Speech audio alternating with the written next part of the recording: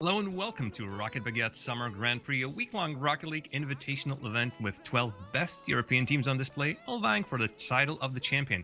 As we enter day 2, it is my pleasure to introduce my colleagues on the desk as we will break down the overall schedule, yesterday's happenings, as well as the upcoming attractions for you. Jane Bacon, welcome to the show. So how are you finding the tournament so far? Yesterday has been an absolute blast for a start. It really has, and getting to come on, I know it's only for that very last series, but it's been great fun to see these teams after what feels like an age. Like, the off-season always feels like every single series is so far from each other, but seeing these teams for the very last chance before RLCS starts is awesome. And we sort of had a bit of insight, like yesterday, you know, Giants not really living up to expectations, Singularity really going up and beyond their opponents in Endpoint, and of course we've even got those sort of like ex-RL RS teams coming through, like the Monkeys and that, which are quite exciting to see how they're going to redeem themselves coming into today. Yeah, I mean, you know, like for me, I mean, I didn't get the chance to actively like keep up with everything because I was like in the middle of another job, like in the middle of yesterday's stream. But I remember I had like the second monitor pulled up with the actual like Rocket Baguette stream, just watching everything, seeing the new overlay, like gawking at that much there. So, you know, from a purely casual perspective, I definitely enjoyed my time. But, you know, as you mentioned, some interesting storylines coming out of the opening few matches of that bracket. You know, some upsets potentially. You know, I don't know if you could call them upsets per se, but some teams that will be fighting for their lives, and certainly the pressure will be on here for the final day of the qualifying stage. We're going to talk about those results a little bit later, but first a little bit of a look at how the tournament are going to progress. We're still in the opening stages of the tournament. We're currently having our 6th lowest seeded teams fighting for 2 qualifying spots for the next round. And those teams that do qualify will be getting their chance to fight against the likes of Breno Vitality, Dignitas, as well as with Team BDS, Team Liquid, Oxygen Esports, and Barcelona waiting in the wings. And then finally, during the weekend, the tournament will conclude in a 2-day playoff bracket with 6 teams entering the fray, but only 4 of them will be guaranteed a piece of that 40,000 euro prize pool. The winner, of course, will take home away 20,000 euros. Second place finisher will receive 12,000 euros. Third and fourth place will get 6,000 and 2,000 euros respectively. But after mentioning those names, I do have to ask you, Jay, there's no question that this event is as stacked as it can possibly be. Who are you looking forward to seeing this week? Any particular rosters or players that catching your fancy? There are a few, actually. I'm really upset you asked me this question because there's actually like just basically like a whole list of people that I want to be seeing. You know, I mean, we haven't had much of a chance to see the new Liquid guys in action, which we will get to see them live later on, a little bit later on this week. And that probably is the top team that I am looking forward to the most. But you know, FC Barcelona, still some questions about them. I don't think they've solidified their third, or at least not to my knowledge. There's been rumors flying around the place, but nothing official has come out from them. You know, and you know, obviously for this particular bracket in the opening stages, to see which of the 6 teams will be making it through in those 2 qualifying spots. You know, like obviously Top Blokes and Singularity will have their opportunities later. Top Blokes I'm kind of interested in, and again, sort of like rivalries like the Giants Gaming guys, like, you know, with their new organization picking them up, like they're probably going to be more pressured than anybody else to make their way through this bracket, and therefore I think they're going to be the ones to stand out and probably make the best results of today. And what about you, Bacon? I'm pretty sure you also have a favorite that you're cheering on or just interested in seeing. Yeah, for me, it's got to be Liquid. Of course, new pickups there, new signing, so all eyes on them. Plus, of course, Fruity joining the mix. We've already seen they can put in some great performances. So that's going to be that sort of case of if they can get an amazing result here, that's going to be a fantastic start before their season. Probably put Liquid's mind at ease, you know, after their new sign-up. But other than that, for me, I've definitely got the looks of, like Jay said, Top Blokes. After Veloce not continuing their contract with the players, picking up Archie as well. This is a team that we will get to see later on today, of course, and they're going up against the RLCS sort of like, I want to say bar for me anyway, Singularity, who also put on a great performance yesterday. That's going to be an interesting one because, of course, naturally, right now they're looking for an org. So a brilliant performance here in Summer Grand Prix before the start of RLCSX should help them be able to pick up an org to sponsor them into the coming, I guess, year with the RLCSX. You know. Yeah, and I feel like we're going to be talking about Archie a lot today, both for his yesterday's performance as well as looking into today and just later on. His team has 2 chances to qualify for the next stage, and I wouldn't be surprised if it's going to be him who's going to be driving the team forward. Well, let's take a quick look at exactly what happened yesterday. Of course, Tub Blokes with Archie on that team open against Solary with a fierce 5-game battle, and I would say that it was Archie responsible for that result, having his team persevere and ending up with 3-2 win.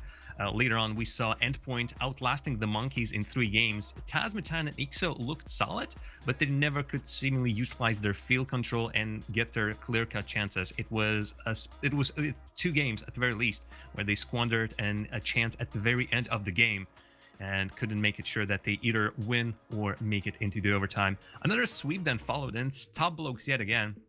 I think you'd agree that is the biggest upset of the day.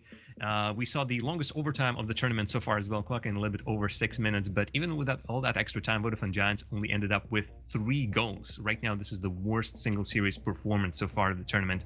And of course, at the very end, that was our match of the day, Team Singularity versus Endpoint.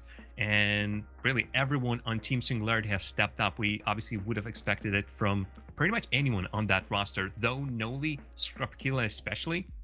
You look at that team and you know, this is a star player, this is a star player, this is a star player. Some of them are a little bit bigger stars, again, talking about Skrupkila, but they all stepped up, and I feel like it worked out pretty well for them. Bacon, any specific game that really went? I'm assuming you'd want to talk about Tub Blokes versus Vodafone Giants. So that seemed to be going against all the predictions, both of the desk and the expectations of the fans.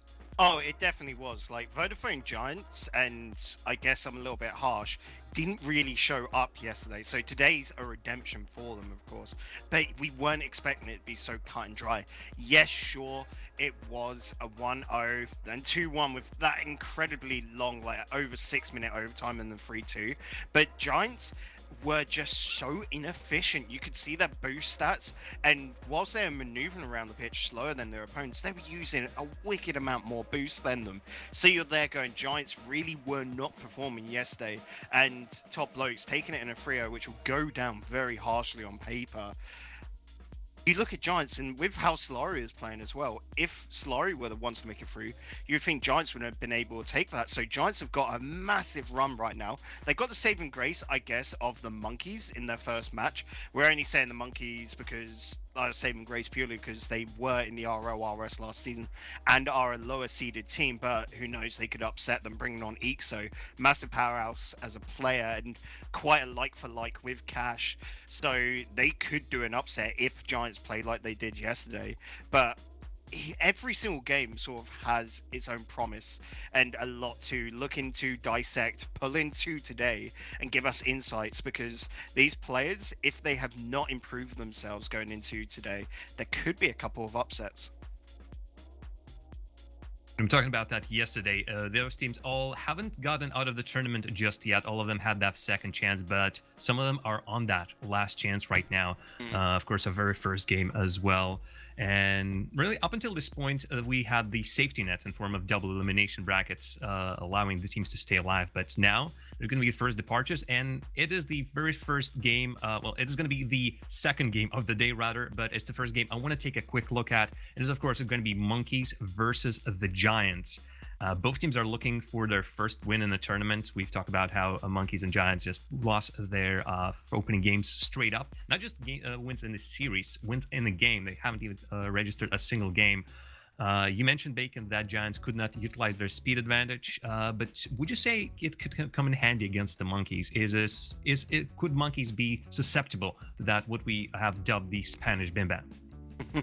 So it's a weird one. straight up because Monkeys and Giants, after last season, should be well aware of each other. Of course, Giants, you're going to be looking there to tops to make the difference.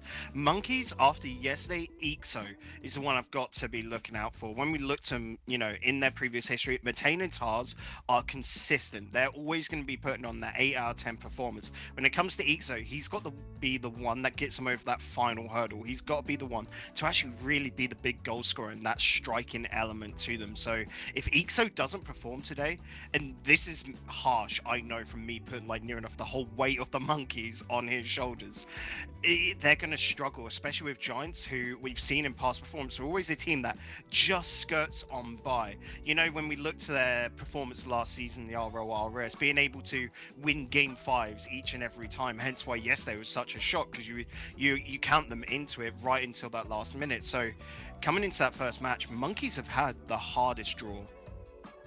I mean, to be fair though, like I think that Monkeys were always going to be in a bit of the sort of like the underdog team, like the biggest sort of like weakness I feel like in the field overall here in this Grand Prix. Like for me, if I had to rank them, unfortunately I have to put Monkeys at the bottom of it just because of the lack of experience at this kind of a level. The fact that they the only real big tournament they've played in as of late has been the Euro Cup, which they had to qualify for now.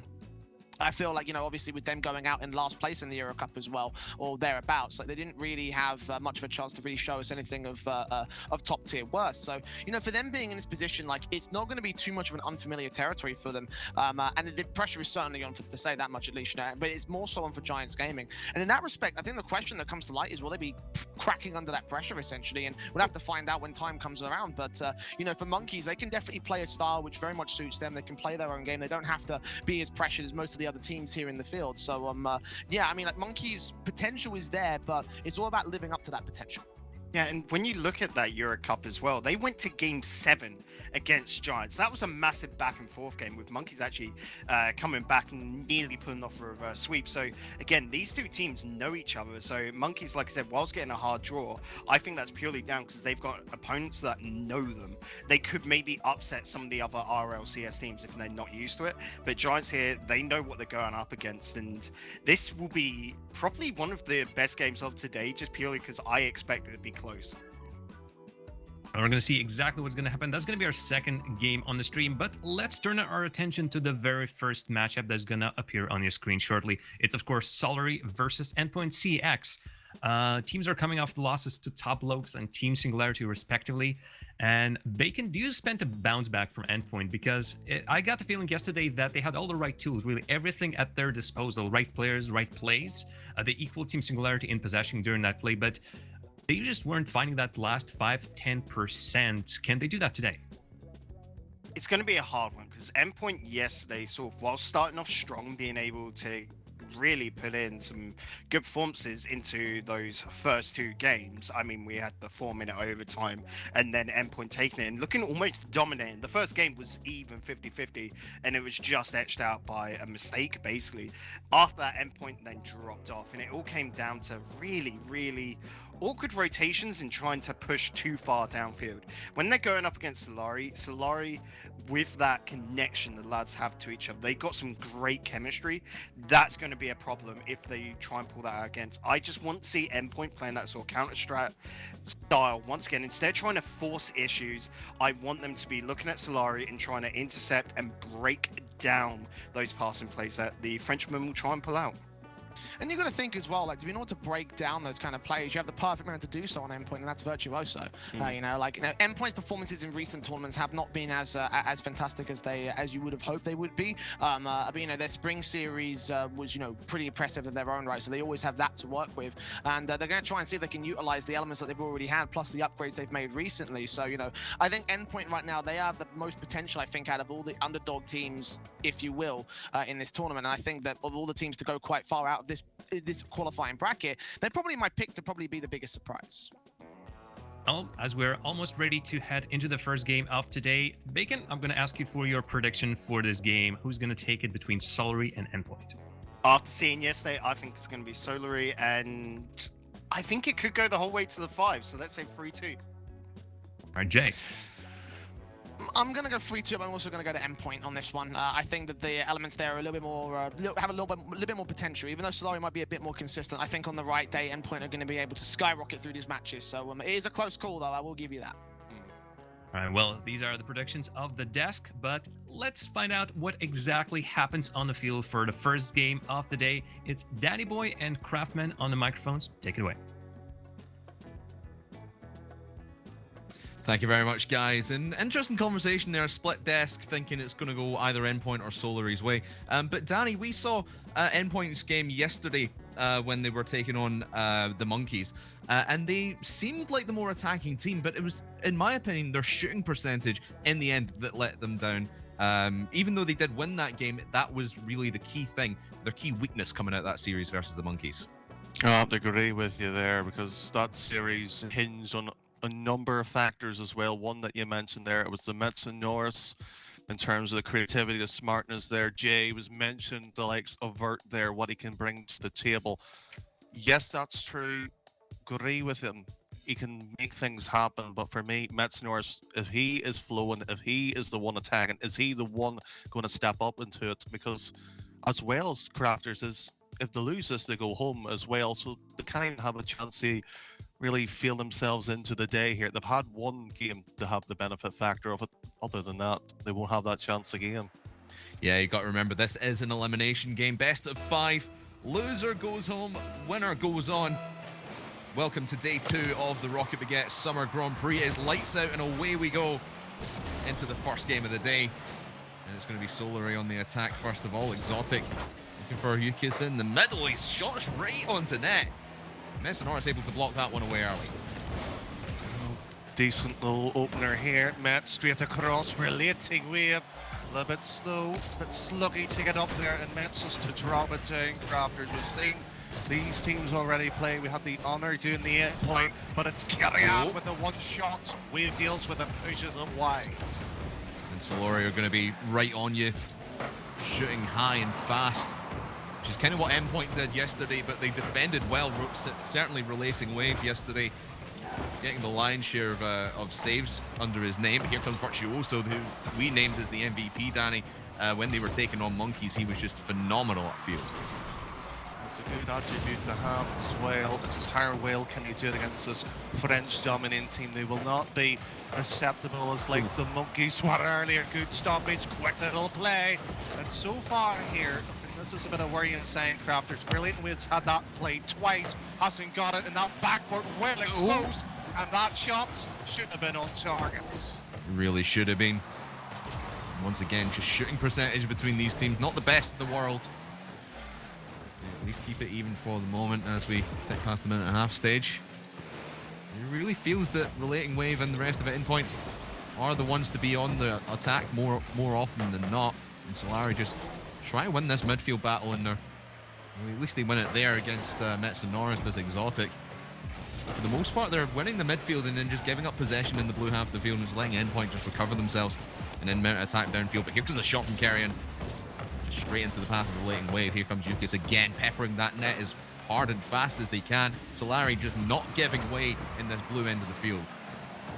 So the attack, and that shot snaked around. Endpoint's defense crumples when it matters most in this opening game. Brilliantly played by Yukis and Exotic. And the defense just scrambling at that one. Like we said, just the amount of shots that Solari were putting up there is a bit ridiculous. I mean, 3 from Yukis so far, 1 from Kerr. Here comes Virtuoso, though. We know what he can do in the air.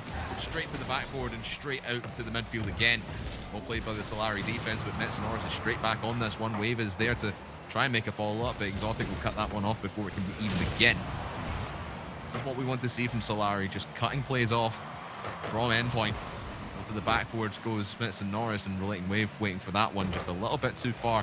In a bit of an awkward position, but maybe Virtuoso can make something happen from that left-hand side. Well, again, just the defense holding strong, and now transition downfield for Solari. Relating Wave able to step in front of that one. Back and forth we go here, Danny. It's a bit of a ping-pong game as we tick past the halfway stage. expected it to be something similar to this for the opening one, Crafters. It has to be an endpoint or taking the scruff at the neck here and just slowly play their way out of trouble. And so far, balls like that, loose, untamed, they have to find a way to find each other. So far, they're finding the exit of the tournament. They keep doing this in game 1, 2, and 3. Finally, this case, Lucas moves that one across to the corner, anywhere on target. He can get it, doesn't, and Mets just tips it away here. 2 minutes and under, endpoint trails by 1. And it's, again, Solari just holding on to this ball as long as they can. Nice pass from Exotic, finds Yukis it right in the middle. Metza makes the touch, but it's not hard enough. With a minute and a half to play, Solari 2 in front. Just moves that across there. You can see on the mini-map alone just where the position was, brings it across. The defense there pretty much helpless due to where the angle and the accuracy of the shot to Crafters. I think maybe the 5-game prediction here might be awry at best if this keeps on going. Vert, however, trying to do a one-man effort. He has to use his teammates. In this case here, really, we have go solo too. And this is what Endpoint like to do. They like to push hard and push fast, but Solari are just not letting them do so. Might have seemed like they were letting them in the first half of the game, but they've really shut these down from the middle of the field. And Endpoint really can't get any cohesive passing play up in the Solari half, and now with 60 seconds left, maybe a little bit of desperation as Solari look to be going for 3. Again, Endpoint just holding strong now. You need to make a solid offensive push now if you're Endpoint, because you've not had it all game, and with 45 seconds left, time is dwindling. Good question, when that chance will occur and when it's coming, the ooh and ah, and so far the Endpoint have one opportunity to get this one away. 30 seconds and under Metenčuks. Vert straight up, anybody home, Kerr right to the opposite corner there. That will do nicely, and so far Crafters here. Endpoint builds up nicely, but sadly no good to show for it either. And only the 3rd shot of the game for Endpoint as a whole. It gets saved away by Kerr, who's been a master in defense. 3 saves for him. He might get a goal to boot. Actually, Exotic was on that one. Here comes Yukis, though, trying to drop this down for the 3-goal advantage, but it won't matter either way. Solari is going to take this one 2-0, and just a complete shutdown of Endpoint.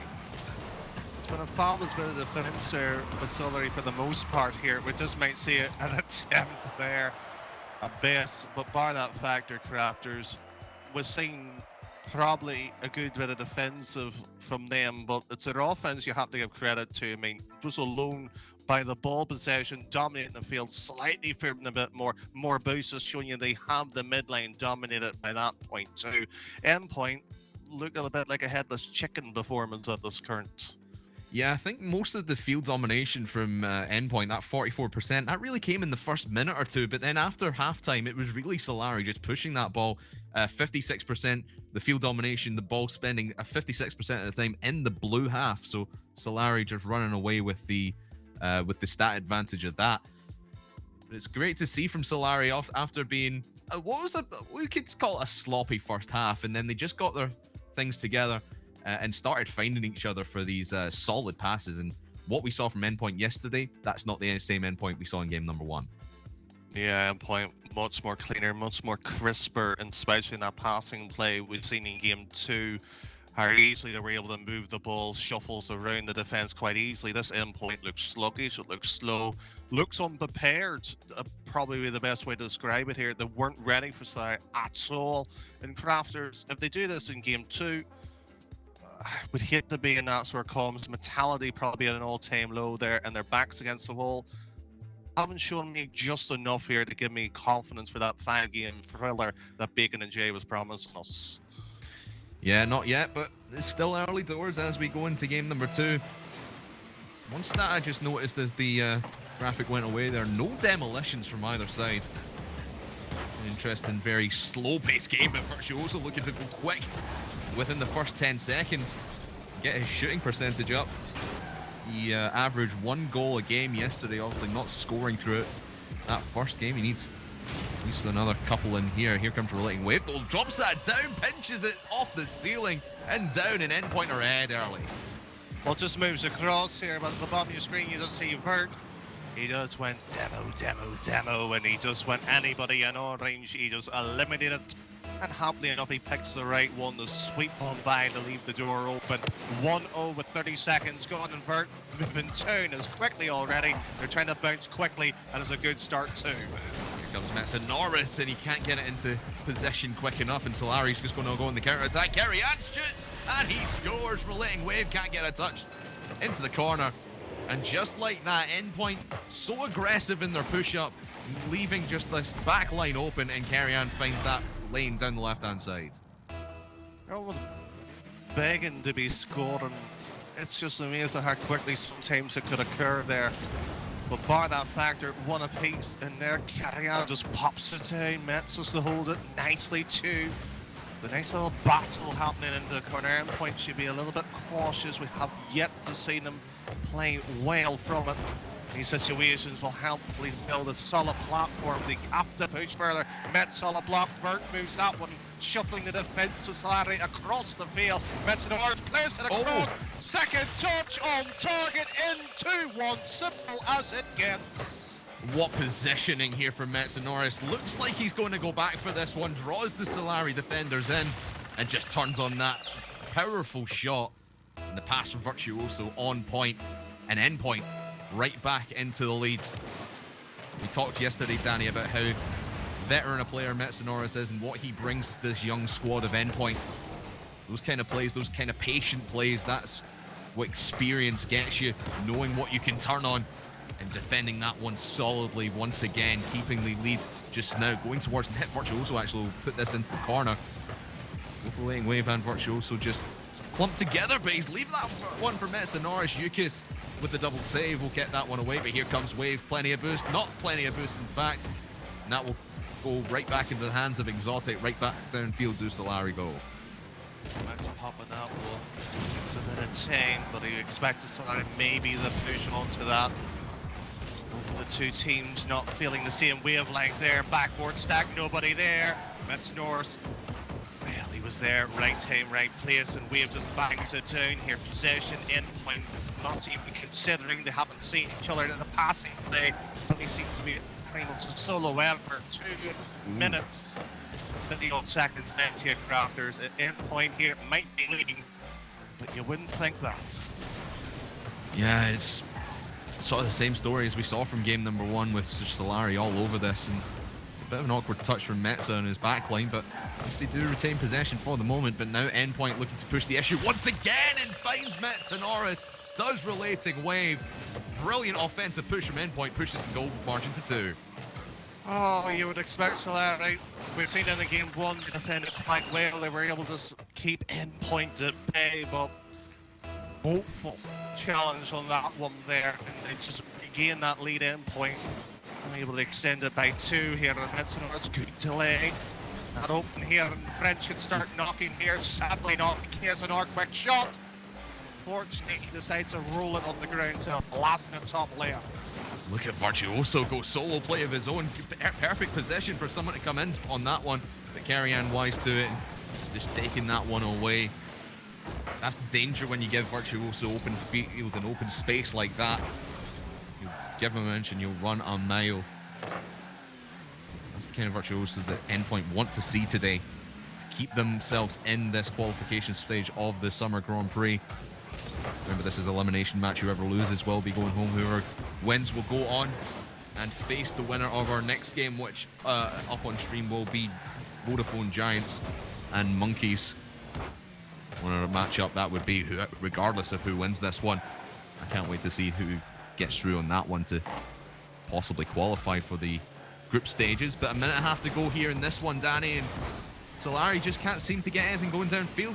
Where we had that before, it was what happened with Endpoint back in game number 1, but that one's on target and no one can get it. Joessi just makes mincemeat of the defense and slots that in for his second. Well, the fact that double committed into this one, why would not a defender on the right side of the play there? You can just see, I believe that was Virtuoso just desperately trying to go on to that one, doesn't get it.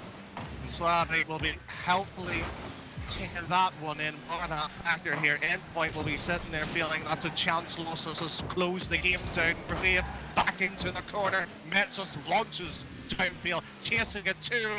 Exotic moves that one quite nicely. It's building up to a nice little 3-3 potentially of Endpoint.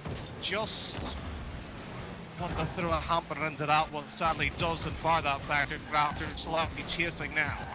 There's still plenty of time for Solari to make stuff out of this. Here comes Exotic round the corner, slows things down. Two defenders have to step in front of it. Yuki's coming in for the shot, and no one can get to it in time except the Endpoint defense, and now returning this one all the way back upfield. But Solari hold the midfield once again, possession back with them. Here comes Kerry and the pass into Yuki's Exotic. And just off the crossbar it will glance. Nothing doing here, but Solari pushing hard. They want to tie this one up, go for overtime. The Endpoint are not going to make it easy for them. 10 seconds to go, full court carry required from Solari. The Endpoint are all with it. Metenčuks puts that one in a position where no one can get to it, and that is going to be game here in game number 2. That's just how that pitches away. There has to be more front face and anyone in field. After their Endpoint rightly deserved taking game 2 there. Maybe that prediction on the day is looking a bit more favourable. But Crafters, there's been 2 tails already into this one. Game 1, Solari, 2 for Endpoint, so it's a hard one to break down how this is going to be. It really is. It's just interesting to look at these stats, and I mean, we talked about field domination in the last one and how Solari were just pushing up more and more throughout game number 1. It was fairly even in that one. Everyone had their shots, but Solari were just denied the chances, and the Endpoint defense really stepped up in this one. You can see the save count 5 from the side of Endpoint, only 3 on the side of Solari, and who had the most shots? I think it was fairly even. I think it just edged in favor of Solari, but even still, you felt Endpoint's chances were more clean cut, more solid, and Solari just had no way through that middle of the field. Yeah, it was intriguing how that mid lane was playing the factor there, and to give everybody at least a bit fair notice, we are aware the demolitions aren't fully counting, right? Because Vert had a few chances there, being the opening goal to really sort of help out Endpoint build the platform. But Crafters can't rely on Virtuoso just keep demoing for a couple of goals, because if they keep doing that, you're just asking for maybe a bit of issues. But we are at least looking forward to how they can present themselves further. Solari, how did they bounce back from here, though? I think they bounce back by just playing solid Rocket League. Get back into your rotations. Don't let Endpoint get into your head, because obviously Virtuoso is just going to be going around, trying to bump, trying to demo. I mean, we saw that yesterday when they were taking on Monkeys. I can't remember who it was, but Virtuoso just bumped someone completely in the net and just wouldn't let them leave, and opened the door for Relating Wave to pop one in for, but it ended up being a game-winning goal for that one.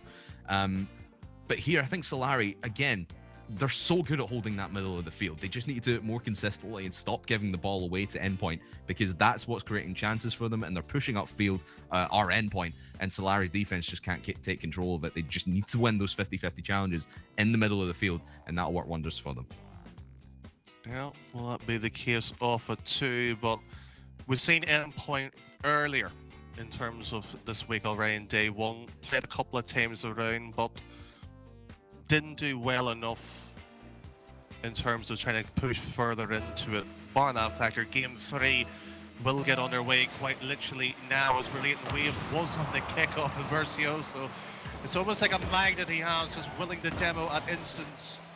Does get it, but goes against his teammate, and there we are, sliding back, attacking with full force like how they done in game 1. Endpoint, can they get out and break free? It seems to be no.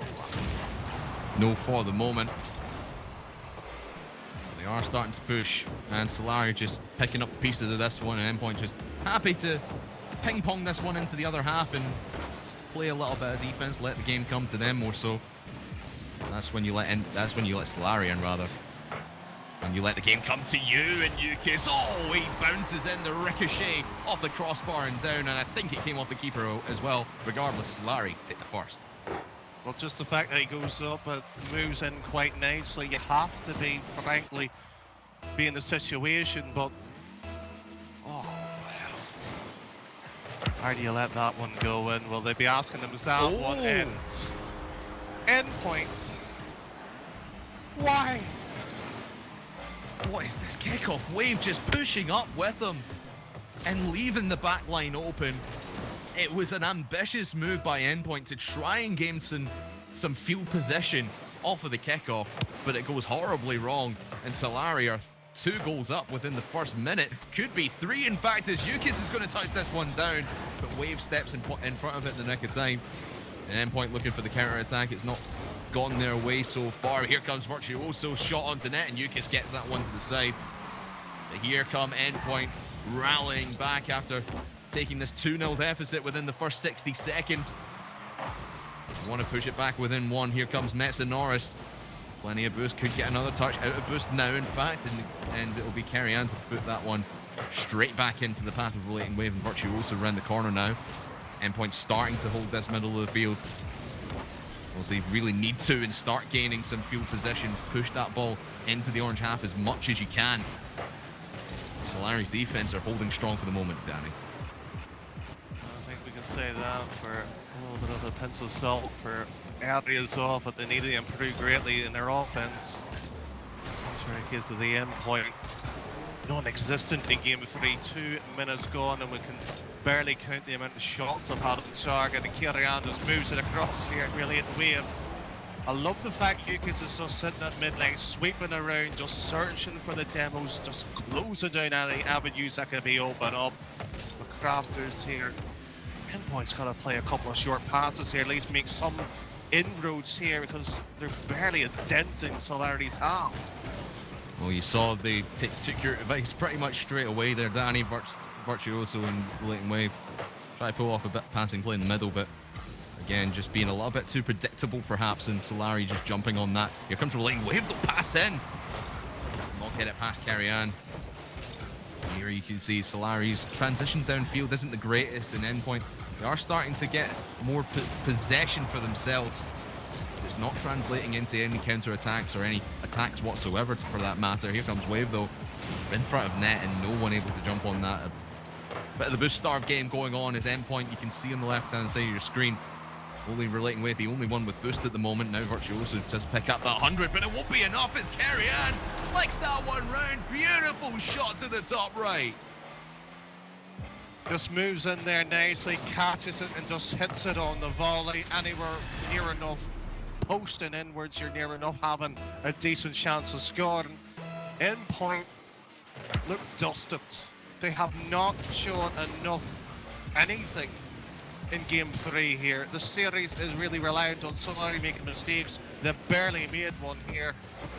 Oh, this is not the Endpoint we've seen in day 1. When you saw them yesterday against Monkeys, I think hit the nail on the head there, Danny. It was a case of letting their opponents make mistakes, and you saw them that Solari aren't making too many mistakes here, but Virtuoso, nice little pass up here from Relating Wave.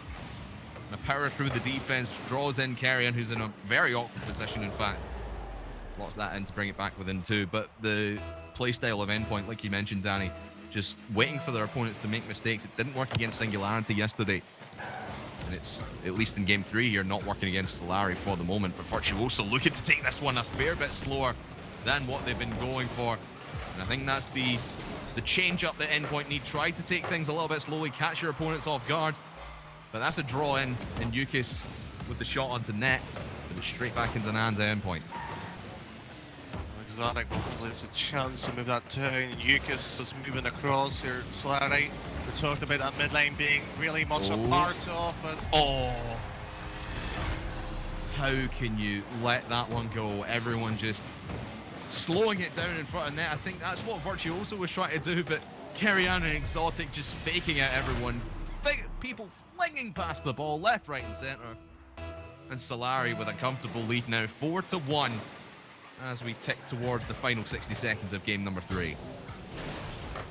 Just when you thought Endpoint had a chance there, and well, to do that there, they are probably sinking lower and lower in their chairs, exasperated of any kind of hope and desire here. They have to find a way of bouncing back. Basically with 3 goals with 50 seconds here, you might as well focus on game 4 here, Crafters. And yes, they might be team to score 1 or 2 goals. To get 3, highly unlikely as Wave tries to put one in, and Killian, sloppy with the defense, still puts it to the corner. Now we have 30 seconds remaining. And I think, at least at this point, Endpoint might have thought they lost the game, but maybe not so. Nice little pass in from Virtuoso, finds Rollating Wave. This gives them the chance in this last 29 seconds or so of game number 3, and they could at least build momentum going into game number 4. And I think that's what they really need to be looking forward to, unless something goes in off the kickoff here. Maybe not so, but at least it's Endpoint with possession. Larry will play their defense just to close out this game, and that boom downfield from Kerr will drain enough time off the clock, in my opinion. This one looking to go Solari's way. Well, that's been for some considerable time. I think that last goal by Endpoint was really a disguise factor at Crafters, because given that sort of hope and saying, yeah, we have a chance here, it was a good play, there's no doubt about it, but can they start all the way in the same fashion? Can they keep attacking? We know they can do it. We've seen it before within 2 days of play. Can they consistently wrap it together? So far here, it looks, well, not well enough to judge, let's put it that way. Not really, and again, just the stats showing the possession 52% in Solari's favor. You really felt it that game. You felt like they were pushing much harder than they had been in the last few games here, Danny, and it pays dividends for them as they push through, get those 2 early goals, and I think that's really what swung it. I know it was in the first, well, was it less than a minute? Solari got those first 2 very quick goals, and the one off a kickoff as well. That's really what won this game, and there was really no way back for Endpoint at that moment in time. And you could really see just Endpoint struggling to try and find some momentum, find some ground within this one. And once again, they need to win this game to stay in the Grand Prix. This is our first elimination game, actually, Danny. It is, and I don't think Endpoint's done themselves any justice here. I would like to give them a bit more praise. I would like to say what they've done well here. There's very little about that factor here, Crafters, because seeing what they were capable of, they haven't looked nowhere near their best. It's been a shadow, and Solari are taking full advantage of it. Is this Solari going to be enough to qualify? Well, they're in a similar situation. They can't afford to lose another game. It is a case of a must-win. And Endpoint, well, I hope to do something. Yeah, I hope so as well. After their stellar run, or their stellar game rather, against Monkeys yesterday, and the guys mentioned, I think Jay mentioned it, Endpoint's run throughout the off-season, particularly the spring series. It was a feel-good moment for them because their roster, they've gone through some changes. They didn't have the best RLCS season last time around, but now bringing on Metenčuks has given them a new lease of life, at least throughout that. At least throughout the off-season. But now you're coming around to RLCSX time, and this is where it's starting to matter. Here in the Grand Prix, this is obviously qualification, and all the matches for RLCSX are going to be starting within the next couple of weeks, and this is really going to be the proving ground for a lot of teams. And I think we're just testing the lobby. In fact, just had a lobby reset, so the guys are just going to batter that ball about and pop one in it. Just so you know, it was Exotic who put it in. That'll reset the lobby for us going into this one. But Danny, going into RLCS season, obviously both Endpoint and Solari had booked their places in RLCS season 10. If we add that, now it's RLCSX. How do you reckon, obviously, Endpoint, like I said, the momentum building from them through the off-season, now going into X, is this a bit of a damp squib? Was that a flash in the pan this off-season, or do they actually have potential? I think it's a bit sort of harsh to say, is it flash in the pan, or will it work as well? Both teams will sort of take themselves as it's a slightly different format. They have a bit more time to work at. With that, they can build on to the Grand Prix is sort of the big finale of the old system. This is a chance where they can have a bit of it, but they want to start strong. They want to have that factor, and they've had a bit of time here. And the fact that Metenčuks has been on Endpoint for so long, Solari's only had Yukis for less than that, to be fair. So the excuse or the reason or maybe a potential where you can look at it sort of going, it's still a fresh team. Chemistry should already be built at this point. Yeah, it really should be. And Solari, obviously, we talked about them yesterday, now bringing in the likes of Yukis, swapping out Melisishu in favor of the other Frenchman. And Solari, they look solid. Obviously didn't make it against Top Blokes yesterday, but Top Blokes have been performing phenomenally well. Obviously, we're going to have their game against Singularity a little bit later on to that qualification game for the group stages of the Grand Prix this week. So Solari, they need to put on a solid showing here, and obviously one more game, and they will be through to face either the Vodafone Giants or Monkeys, and that will be our next game up on stream after this one is done. We'll get this one done and dusted right here, right now, Danny. Possibly, if Solari can take it. You can see Endpoint right off bat in game number 4, wanting to take possession, as they have done so many times, but just giving it straight back into the hands of Solari, and now they're pushed in defense. And they're able to deal with it much better, much more crisper too. A decent connection moving across here, and just given the fact that Endpoints are going into this sort of hyper-aggressive bump very quickly, they're trying to create a couple of rungs pretty quickly, are not working well enough as Yuki's able to deal with it. Metenčuks drops all the way back, and a bump onto the keeper, wide open shot. But thankfully in their case, Virtuoso's able to get the angle, close it down. 1 minute gone, they were not goalless. But it's all pressure from Solari, as it has been for a lot of the series. Solari peppering the net as hard as they can. Nice little pass into Carrion, and off the crossbar. Can Exotic follow up? No, he can't. He can just decide against it. Let Yukis come in for this one around the corner. His chance came and gone for Solari, but we will have more, and they're creating one right now. Carrion brings that one down. Exotic will send it into the corner. Yukis will chase.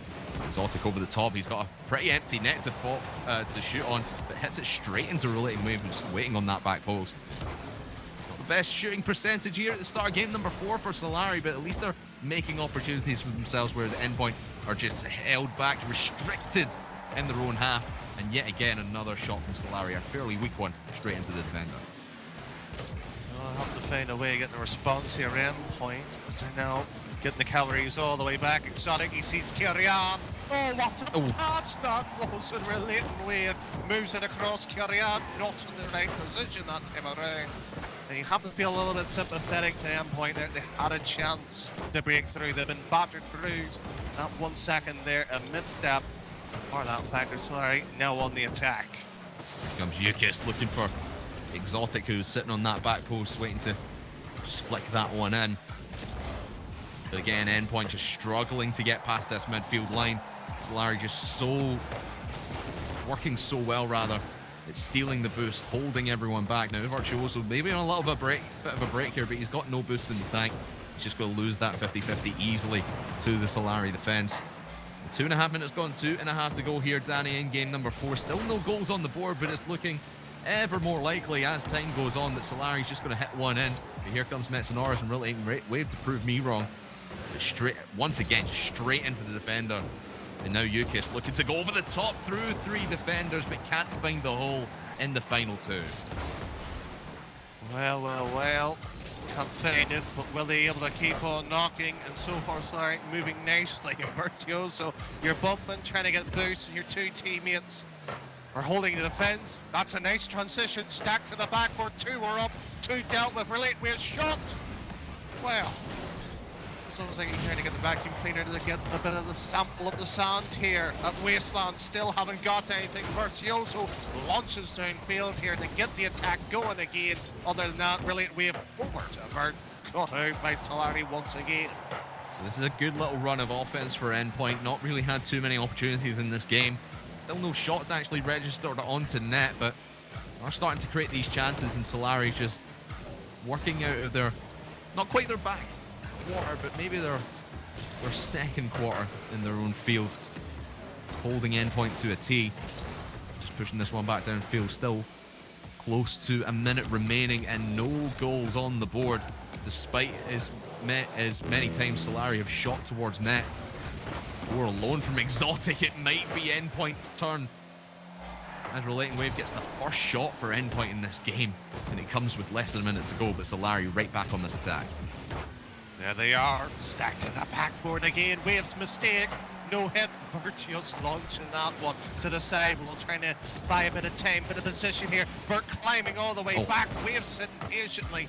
The oohs and ahs you can hear by Crafters of signify how close that chance could have been. And a rupture play. Vert just leaving that one, trying to joink it into the middle. Per touch here, 30 seconds and under. And Solari, well, you may have thought they had the lead, but they are certainly trying here with the remaining seconds. A little bit frustrating as well from Solari, just so many chances created. 8 shots to their team's name, and still no goals, but it's going to be Metenčuks! After being pummeled in the backfield all game long, with less than 10 seconds to go, Endpoint might have just saved their Grand Prix run. What a time to do it. The pass there by Vert. Great to see Metenčuks moving across there. Right, that's 1 goal. Now can defend the last remaining seconds of it. Seems to be they can. I haven't said it that often, but when it really matters, has Endpoint finally shown up? It seems to be, but Crafters, the main question, Game 5, can they? Can they do it? That is the question. Can they keep this momentum going? Obviously, Solari just beating them to a pulp in their own half of the field for the majority of that one. Oh my goodness, it was, you can see in the field domination stack 60-40 in favor of Solari. Just shows you how often they were right on the coattails of Endpoint in their own half. And the shots 8-3 in favor of Solari, and just hitting the woodwork, hitting the keepers. Again, like I mentioned, it's just frustrating from Solari, because this is kind of what we saw from Endpoint yesterday against Monkeys, Danny. They were shooting really consistently, but straight onto the post and onto the defenders, and sometimes they just couldn't get the job done, and that's kind of what the story we saw with Solari was in that game. Yeah, it's been a tale of two halves, especially how some of them are playing. But with the way Solari has been for the majority on the opposite side of that, is how well they can play. They can move into certain situations. But the fact that both sides are able to close down each other, and this has been clearly the best game both teams have played so far in the Grand Prix here, Crafters. Surely that has to show you how good they can be. But Endpoint, I want to see a little bit more, because that's what we need from them. We do need to see a lot more from them, but let's not discredit the defense they had to put on in that game against Solari, because they were pushed to their breaking point, yet they did not break. They simply bent. And now we find ourselves on Champions Field. Game 5. Winner goes on, loser goes home. Will it be Solari, who have been the better team in my opinion throughout this 5-game series, or will Endpoint scrape victory against the jaws of defeat? In the next 5 minutes or so, we will find that out, but it is Solari right on the attack from the get-go. Exotic will follow this one up on the backboard, looking to pinch that one down to find Exotic, but will only find the defense of Endpoint. And now the transition upfield, it needs to be quick from Endpoint, much quicker than that, because Solari were out of position for most of it, but the transition downfield was just a bit too slow, right back into the hands of Solari again. Everyone's scrambling for this ball, in fact. And Relating Wave and Virtuoso make the smart move to get out of dodge and straight back onto defense and stop Solari getting an early one here. We're still into the corner. There is a chance here. We've seen in a prior game in this series, Endpoint struggled. They couldn't get out of it. Pass 2. Now this time around, much better by Endpoint. Relieving Town with a shot. Vert with a bump. Mets went up. Now it's a foot race between Endpoint and Solari and Metenčuks moving in tangent. One shot in target. And Metenčuks sweeps away with that one. 1 minute gone. Goalless between the two, but chances either side. In a drag race situation like that, you need to go hard and fast. And that's simply not what Solari did. They hesitated too much, let Endpoint get back in defense, and now the transition downfield for Endpoint might be there. Metenčuks puts one into the top left corner, but saved away by the defense. Now back into the blue half. Here comes Solari. But Relating Wave's just going to slow things down, let his team regroup. Metenčuks has been demoed back onto the back line, but here comes Virtuoso try to waste some time. Oh, beautiful maneuver, but can't make the shot in time. Exotic gets pounces on that, but Endpoint, they are on a roll right now. Kerr moving down. How much is the roll going to be worth? One down, one went up. Wave right on the crossbar, moves across. Exotic to drop down. It's now a battle of positions, and so far Solari on top on this current juncture.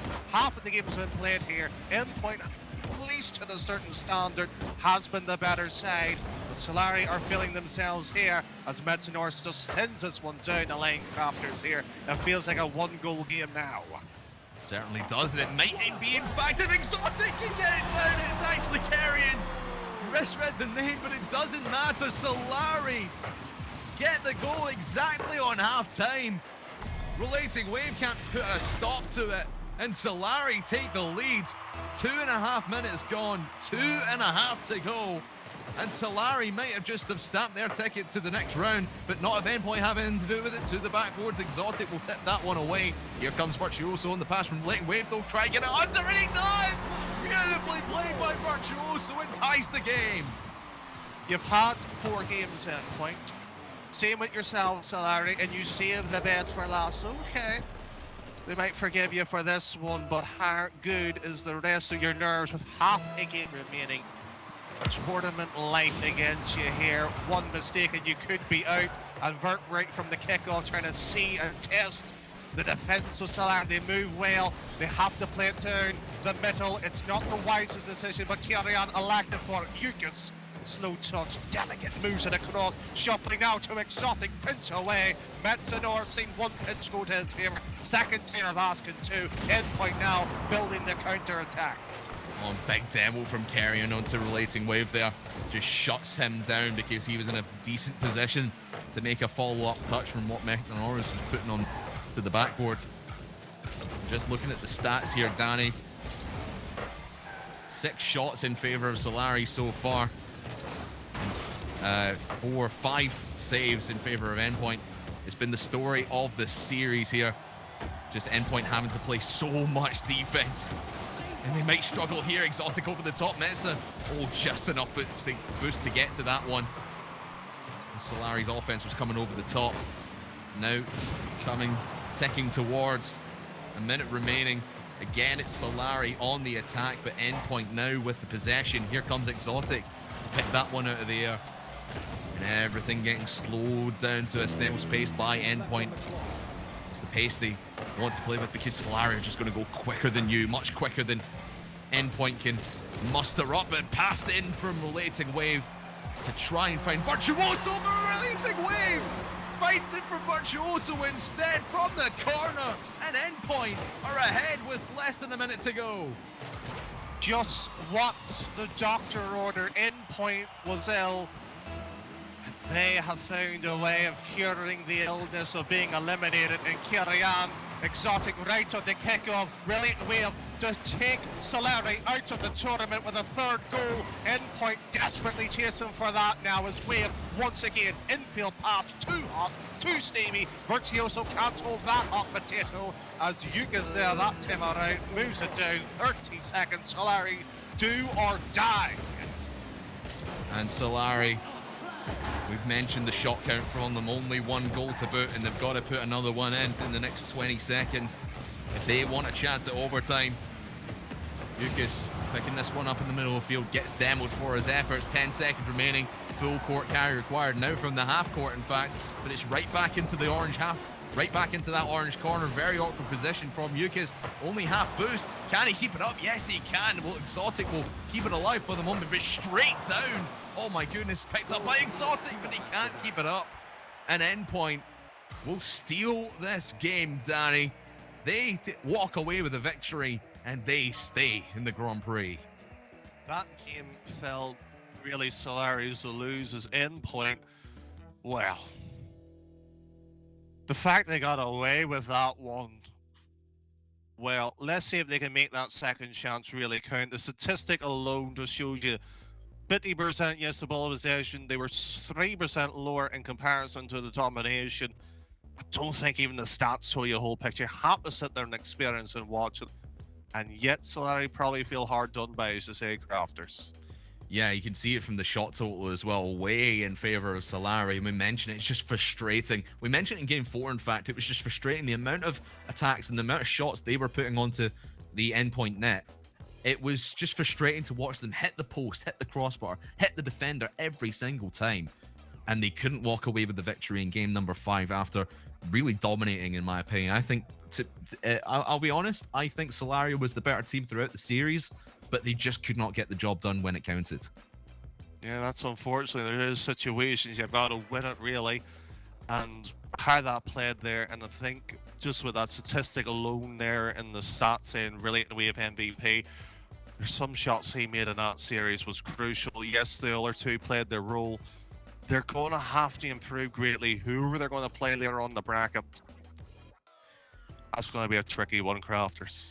Well, we'll figure out who they are going to play next as Solari drop out of the Summer Grand Prix endpoint, make it to the next round, and they're either going to be facing off against the Vodafone Giants or the Monkeys. Will decide who after this, after we break it down the desk.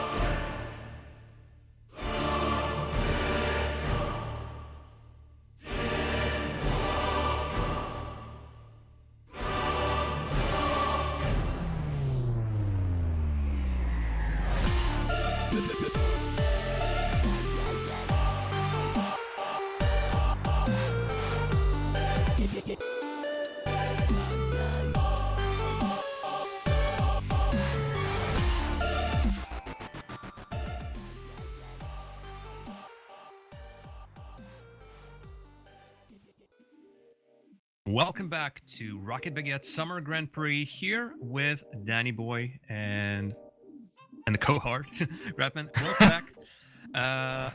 This was an interesting game for sure. We're expecting this to go the way of Endpoint. In the end, it did go the way of Endpoint, but uncertainty really was all over the 5 games of the series. This started with a tough performance from Endpoint, only 3 shots in their first game. Then it's progressed into both teams really forgetting about the defense and as a result having a pretty massive offense. But Endpoint still managed to somehow eke out. Seemingly they've parked the bus. Craftman, was it really just enough for Endpoint to get by a Solary?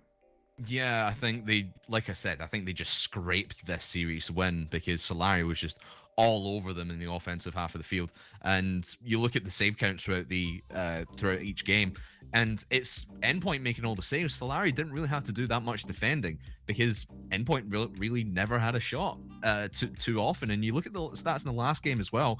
Quick caster math, 4, 5, 6, 7 shots from Solary, and only 5 from Endpoint. You could just see we were just pummeling the net. But again, we were just talking off the air there, Jam. Solary were just not making anything of the opportunities that they were given, and that's why they ended up losing. Yet it was still seemingly enough. We also talked a little bit about how the Endpoint were using their boost, and it seemed like they weren't perhaps as efficient as they could have been. But it didn't make any difference in the end. Danny, are you looking at this and thinking it's just the way how the game was progressing, they didn't have to use that much boost, or at the very least, them not utilizing their boost to the fullest potential was not detrimental to the play of Endpoint? I think there was wasted boost in areas, yes. I don't think it's the major factor where we should be looking at. I think it's again that domination factor really played the more concerning role there, Jam, because each game went back and forth, moving across. Solary was on top, Endpoint was on top, and then suddenly Endpoint dropped off, and we just didn't know where they were. And then after that, the 5th game there, Game 4 was the closest. Game 5, it was a nail-biter between the two. It was a scrappy series, but it's how you get through those games that makes a champion. Is Endpoint going to be that champion? Well, we got to play the rest of the bracket to find that out. Well, yeah, there is definitely a skill to get through those games as well as your regular ones. You need to be okay with just scoring 1, but even getting through, and that's exactly what Endpoint did. Now they're going to be moving to the next stage and playing either against Monkeys or Giants, and that is going to be our next matchup on your screens. And we already talked just a little bit before the day has started. We know that both the teams are just eager for that first win. Both of them had an unfortunate start to the whole tournament by losing their series in a clean sweep. And now, with the way that their destiny is currently looking, again, one small misstep and one of them is going out. Craftman, are you favoring one over the other? We've talked to Bacon and Jay about a little bit about this. They're of the opinion that Monkey's aggressive playstyle, or rather, otherwise, the Giants' aggressive playstyle is going to defeat the Monkeys. Are you seeing that happening on the field right now? Just based on both these teams' performances yesterday, I'm going to have to give it to the Monkeys because Giants just did not show up whatsoever. I know they're a fantastic team. They are very capable. But if they put on the performance that they put on yesterday, it's going to be very tough for me to pick them. So in my opinion, yes, Monkey, they went toe-to-toe with Endpoint the entire way, who, yet again, as we mentioned, they've still got a lot of issues to fix. And this game could really determine who's going to go on to that qualification game in the lower bracket final, because Endpoint do have a lot of things to fix for their upcoming match. But if Giants can get back to the way that we know they can play, how fast they can go, it's going to be an interesting series. But just based on yesterday, I'm going to have to take Monkeys in this one, Jam. All right, Danny, what about you? We are going to go with in this matchup. It's both teams are ready, so we're about to head in. One last prediction from you, Danny. I have to disagree. Monkeys, they're happily going to play counter-attack. If it's for me, Giants, I'm not going to go 3-0. Every time I do that, it always goes badly, so I'll go 3-1. I just need to go with your heart, Danny. Whatever your heart tells you, you'll go with that.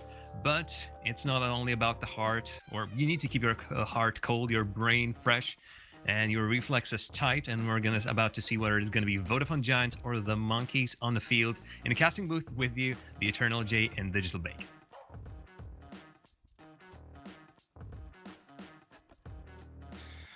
I was a little bit concerned about your analogy there, Jam. Didn't know exactly where it was going, but alas, here we Jar are. of zombies, with, I guess, now? Is that yeah, it? something along those lines, yeah. Monkeys versus Vodafone Giants here in what could potentially culminate to a very good semi-final here in our lower bracket. It's off to our first game already. Monkeys in blue and Vodafone Giants in orange. Not even a chance to break this one down, Bacon, but we've already shared our thoughts on these teams. I'm definitely with the Giants side on this one. They seem like they should have just about enough to maintain control. The Monkeys with the early control and pressure coming in towards that orange back line here. The pressure can be relieved here from the Giants side. It's turned away by Stake here towards this corner, making it up against the backboard defensive, and so far it does hold the line. Yeah, but notice possession definitely going in favor of the Giants, and they just keep on pushing the envelope, really, Jay. You can see that Monkeys are struggling to get out of their own half, and Zamwe here bringing it across the middle. He's looking for options, just cannot effectively find one. Onto the midfield here, dribble up against Metain, beats him, Ixo there to defend against it. Chance available again for his teammates from the midfield control to come forward, but they're unable to land much off the backboard. Tox will try to go for a redirect in towards Zamwe next over, but pushed too far wide to the left-hand side here as the midfield contention turns into blue side offensive. Taz will challenge on Stake. Ixo comes up here off the ceiling, looking for a ceiling shot. Unfortunately, it's going to be taken away all the same. The Giants are doing a pretty good job right now of holding their line. And again, Monkeys with a pretty decent amount of defensive here, but sorry, offensive I should say, but the defensive is holding strong. The offensive is poor there, Jay. Way too slow. Positionally, they're overlapping. They aren't getting anything from this because they're not setting themselves up correctly. That 50-50 from Ixo will drive it hard into their own lines, but you can see Metain picking this on up. What does he have to do with this? Pop it in the air and then hope a teammate can pick it up. It is not good Rocket League right now for the Monkeys. They're a little bit nervous, a little bit jittery, really, coming into this first game.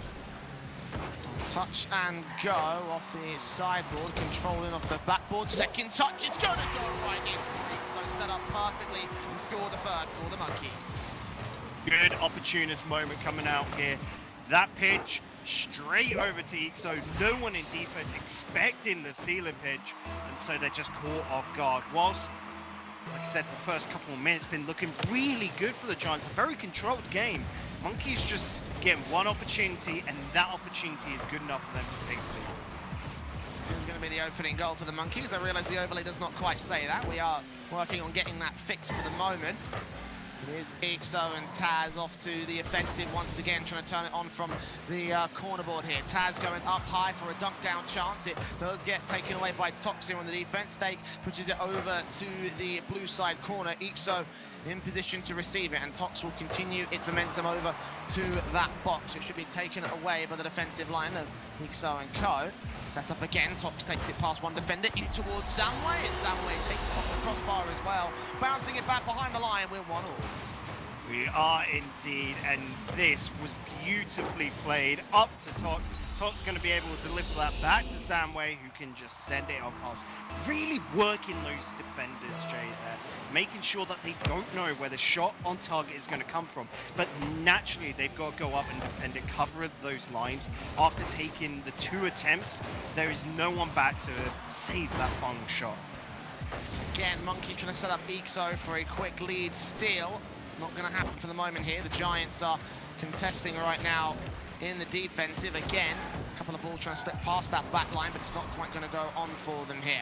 Set it up for Tox. Ixo takes it back into Metain, and Stakes there, push it back over.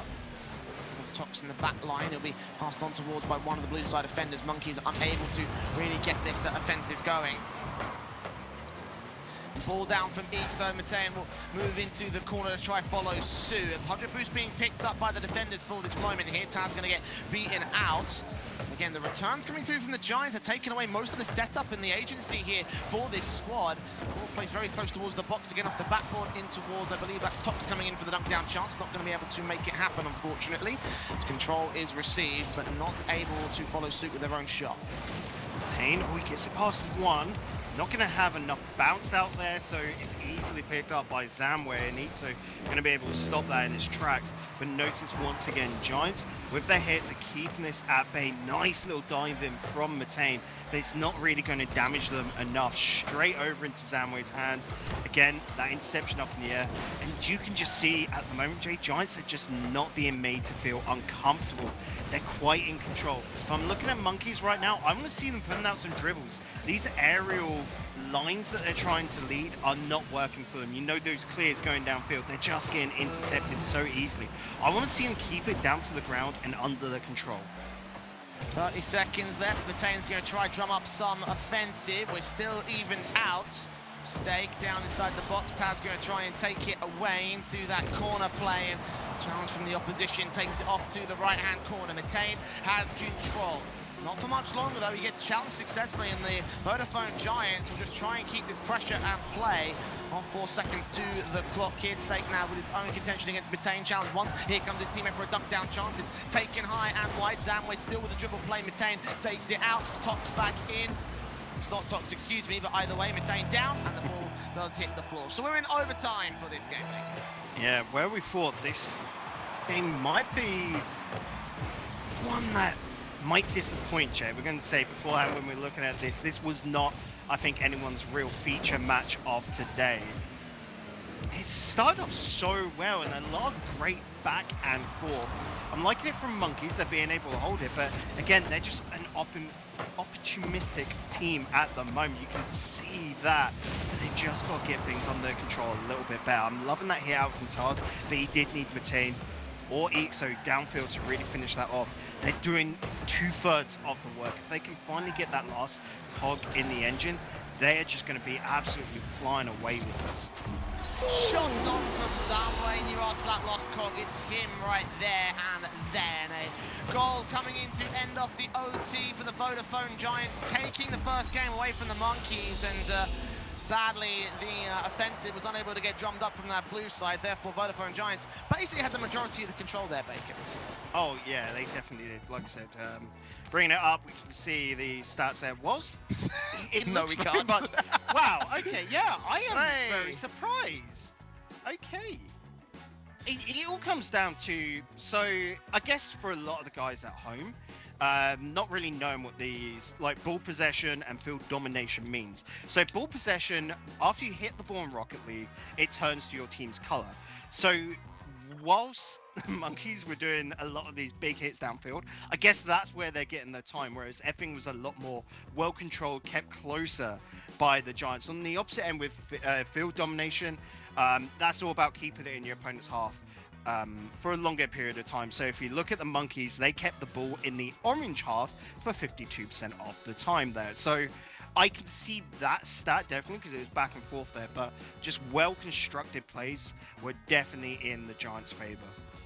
Yeah, absolutely. And again, just sort of it can't be said there for the same for the Monkey side. As you mentioned, you know, the offensive, while it was drummed up a lot of it very early on, unfortunately, not a lot of it was confident. It was very touch and go from that blue side of the court. So they had a lot of a struggle, I feel like, there. And although they had some decent, slip-ins, you know, Ixo obviously up to that backboard several times, slipping one goal in, you know, there needs to be a little bit more of that. And I feel like it needs to be a little bit more defined, you know, like it was, again, very touch and go at certain points from them when it really needed to be like strike and hit, I feel. Yeah, it definitely did. And we're just getting a couple of players out of lobby. I feel like we're just going to be sorting out that issue that you saw with the overlay there. Not a problem.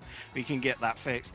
But going forward, anyway, like I said, for the Monkeys, I just want to see them sort of play a more team-based game. It sounds so silly, but just passing with each other properly, keeping it closer. I want to see him move up instead. Like, I hate to see those big clearances, Jay. Like, it's just hitting hope to me, really. I can understand it if you're low on boost, you've just got to get the ball away, buy yourself some time to breathe. But the monkeys weren't really being pressured for that time. Yes, the ball could have been down the half for a lot of, you know, a long period of time, but it was just that case of Giants weren't really focusing on the net harshly. They were waiting for the opportunity because Giants like these big aerial plays with really fast dunk down goals. So in the monkeys, where it wasn't lingering in front of the net high up above, it wasn't necessarily an issue for them. So I think they're just a little bit, you know, nervous coming into that first game, and coming forward, they're going to be able to really turn things around. Yeah, I have to agree. I think that, you know, like they had a couple of decent opportunities. Again, you know, they had sections of pressure where it definitely felt like, you know, throughout the offensive, they just sort of like controlled and contested, and, you know, they had opportunities coming their way. It's just a case of getting that confidence and sort of getting it linked up. You know, the midfield control as well was pretty decent when they had that pressure going for them. So, you know, monkeys have some opportunities for this one. The problem is that it looks so much more confident from the Giants when they get themselves going. They're often on the backboard. They're often on the post. You know, they're often setting themselves up and taking agency away from the monkeys' side. So I'm looking forward to seeing what they can do when we have the true game going at this moment. But as you mentioned, a small technical hitch, of course. We're just trying to see if we can get that sorted out before we jump into game number 2. So yeah, I mean, it's kind of looking the way that we sort of looked at it, Bacon. I know that the other guys were saying, listen, maybe monkeys are going to have a bit of a better time based off of yesterday's performance. But you know, I don't feel like that is a bright reflection of how they performed yesterday. No, and I've got to bring this up right now because I was looking at it earlier, and the monkeys just always seem to have a little problem against the Vodafone Giants. You know, historically, they're just a team they can struggle with, and it's always a super close game. So by calling it a struggle, I feel like that doesn't do it justice. They're always super close, and again, that comes down to Vodafone Giants. We always say they're the team that have to take it to Game 5 or Game 7 purely because otherwise they're not getting their money's worth out of Rocket League, you know? So as we hop back onto the pitch, this is one where I'm expecting right now the monkeys to show that sign of life, to be able to really show a great performance, and then it all comes down to the Vodafone Giants to respond to them. All right, and I believe our overlay is going again, Bacon, so now we don't have to guess who's taking the shots this time. Out to the center line for the opener here. Vodafone Giants are in the offensive half. Zamwa's going to back pass and try to take it away from monkeys on the counter attack. Even so, Metenčuks going to control. Go for the opening goal for the monkeys. It's 1-0 with 4:37. Like I said, the monkeys are going to show us what they got, and this pass out to Metenčuks from Ixo to the top right on a absolutely love to see it. Monkeys are all about business now, Jay. That's the step up we were hoping for here in the midfield. They'll try and contest, and you can very quickly see how Stake's adjusting against that. Back in towards Zamwe. That ball's very light on the touch, so Ixo can pass to Taz. Fakes it out. Ixo's going to carry it forward, but Tox intercepts, and Zamwe comes out of the corner. Taz is there to receive it, put it out of position, and take it out into open space where no one from the Giants can challenge him. It's off the backboard, pass in, boom, back here from Stake. Tox passing back into Stake now to receive here in the outfield. Unfortunately, doesn't get a confident touch on it. So once again, midfield challenges for Monkeys. Going to try and keep Vodafone Giants suppressed. Reading that well. Tane's going to pull off. Pretty good drive downfield. It comes down to Ixo. Too slow to get on that one. Tox finally picking it on up. Nice little pop from Stake there as he's able to send it up high. But again, I'm loving this back and forth and this velocity, Jay. The pace of the game has picked up so much, and it's so much more exciting. Velocity here to go for a shot for the Vodafone Giants. Zamwen's going to get close to the box, not quite get the goal in. Metain challenging off the corner to the backboard. Stake comes up, puts it off the backboard of his own right. Zamwe over from the corner, takes control alongside Tox moving in. Taz going to take it underneath one, above the other. Challenge on the third man. This could be a great opportunity, but Stake has got to get back, and no one can get there in time from the Monkey. Still set up again for Metain to dunk it down. Tox returns to the blue half. Taz taking that one wide, and appropriately so, because the Giants were chasing from that left-hand side of the field. Stake up still. There's Zamwe in the midst of the box, and Tox can't get to the ball in time. So the defensive holds for the Monkeys, still being up by a single goal, trying to make it two. Metain returns off the crossbar, taken away by the defense. Yeah, well done for that save to put it out wide, just saving them for a moment. Zixo looked to just be able to dish that one in. Close game. And really, it shows. Monkeys, last season, like we said, RLRS, coming into this new season of RLCS, they are just as big a team as anyone else now. And here, at the Summer Grand Prix, they have to prove it. And that's going to be proved by taking down the Giants, if they are up to the challenge. Tane off the corner, stake down off the sideboard. Zamway takes control. Taz to boom it on close. Here comes Eco over a dice shot. Oh, that redirect almost got it in. Taz still keeps the pressure going. Top's going to find his way downfield alongside Zamway. Caught up at the mid-center. A shot come through from Stake, but it's a little bit too far wide. So Vodafone Giants just about turning away a dire situation, but Monkeys still to return, keep the pressure going. Taz high off the backboard. The Ixo gets a demo in. Metain point blank. Gets that shot, gets 2-0 on the Monkeys board. Quite frankly, a pretty easy goal there for Metain. Tox with that touch. He's going to be kicking himself there, Jay, you know? He knows you don't keep it up in the air above net. That's only just stalling the danger. He needs to put that off to the corners, and right there, 2-0 lead. It's going to be interesting to see how the Monkeys play out for the rest of this. Are they going for another? The answer would be yes there. I would have been expecting them to bunker on down, but Tars and Co are looking for their third. They're getting close towards it. A couple of good touches. They could have directed themselves inside that net. That ball set up. Metain perfect for the redirect. It's just disrupted by Stake, so no chance there. Ixo challenged and returned to the midfield. Zamway up. Pass over from Stake to the right-hand side of the net. No one there to receive it from the Giants. Ixo now, following suit, 20 points of boost, can try and get it past the likes of Stake, and will take it off to the right-hand side of the net, and any pressure coming in from the Monkeys will be enough to get them the victory here. 60 seconds, and they are 2-0 up. The Giants have a lot of work to do to turn this around. Do indeed, but we've seen them do it before. That's a nice little hit towards the net, Jay. But you can see, these follow-ups are just not concise. They're not linking up correctly. It's hitting off the backboard and hoping that a teammate can get onto it. Instead of corner, they need to really maneuver themselves and get into position faster, which is so hard to do when the Monkeys are just going at a rapid pace. Giants weren't expecting this off the back of game one. Further shots coming through from Metain, finally returned by Zamway. Stake going to follow up, but Taz takes it away from the goal line. Passing, good shot from Tox. Is that the way in for the Giants? 17 seconds, it is now possible, Jay. You're not just relying upon that kickoff goal. 17 seconds, you have a play in there, maybe even two at this speed of gameplay. Let's just see how this unfolds. Metain there, the kickoff, not a good start for the Giants. Tox going to try contest, passed into by Stake, over to his teammate in Zamway, going to take that high. Where's Stake to try challenge up, put it back to the corner. Pinch-in's going to miss out as Taz takes control. Tox desperate to challenge, Zamway keeps it high. At 0 seconds to the clock, no one goes for it on the Giants. And Monkeys will have their first game in on the board. A well-managed game by the Monkeys, pulling out what they need to turn this around. But again, Jay, that's what we expected from them. The real difference right here is if Monkeys can go pull out a second win. If they can take game 3, it'll be so much more convincing for them. Because if you look at this, stats-wise, realistically, there is still very little separating these two teams. And that's not confident enough for me to give either side a definite vote of they're going to be taking this now.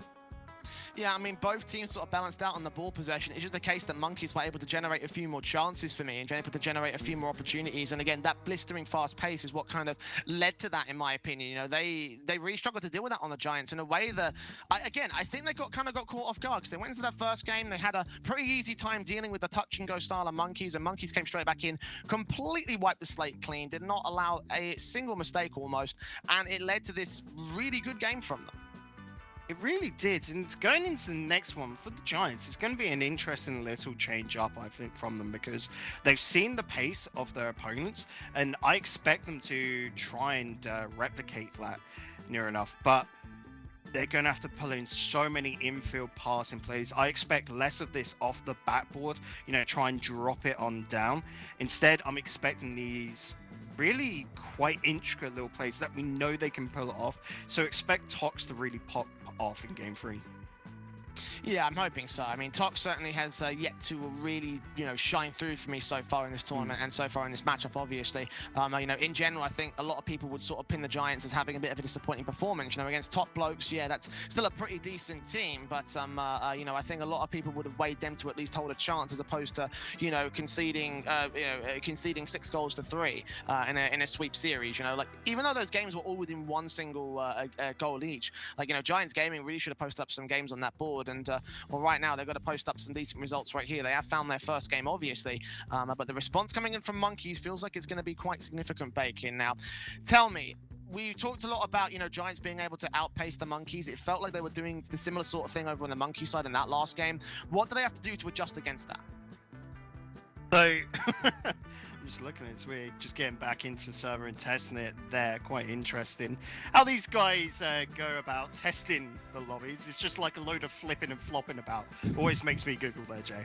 But what the Giants have to do here, like I said, is just bring things in a bit closer to themselves.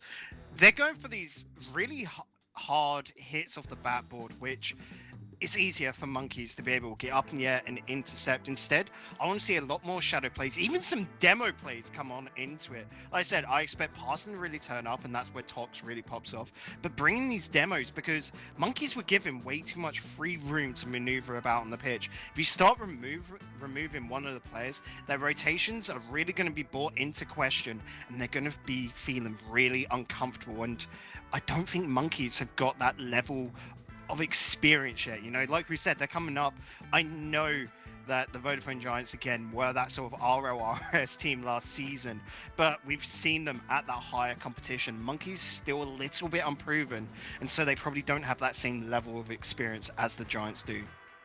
Yeah, and I think a lot of people sort of rightfully sort of pin Giants as being RLCS caliber, and I think that there's a fair assessment to make there. There's a fair argument to have when it comes to comparing Giants to the RLCS team. So Monkeys got their work cut out for them. Not to mention they were the team that were in the promotion playoffs for last season, so they've already got a little bit of stocks in that respect. For the Giants, they certainly are the favourites in this team, no matter in this match, I should say, no matter what you sort of consider about it. But whether or not they'll be able to adjust against the Monkeys playstyle is yet to be seen. Game 3 is about to go live, Bacon. What are you hoping to see out of this one? This one, I don't... Game 2 was spectacular to watch anyway. Great fun. For me here, I just want to see one team really take a dominant advantage, because that is going to then open up a question to the other side. I think it is going to be the Giants really stepping up in this one. So then that gives the question over to Monkeys. How do you respond if you go, say, 4-1 down in a game? That just be, for me, a real play. It's game 3 between Monkeys and the Vodafone Giants. If you're just joining us, 1-1 in our series, and the blistering pace of the blue side of the court may look to get a bit quicker, unless the Giants manage themselves quite the matchup here. The ball into the box. Outside of the corner, up against Zamway here off the sideboard, setting up at the backboard. Here comes a duck down chance, but Stake's going to miss out his opportunity. The ball's sent right on by Taz! Oh, just taken away by Tox at the very last hurdle. Good opening. Only 40 seconds on down, and these demos coming out from the Giants. Jay, that was one strat I talked about. Let's see how the Monkeys respond. And you can see they're slowing things down, making Giants feel awkward, and I love that. Continues on from that blue half, past the midfield line, setting up the Zamway. Stake going to take control, but not much of it. Off to the corner rather than going for a centered shot. Tox a bit better, puts that one directly in front of the net, but again, no second player there to receive the chance. Back over to the orange half. Ixo has control. Leaves it for Tarass. Trying to outfake Tox. Tox gets the challenge in. Retain with a duck down opportunity, but no. Right at point blank inside that net. They just can't quite seem to go past that hurdle, but still the pressure continues, and the Vodafone Giants look like they're struggling here. Taz putting that one off to the right-hand side of the net. Leaves it for Metain, back into Ixo, backboard play. Taz nowhere to be seen, a bit too far back for this one. He'll challenge Tox. The Giants will break back into the blue half. Rightfully so, being cautious and maintaining their rotations. They could have full sent on that play and possibly got a goal, but the risk is too high, especially when you've got Ixo coming that close. The follow-up coming through from Metain is goal. Double commit, neither player able to get to the ball here. Ixo with that setup through the entire Giant side off. And an opener here for the Monkeys in game 3. A brilliant way to follow suit off a fantastic game 2, it feels like, Bacon. It really is. So straight off, Monkeys doing better than expected. Like I said, Giants were the ones I thought would be turning it up. So now there's just, that's another crinkle in this tail, and love to see it. Taz off against the likes of Steak. Ixo back to the midfield line, Tox with control, sideboard bounce, Ixo comes up, contesting again by Steak. Zamway here going to take this high off the back of Taz, but Taz still puts it out, Steak back on off the backboard, in towards Tox now for his control. Taz just gets a touch in to throw it off, so back to the midfield, Steak and Zamway playing off each other, great pass and receive, but better block and defense from Metain, so past the half-time marker, the Monkeys still leading by a single goal. Giants within 1, and an open net could present itself. No, Ixo gets back in time there for the defense. So not to be in the end for the Giants. They are working in overtime at this stage, but they're not able to score that one. Monkeys getting close on the marker, meanwhile, they're scoring a second goal. Well, Giants for me, Jay, are playing a bit too simple right now. They've got to get a bit creative. What on earth was going on up on that wall? Just saw that from Tox, I do believe. Just sitting there, allowing his, sorry, it was Steak, allowing his teammates to just drive past instead of maneuvering up on the wall, you know, trying to get across, working that width. If you stop in rotation, it's just going to hurt more because it's sort of like breaking the flow of the game. And Giants right now are looking like, even though they brought out the couple of demos, where it didn't work, they've got no response to a double commit like that. Show that Giants aren't in the right frame of mind right now to play Rocket League. The challenge was good to set it up towards that blue half, but no second follow-up from the Giants. Again, Steak on rotation back, but he can't challenge Ixo here at the midfield play. Tox puts it on, Metain missing, that's a chance. No, Taz there to back up his man, and it continues to look consistently and continuously good here from the Monkey side. 60 seconds left, and Zamway takes control in. Taz will challenge, Steak puts it up now, and Ixo will get to the ball before anybody else from the Giants can. Off the ceiling and off to the box into the corner once again. Taz takes control. Steak falls back here to boom it over to the corner. Here comes Tox up again to try and receive it, but Ixo again challenges quicker. Back pass towards Tox. Taz there to contest it. Will contest, but no more than this. Side pass to nobody here for the Giants side. And they have no idea where each other are at. They have no idea where they're placing the ball. No game plan, no agency, no nothing coming in from this orange side. And again, Tox have that jump towards net. What on earth is the lad thinking? Again, communication has broken down between these players. They're trying to pass each other, but they've got to cover a mile. For some reason, they're not linking up, and they're not fixing these problems. Whilst Monkeys on the opposite end are doing everything perfectly. 3 seconds midfield of all out to no man's land. Tox just barely keeps it alive. Challenge against Ixo coming up here for Steak, putting it off. Taz and Metain there with control, and both players are going to combine to get the ball on the floor. Monkeys will take the second game here in their series, 2-1 up. A single goal separated them and the Giants, Bacon, and I have to say that I'm getting really concerned for the orange side of the court. I am as well. Whereas, like, when you look again at the stats, Jay, doesn't seem like a massive amount separated them. In fact, the Giants were touching the ball a lot more because they're bringing in dribbles. You look at the goals, it's 1 goal, it's 1 assist. You can't really count that, you know. It's got to be one-sided in that case. And everything else just seems to throw up that it was a close game. But right on the pitch, Giants weren't putting anything threatening down. They're putting shots at net, sure, but they weren't good shots. They were just there purely man standing on the line or rotating on into the back post, who can quite easily just walk up to the ball and get away. The transitions from defense on the opposite end were just so good. You saw the Monkeys again, where it was an easy ball to them, they were able to pass it to the corner where a teammate was and then be able to drive that ball downfield. Giants, they have just got to find something that's dangerous, because right now they're vanilla, Jay, and no one wants that. And they certainly don't want that at this stage. They are on elimination here, and they could very easily concede in this fourth game, honestly, Bacon. I have a feeling that maybe we may have called this one and read this one a little bit incorrectly there. It looks like yesterday's performance has certainly come to fruition here for the Monkeys camp, and an opportunity again to make their way into those losers semi-finals, to take on the likes of Endpoint a little bit later on today. So it's a last chance for the Giants gaming side to get themselves 2 games in a row here, and that's the only situation in which they'll stay alive here in the qualifier bracket. Let's find out whether or not they can do that here as we go to our 4th game of the series. Match point for the Monkeys.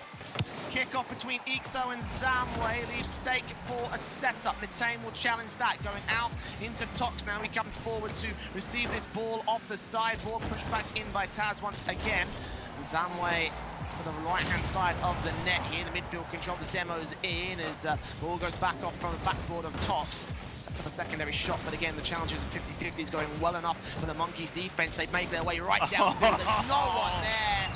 Big commitment from Giants. No rotation in play. First scored by Monkeys.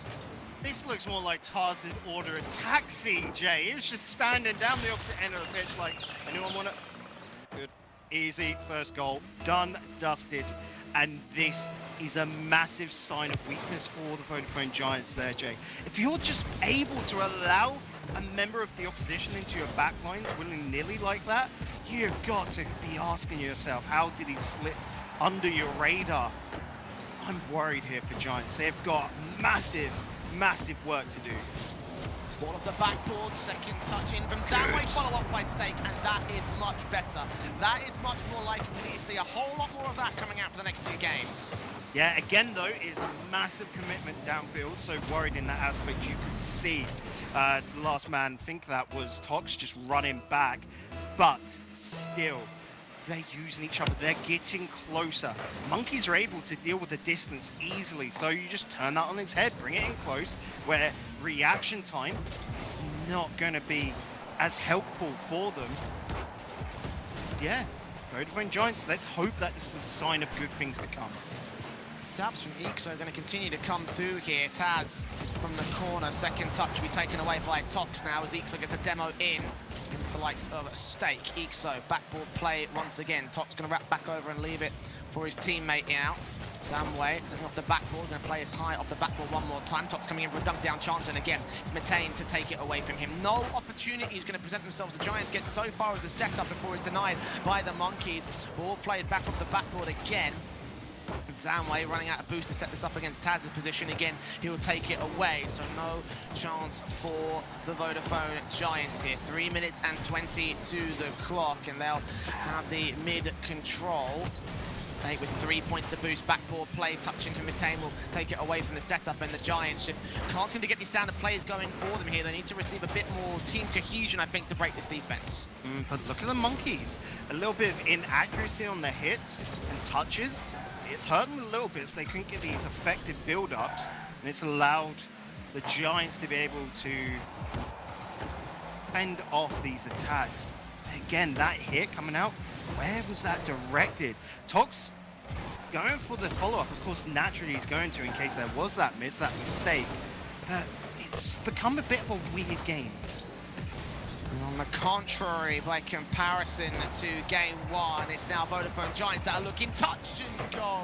And the first big infield pass they find is taken away by Taz. Very readable, very predictable on the Monkeys' defensive. Zamway goes back on looking for a second touch against Ixo. That's not going to be happening. Stake will follow suit again to the corner off the backboard. Pinch in towards the box, will get sent wide here by the defensive line. Taken over to the midfield control. Corner board play in towards Taz next. Togs can take that back over to the midfield, and Giants need to work off this midfield control. Need to get something going over here in this blue half, and I don't just mean field dominance because they've had that for certainty. I think they've had possession and dominance all in all. It's just a case of those finishing shots here. It really is. Like, when you watch Stake there, great, he's got the first touch. What is he going to do with it? Too slow to get on Ixo, so where's second man? Zamway does step through. A little bit late for my liking, but that's the big teller there. Tox and Stake all the way back. One of the lads should have been able to follow through and keep that attack going. There's some weird little bit of miscommunication. They're not flowing like they want to. You know, that natural style, the Spanish style which they have, is all about high pace and just purely having strict chemistry of each other, which doesn't look to be the case right now. This is going to be a runaway, but hey, that feels more like luck. You would have thought for a second that Metain could have got that save as well. Right down to the wire there. Zanway just tips it past the line, and this time it's overcommitment from Monkeys that hurts them the most. A lead being taken by Giants could well be a survival goal. A minute to make it happen. Stake now off to the sideboard. Bounce tops with contention into the center line, unable to go for a follow-up shot from any of his teammates. Zanway and Ixo challenge for control. Metain takes one eye of the backboard in towards Ixo again for a shot, not for a goal. It's denied by the defense of the Giants side. 45 seconds left to the clock. Ball up for Metain, bounce back into the center. Here comes Ixo off the backboard. No one can defend against it, but they do find Metain out of the way here. He goes back to the defensive, sets it up for Ixo, taken back by Top, set up for Zanway off the backboard, looking for a redirect touch. It will be taken by Taz. Clock continues to tick by. Top's challenged. Zanway going to get involved alongside the Giants player here off the backboard, going for a shot at point blank. That one bounced off the post and goes out wide. Chance for Ixo to clear this into the orange half. Contested, going high. Ixo, chance available. Not going to happen. Tox in the midfield to return that right to the blue goal. They will keep it away just. But Metain got to carry this all the way back down the other end of the field as it falls to the hands of Stake. It falls on the floor, and we're in game 5 of this series. Which we knew it was going to go to. Like, everyone called that at the start, bar I think Danny said it'd be a 3-1, all because he's been predicting 3-0s and wanted to mix it up a little bit. Adventurous, I know. But looking at this game here, and especially that last minute, when Vodafone Giants had that advantage, the extra goal on them, their defense really stepped up, Jay. And I'm feeling that it's just that case of Giants at the moment feel like they're only a one-end team. They can either fully attack or fully defend. It's that combination of the two which they're just not able to really mesh into each other. They're feeling a little bit sluggish today. And you can see it from the stat line, they definitely tried to play a very aggressive game. You know, I talked about field domination and dominance being in favor of the Giants side, and you can see it right there, 60% all in all for that team. And, you know, it feels like it's just, they're playing way too simple for me. They're just playing to set up, and it's being denied on those setups. They may get a little bit more complex here and there, predictable. but yeah, but that's the thing. That's what I'm saying. It may get a bit more complex here and there, but not so much to the point where Monkeys will not be able to read and defend against it. So, you know, it was down a single goal, right? One single goal is all it took, all that they needed to deny in their own right. And I'm not sure whether or not that's going to be enough for Giant to turn it over in Game 5. Now, a single goal can make the whole difference. I think twice in this series so far we've had single goal differences. So, you know, for them, this could well be, you know, again, it's going to be last chance regardless, but it's still going to be a bit of a fight. Oh, it was always going to be a fight between these two teams. Like we said, like straight up, Vodafone Giants always take it all the way. And I think by every single result, they're definitely up against the Monkeys and the orgs they played under in the past, it's always gone the whole way. So you're just looking at this now and going, who takes it, Jay? And the thing you've got to look at is who always takes that last game? It's the Giants. We have to find out very soon. I mean, Game 5 is still getting set up at the moment. We've had a bit of a down server, so a moment's respite again for these two squads. But yeah, I don't know who the momentum favors right now because, yeah, this is... How do I describe it? It's like... So for the Giants, they have, they've obviously won that game. So in theory, the momentum is to their favor. But at the same time, you know, Monkeys have been looking like I think they've been playing an overall more confident game in the grand scale of the series. So like, what do we think about this? Like, you know, who's coming out on top overall here? I can't predict how this game is going to go. Like I said, I reckon it would just be Vodafone Giants because it's the easy call. Naturally, they always take the Game 5s. But how the actual game goes...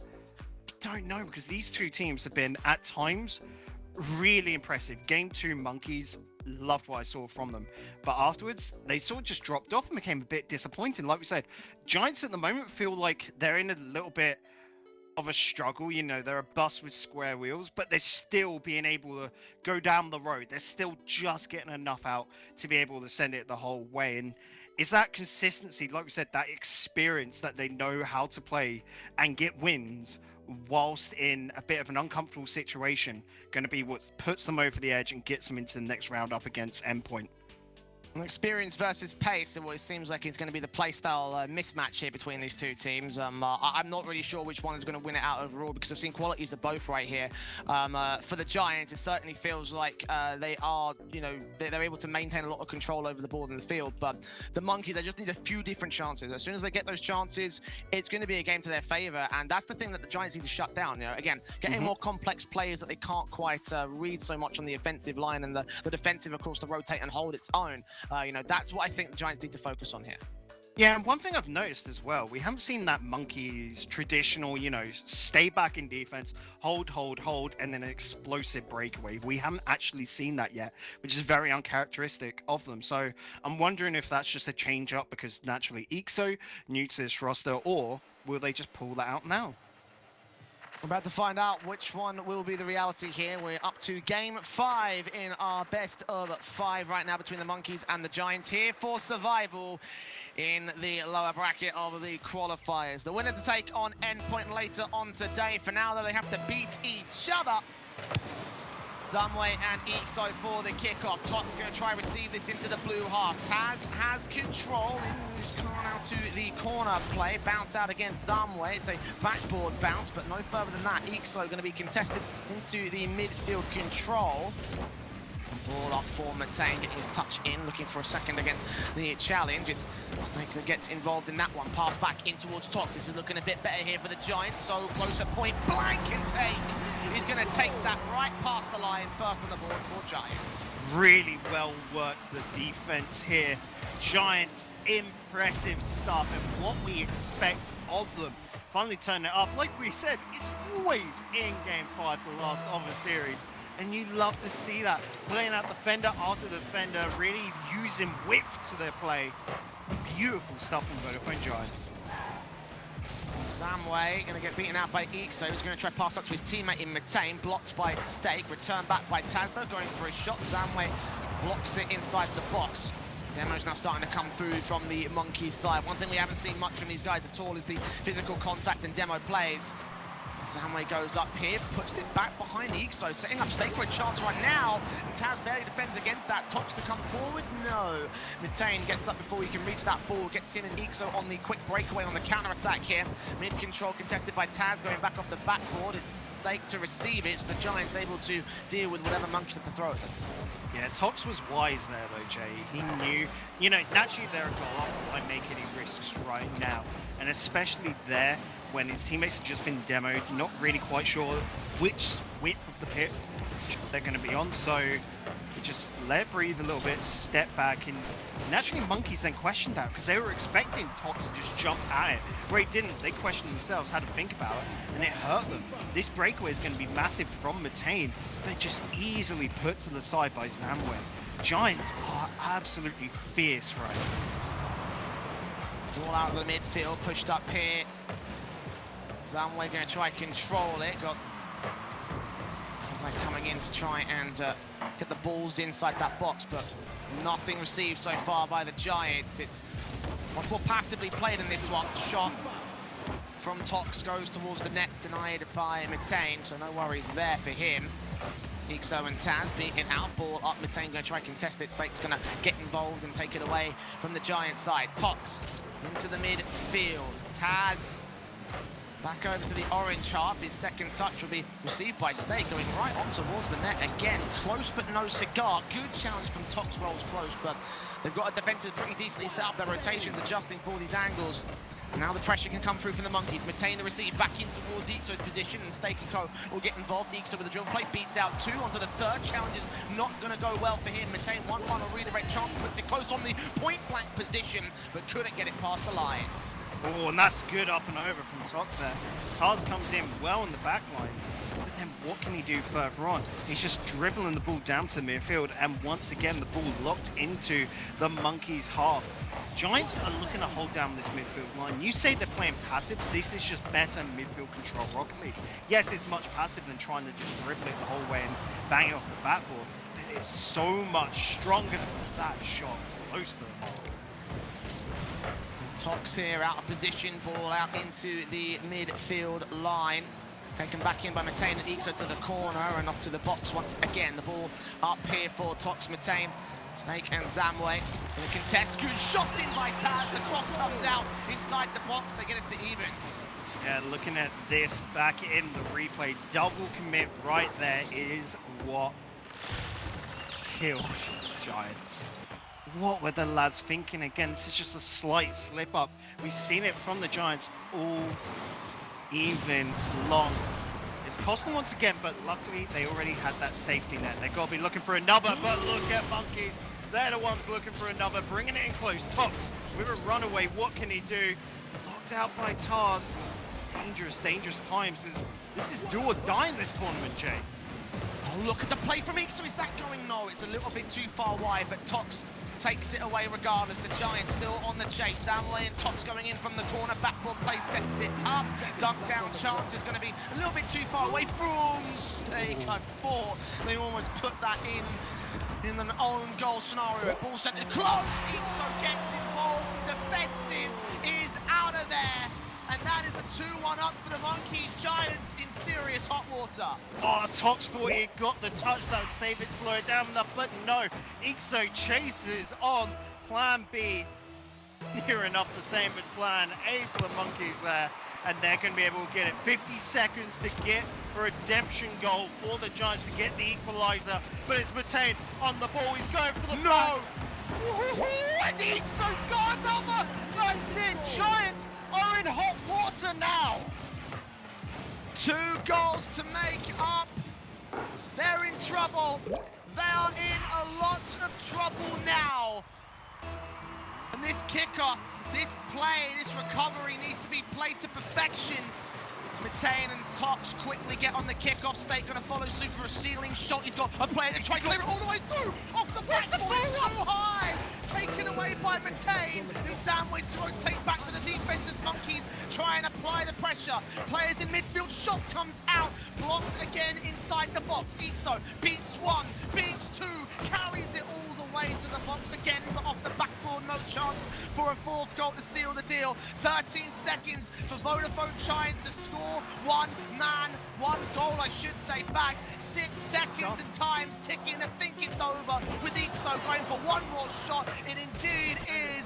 And at the very last second, the Giants will be the 2nd team eliminated here in the qualification stage. What a turnaround, a dead stalemate, but the Monkeys just find what they need. And there is your upset. It's not a good tournament until you get one, Jay. And the Monkeys have done just that. The last seed survives. They'll be going up against Endpoint, and that is now looking like a very tantalizing game. It seems this qualification stage does not take any mercy on any team. That would be an interesting one. And when you look at it again, Jay, still very close on those stats. Absolutely, it's been dead set even with the exception of field dominance in that last game, basically throughout the entire matchup, Monkeys and Vodafone Giants have been so close towards each other. It just felt like towards the end of that game is where Monkeys finally were able to tip over the advantages they need. That just looked so good from them in the end. And the end result is, again, Vodafone Giants out, will not get their chance to match up against Endpoint once again. That's going to be Monkeys taking on those guys in the lower semi-finals a little bit later on today. For now, though, we're going to go to a short break, bring the desk back on, and take a look at our next series of the day, which of course will be the qualification match between Top Blokes and Singularity. Do not go anywhere.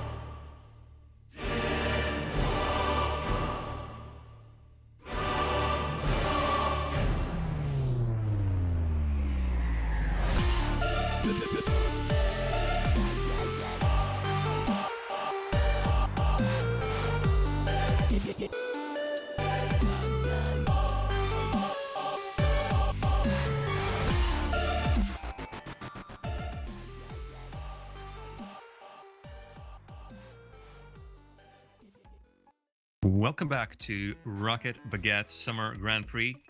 It has been another exit for yet another team. Vodafone Giants were not able to make it through, and were not able to make anything out of this series. And wow, that was something really. Monkeys have been dominating the whole thing throughout, and then finished it up altogether. Jay, they can just what exactly happened? You want to go for this, mate? I mean, yeah, sure. I was there like expecting Jay normally goes first, so I was there waiting up. What happened throughout was two teams that were confused and didn't really have a game plan. It seems like today they didn't do any warming up. Coming on into this, they were not ready. And like, where do you go from that? I think that comes down from Giants probably not respecting Monkeys, probably thinking this was a free win and not learning from their mistakes yesterday. Monkeys on the opposite end.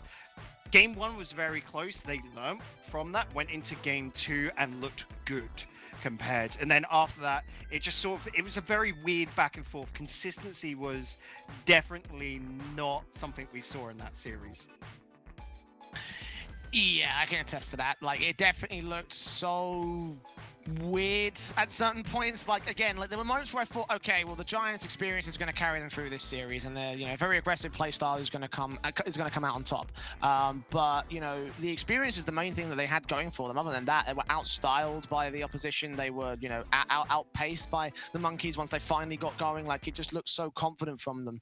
And I don't even know like what else what else that they could have done right there, because it just felt like they were not really ready for this match. As Baker mentioned, like there could have been so much more preparation behind this. They could have come in with such a much better form, but it just felt like they didn't come through with that one today. I'll give the caveat of Zamway was good during that series. He had shown up. Tox and Steak, I want to see a little bit more life from them, No, we're going to be expecting that live. Not in this tournament, unfortunately, as Giants will not be participating in the Rocket Baguette Summer Grand Prix. It's a shame, really. We were really hoping for the Spaniards to really strike it out. We know how well they can play. We all remember their performance in the Rival Series. But today, they were just not able to pull up themselves to the standard that we expected from them. The next game that we have upcoming is going to be a different affair. We have Team Singularity, who we, again, putting on a pretty high pedestal, and we're expecting many things from Toe, Noli, and Scrubkilla. Against them, the feel-good story of this tournament so far, Top Blokes, and with their roster of Cassio, Archie, and Flame, they're just making the headlines, and Archie is one of the best players on that roster, but really, against Singularity, they must lose, right? Might they? I mean, that's the thing, right? Archie's been such a massive upgrade for this Top Bloke side for my liking. He was always one of those guys that came through the bubble scene. He was always looking like a very competent and consistent element for his squads, and he was always one of those guys you're like he's got to be the one to break up here. He's got to be the one that moves up eventually to one of these teams, and I think he's a really good fit for the Top Blokes. Like, I came into this one thinking they're going to bomb out. They were in the bottom few seeds in this particular bracket, and they've gone up against every single sort of challenge that they've had so far, and they've faced it with a lot of grace and competency. I mean, the Giants gaming matchup could be contextualized now with the way that they performed in that last match, but I think that against Singularity, they're going to give them a decent run for their money. So it's a weird one with Top Blokes. It always comes down to the fact of like Freaky is not a bad player at all, but Archie just gives them that dominating star player which they didn't have before. Freaky was a wild card of a player. Here it's just changed up and sort of modernized Top Blokes from their Veloce days. So it's going to be interesting as they come into this. When we saw Singularity yesterday, they were a little bit uncommunicative at sometimes, but they're able to figure it out mid-series, which was massive against Endpoint. So it just comes down today. If Singularity have got figured out from the get-go jam, they'll be super strong. If not, that's where Top Blokes will have a chance to shine. Like, here, a lot of confidence for the Top Blokes. So, Jay, I'll have to ask you, do you have Top Blokes as the potential winner of the series? All caveats plucked together, and what's the end result? Who's going to take it? I'm going to go with Singularity just on the basis of, I feel like that they're probably the higher rated team in this one. Like, when you talk about moves and people to pick up, like, they've obviously got Scrub Killer in that side. So, they've got quite a little bit of talent to work with there on that one. Although the Top Blokes have been making moves up on this one, they're probably going to take a good couple of games off for them. I don't know if they're going to be able to make this, if they're going to be able to make this all go all the way past the finish line. But I think it'll be a close series. I'm still going to go with Singularity on this one. And we've been talking about how Singularity is that gatekeeper for the teams right now in this qualifying stage.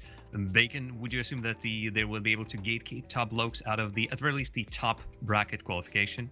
I think Top Blokes going to take it. I think it's going to be a 3-1. Heck, we've already seen 2 5-game matches. Let's go for another. A 3-2 to Top Blokes. But I think they've just got it today. They're playing with so much passion and a lot of pace. And like I said, Archie is that star factor. And I'm excited for what will come in this series. Well, Boyoroyo, Craftman, I hope you're ready for another Game 5 thriller. The field is yours. Let's see what the Top Blokes and Singularity can do. Well, thank you, Jam. Let's see what they can do indeed, Crafters. It's an exciting match. Top Blokes, Singularity. We've been waiting for this one all day, and as we finished off with the death, let's start where they ended. Who do you have taking this, Crafters? Me, myself, and I think I'm going to give this one to Singularity. I think yesterday, obviously, with both teams not really having the grandest of challenges in the semi-finals, Singularity taking out Endpoint, who we saw earlier, we know they have their issues, and Giants Gaming, who we just saw completely bomb out. A very disappointing tournament from them, but this is going to be the proving ground. Win and you are in to the group stages of the Rocket Baguette Summer Grand Prix. I'm willing to push this all the way to 5 games here, Boyers. I think Singularity will hang in there with Top Blokes, but Singularity will keep it, take it in the end. Well, I'm on the other side of this one. I think I'm going for Top Blokes, I should be saying. Yeah, I think this Archie factor has been immense, and picking them up has been such a great choice for the Top Blokes side. It has proved them so much, and even going away from Archie, the player, Casio has had an insane tournament so far. I mean, he's on. He is well and truly on. But Singularity have a great potential. Scrum Killer really starting to fit in with this roster the more and more we see of them. So I'm interested to see how this will end up, but it's going to be a good match either way. Yeah, as am I, and very excited to see the Archie factor, as you say. The ex-Veloci squad's picking up Archie. And they're looking very comfortable throughout this tournament so far. Singularity is going to be a big stepping stone for them. My question here is, Boyers, can they hold the pressure? Because as you can see, the boost isn't all that great for Top Blokes right now, and Singularity are holding the midfield fairly well.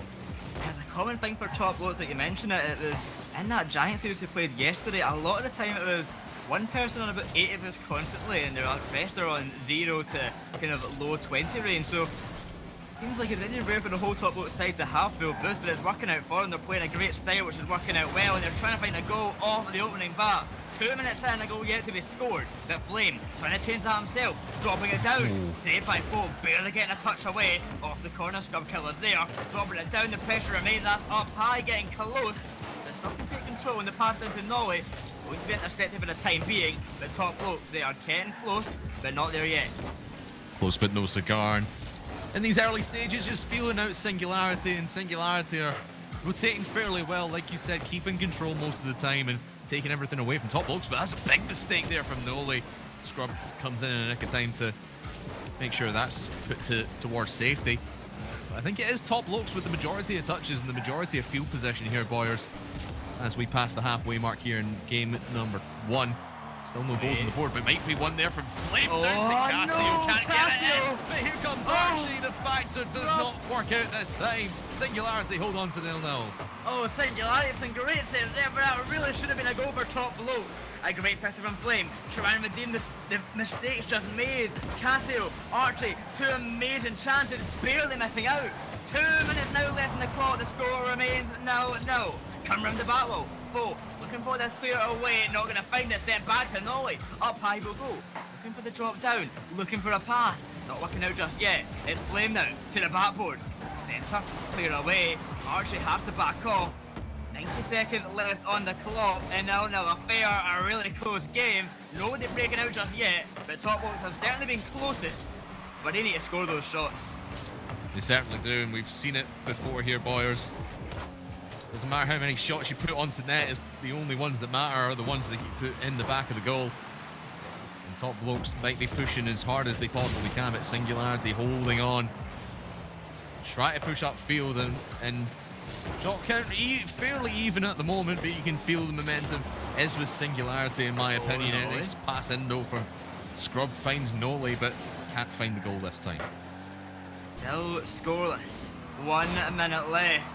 Singularity now on the attacking foot, trying to force their way through on the attack. Scrub, the pass up centre, going to connect to Archie. That's up high, the drop down. That's a chance coming centre. Full will find a touch on it, but Nova's in the tank. He's not to get it clear away. Nova's now for Nolly. Scrub got 100. The same for 4. They'll find the save, keeping it out for the time being. 40 seconds left. The pressure remains, but Nolly up high to say otherwise. The drop down. A counter attack saved by Cassio. Still not slipping by. Top Blokes holding on, but someone's got to score, and they're going to have to score eventually. Overtime or regular game. When will it be? And these are the best chances that Singularity have had all game long here. But again, still like Top Blokes not able to find the final blow. With 15 seconds left, Singularity pushing this one hard. Though will go to the backboard, but the defense holding up for Top Blokes. It looks like this one might go to extras here, Boyers, in the opening game of this series. But Scrub has other ideas, but it will touch down, and we will have extra time in game 1. Game 1 OT, no one finding the back of the net, and yeah, a demo on Cassio. Archie, a quick recovery, only 4 seconds, needing a goal, and found Top Blokes. They didn't score for the whole 5 minutes, but 4 seconds of overtime is all they needed, and they take game 1. Maybe it was just that reset they needed, but a brilliant play from Archie off the kickoff. I think it was Noli who pushed up from the Singularity and left it wide open, and only one defender back couldn't get to it. And Top Blokes, they get rewarded for their efforts all game long, pushing as hard as they possibly could. Shot counts fairly even, but you can see the field domination. Well, I was going to say the field domination was more in favor of Top Blokes, but it's 49-51. And Singularity, I'm really surprised at those stats down the bottom of the screen there, Boyers. I felt Top Blokes had more of the chances, more of these solid opportunities than Singularity. And then obviously just the kickoff goal in overtime. Not really the way you'd be wanting to win it, but hey, a game's a game, and you're 1 game up. Yeah, I don't think it's the way they want to win, but if it only takes them 4 seconds to win the overtime, I don't think they're going to be complaining. It was very well played at the end there in game number 2. How we get a similar story. These teams are so evenly matched at the moment, it seems. So will one of them be able to finally break away and get a goal in regular time? That's the question, isn't it, Boyo? And I think really for me, I mentioned it when the goal was going in, that Noli had pushed up. It was just that one mistake, and both teams really weren't making too many mistakes throughout the course of regulation.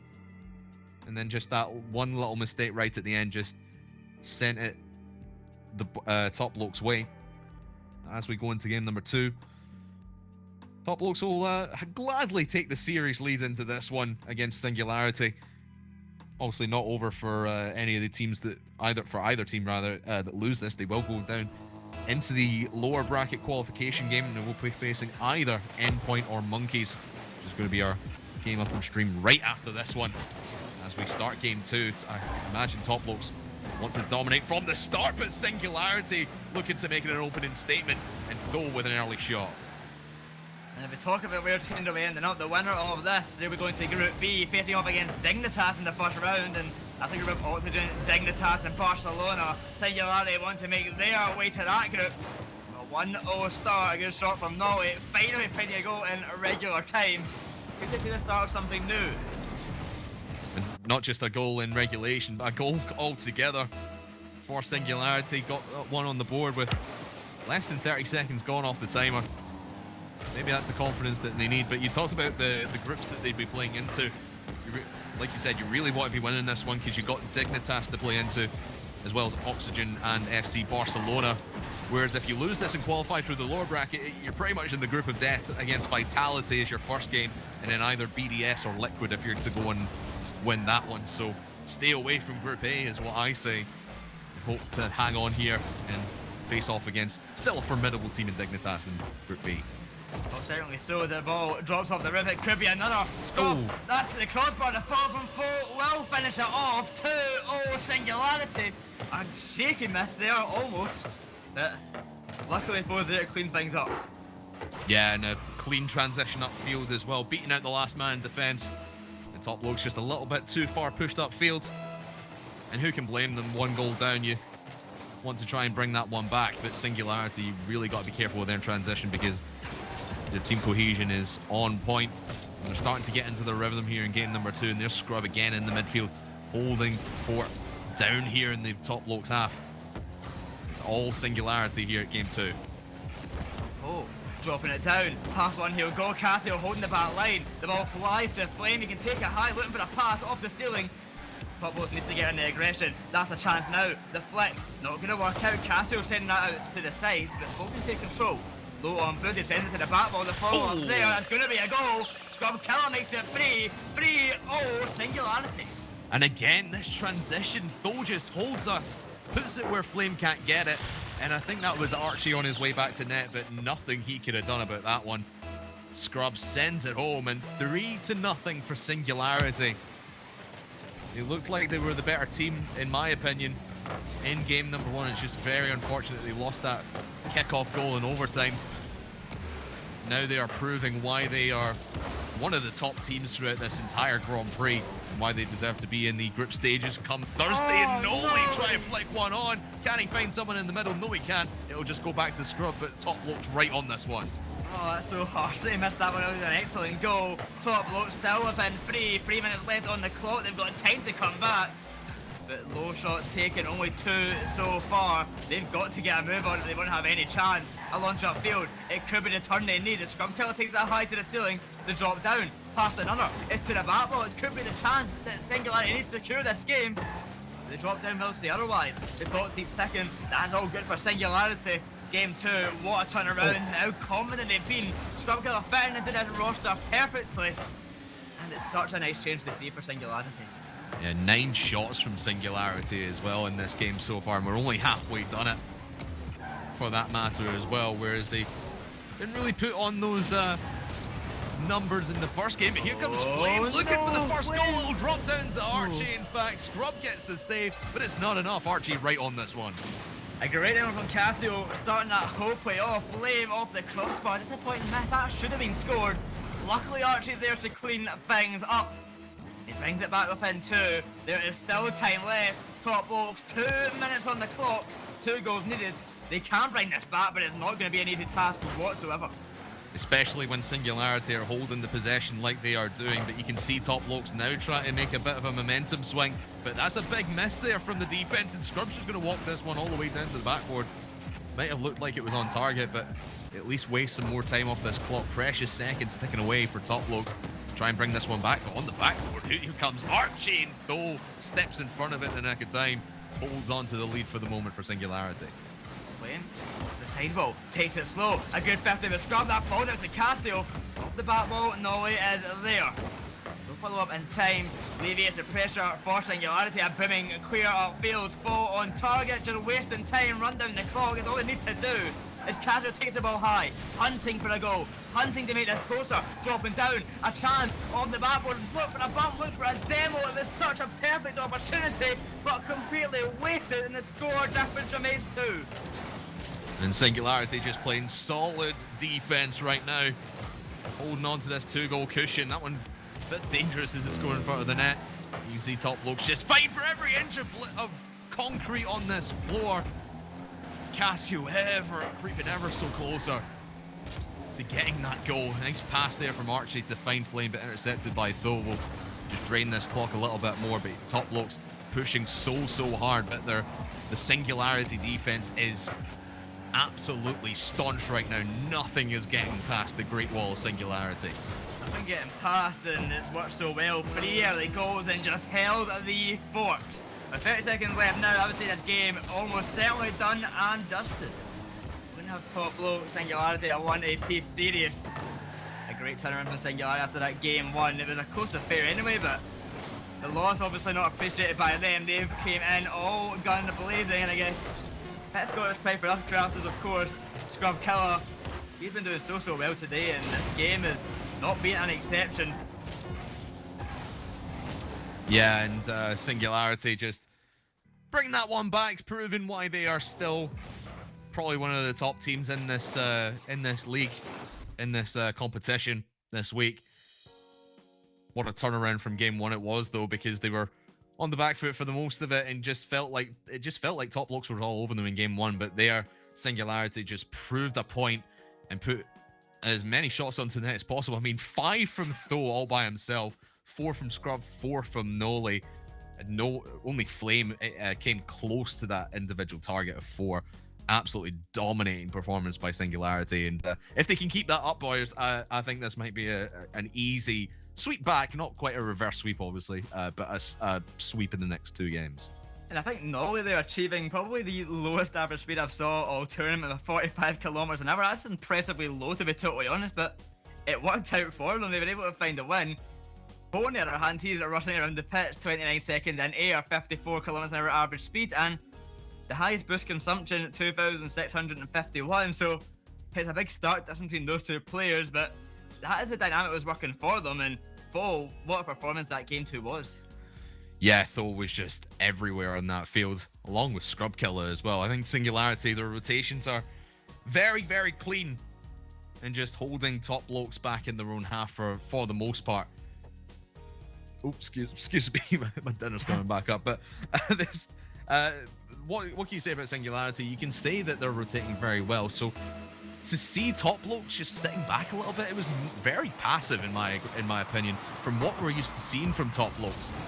But they did at least keep the field domination stat at 50, even 50-50 for Singularity right out of the gate. Pat, a shot right into the top corner. Scrub might get a triple touch, but gets defended. Top Blokes pressured early, and Singularity looking to make their names known here in game number 3. Singularity gives them a break. Who came in and scored almost 2 amazing goals. Luckily for Top Blokes, they don't slip by, but that one unsavable. A rocket to net. Scrub Killer finds the first for Singularity. 106 kilometers an hour. Oh, what a powerful shot that was.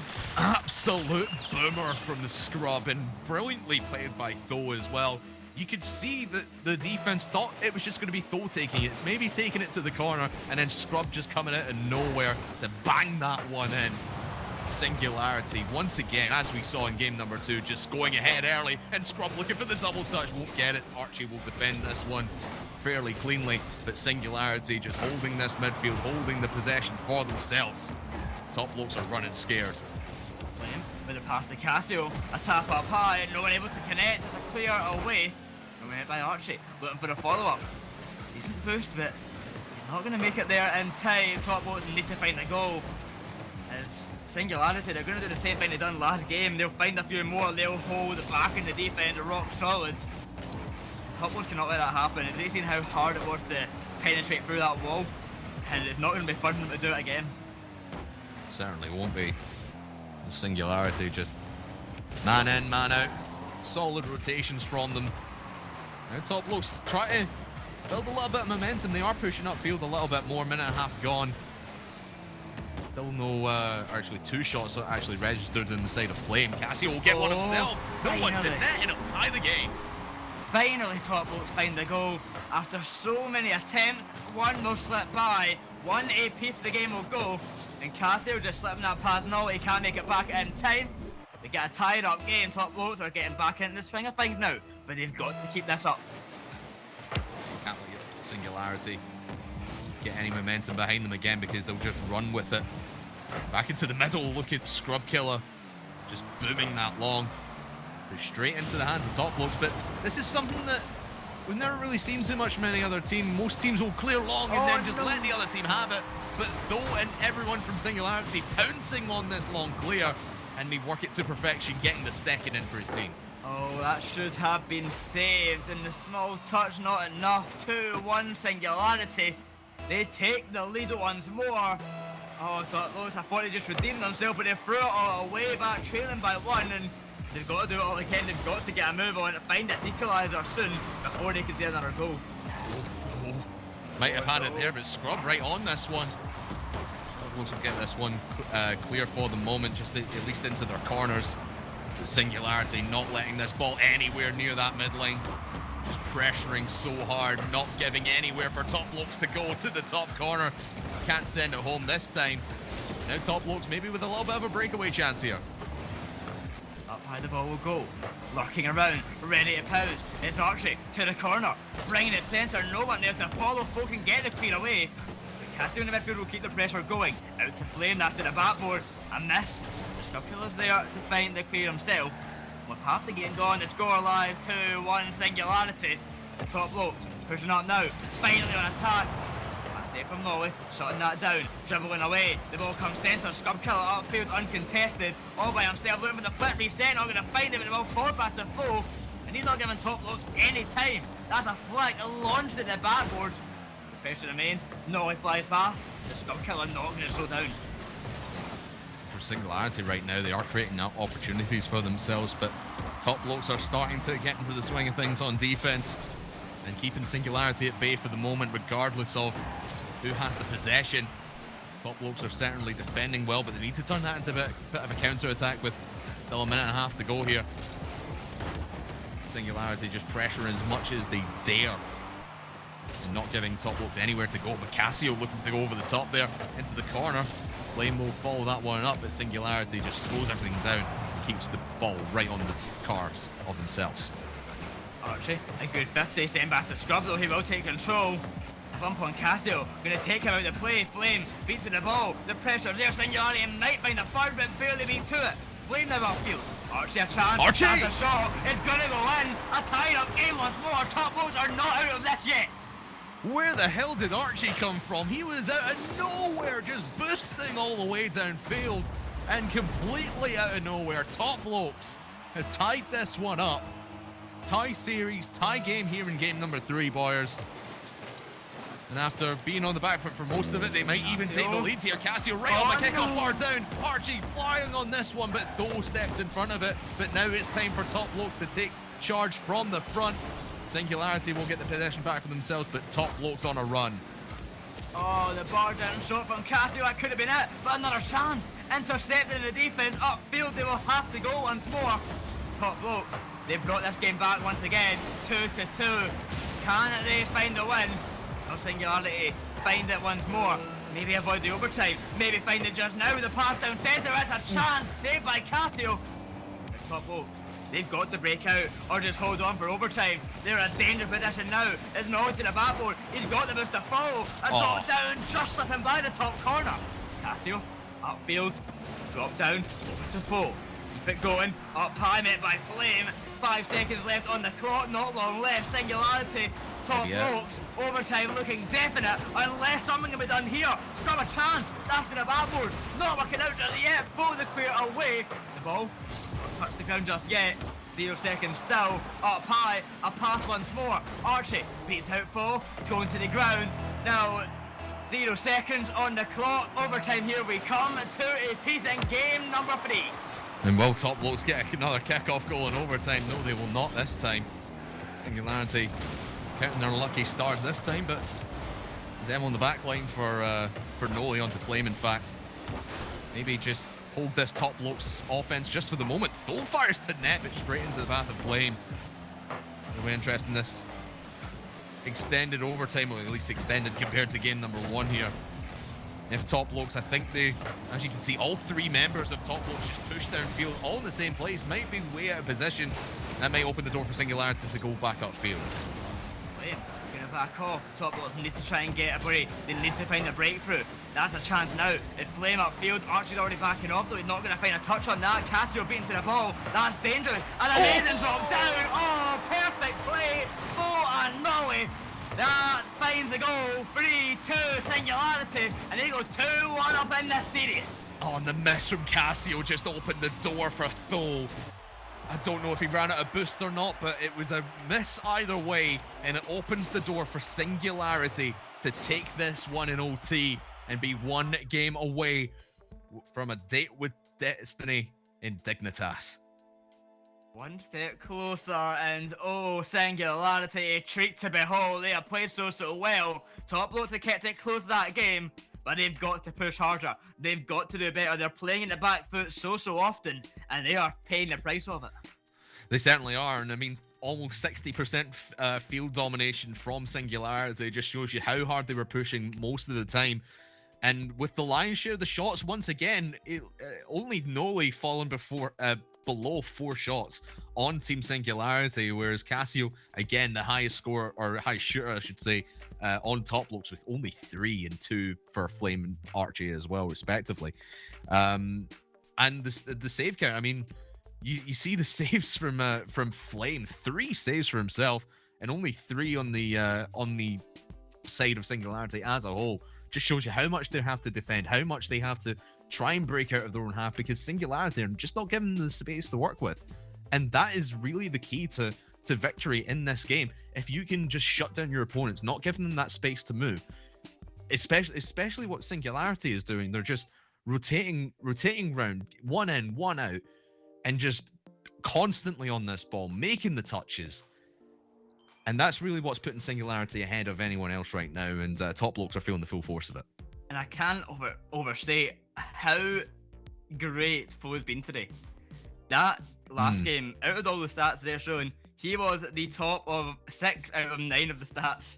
Like, he's been insane. He well deserves every MVP medal he has got, and it is, you cannot overstate enough how well he has been doing on Singularity today. And yesterday was the same, he played really well, but today's been a different beast. It really has been. He's fit into this team so well. Like I said, in those rotations, keeping them going. And Tho, obviously, MVP throughout. As I think we're just resetting the server just now, so hence this extended break while we get that our game number 4 ready for you. But for me, if we're looking at Top Blokes, we said Archie was going to be the X factor, and maybe the well, throughout this entire tournament, Archie's going to be an X factor. But I think here he's not really shone too well. Yes, he had that amazing goal to tie things up, just completely coming out of nowhere. But he needs to do that more consistently. He needs to be upfield with his team, because I've not seen him. Because Flame and Casio are trying to do all the work, and Archie, I think he's sitting back a little bit too much. I don't know if he's maybe just a little bit intimidated, or maybe nerves are creeping into it. But Archie needs to perform, because we know what he's capable of, and he needs to be 100% along with his team. Otherwise, Top Blokes are going to be heading to the lower bracket.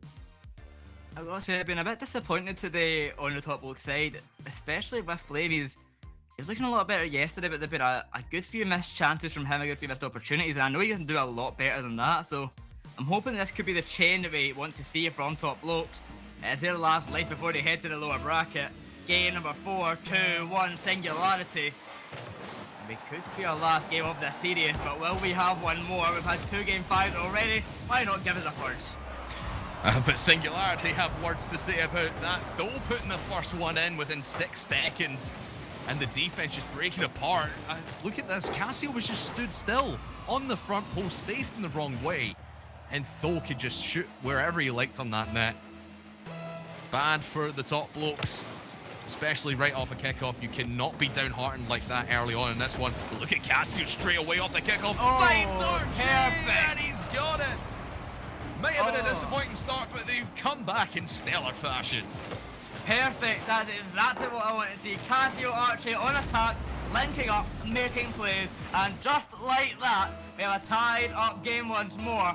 Top Blokes are back in this game. They are not out yet. They want this to go to game 5. They want to get to that group B. They want to make it through the upper bracket. They don't want to risk going to lowers and potentially having a loss at stake.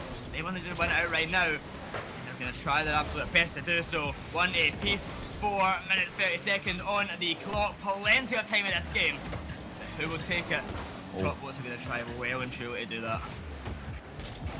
They certainly will, but Singularity, their defense needs to be a little bit cleaner than that. That ball was right in front of the net for a good second or two before Scrub was there, and there was a couple of Top Blokes players on it. At least Singularity have the ball back for now. It's open space though. Noli will pick this one up, but Casio right on this one, and that little beautiful ones play from him at the start there to tie things up.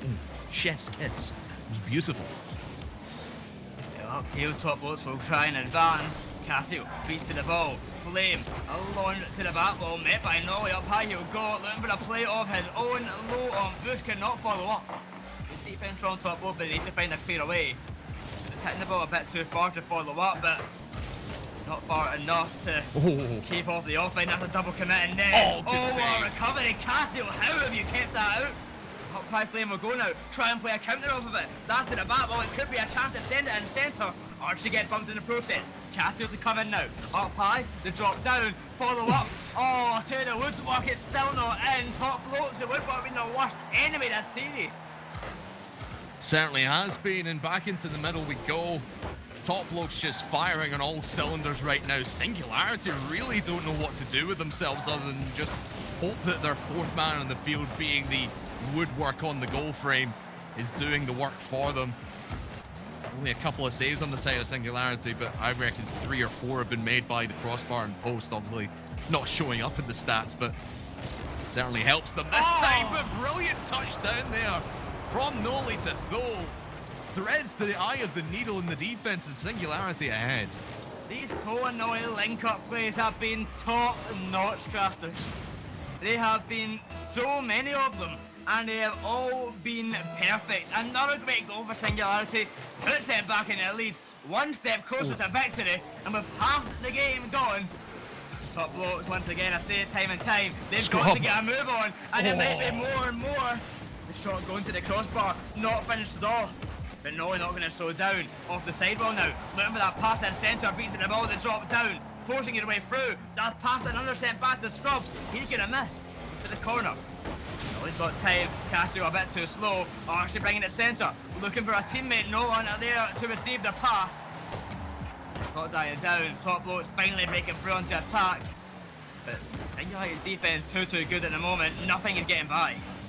Not yet, at least. But Casio might just be able to turn on this one. But bumping the top blokes offense. There's a point there where Singularity could have easily made it 3 as Scrub bounced one off the crossbar, but they've got to take the chances where they can because top blokes are going to be all over this one, and the shots just keep coming thick and fast. 5 for Archie so far, 2 for Casio. And it just shows you how aggressive they want this. Archie finds Casio on the right at the left-hand side. Here comes Flame with the follow-up. And Noli puts it safe for the moment. Casio's still there towards the backboard. Flame is lying in wait, but not a lot of boost, but he doesn't need it! Ties it up at 2, and top blokes, the pressure pays off in the end. Tie game. They cannot stop tying things up, but they've got to find a way to take the lead. They are constantly playing from behind. They cannot go behind anymore. It's 2 apiece. There's not long left after only 1 minute 25 seconds. It's 2-1 Singularity in the series. Flame to take the lead. He could not find the follow-up bump. No, he will find the save easily enough. Dropping it down. Met by Archie. Met by 4 once more. Keeping the pressure on. Singularity hunting for this goal. No, a chance. That's to the backboard. Met by 1. Casio cannot find anyone to pass to for the drop down. A brilliant pass. A great save to go along with it, though. Still not in the back of the net. 1 minute left now. 2 apiece. Overtime could be possible. Singularity are not slowing down. They want to avoid this overtime. They want to take it just about now. Yeah, they've got other ideas. Been hard pressure all game long for top blokes, but Singularity looking to flip field position and do what they've done all series long here, Boyo, and just pressure this orange net as hard as possible. But you can see top blokes just pushing as hard as they possibly dare. Flame looking for Archie. That's intercepted by Scrub. Noli is there. Who can't make contact? No, so that could have been it with 30 seconds to go, but it's given top blokes a chance to flip field position once again. Noli beats out 1. A clear at the side. Archie off the sidewall looking for that opening. Not going to find it just yet. There, champ for Scrub. Barely saved by Flame. Coming round centre. 15 seconds. Still not in. The score remains tied. Overtime looking imminent. The Singularity on attack. They might find something here. Noli bring the ball in centre. Scrub a chance. Saved by Archie. Still not in. For the drop down. A demo on 1. The save is found. Overtime. Here we come. Game number 4. Potentially our last. And overtime it is. The third one of this series. Can top blokes finally take it and tie things up and give it a game 5? Certainly been top blokes' game to lose this one. been ahead for the majority of it, and then just Singularity bringing things even. Scrub could end it right here within the first 20 seconds of overtime. The Singularity now pushing strong, as they have done all series long, but Top Blokes have found a way to work this to their favor. Flame hits the crossbar, and again, the shot's just high and wide for Top Blokes, and it's opening the door for Singularity. The transition back upfield isn't quick enough this time, but Top Blokes are got to be counting their lucky stars that they are not out of the Grand Prix just yet. Oh, Flame, that was a shot that should have been scored, but the overtime will remain. And the ball falls back to Foe. Will it remain for much longer? Scrub the drop down. Oh, barely missing out. They cleared up field now. A counter-attacking challenge. A good 50-50 by Archie to bring it in centre. Colliding with Flame is not what they need to do. Instead, Foe, low on Booth, had a chance. A flick over one to the back wall. Met by Flame once more to boom up field. Ping pong motion looking for that opening. Top Blokes a chance to bring it in centre. The Foe keeping on the ball, keeping control. A great 50-50 all by himself. The star player of the series. He shoots and he does not score, but he gets pretty damn close. And the pressure for Singularity will remain. And his great challenges in the middle of the field by Tho just keeps possession for his team and slowly moves the action towards the orange half of the field. Like you said, he's been your MVP, he's been my MVP as well throughout. This has been Tho for Singularity. It will all be for naught if this goes to game 5, because Top Blokes, they've seen the holes in the Singularity offense and defense for that matter. The question is, can they work out in time as we tip past the first 2 minutes of OT? With a flip reset. Oh! That's a shot! That's gonna be it! Oh, Foe, what a shot! Singularity take game 4, and they move on to the group stage, secure their spot. And Top Blokes, they're gonna have to try once more as they head to the lower bracket to fight against either Endpoint or Monkeys. It's not over for them yet, but Singularity, what a win! Brilliant stuff, and from the MVP of that game and the series as a whole, Tho, how fitting is it that he scores that absolute screamer from the ceiling right into that top right corner. 3 goals for Singularity in that game, 3 from Tho. Tells you all you really need to know. He's been shooting so hard, 7 shots as well. He's been leading the stats all series long, and for good measure is that as well. Noli and Scrub played their parts to perfection, but Tho, the linchpin in this Singularity offense, what a performance from him. Today was the Foe show, and Singularity, I think they'll have the Foe show any day of the week, because that was an amazing performance. As I said, they will head to the groups. They'll be facing off against Dignitas in that first round, and that will be taking place on Friday over in Group B. The Top Blokes, they head to the lower bracket, waiting in the lower finals for one of 2 teams. Who will it be? Endpoint? Or will it be the underdog story of Monkeys? They have came through, they took down Giants Gaming, and they take down Endpoint as well. Well, that's going to be a tough one.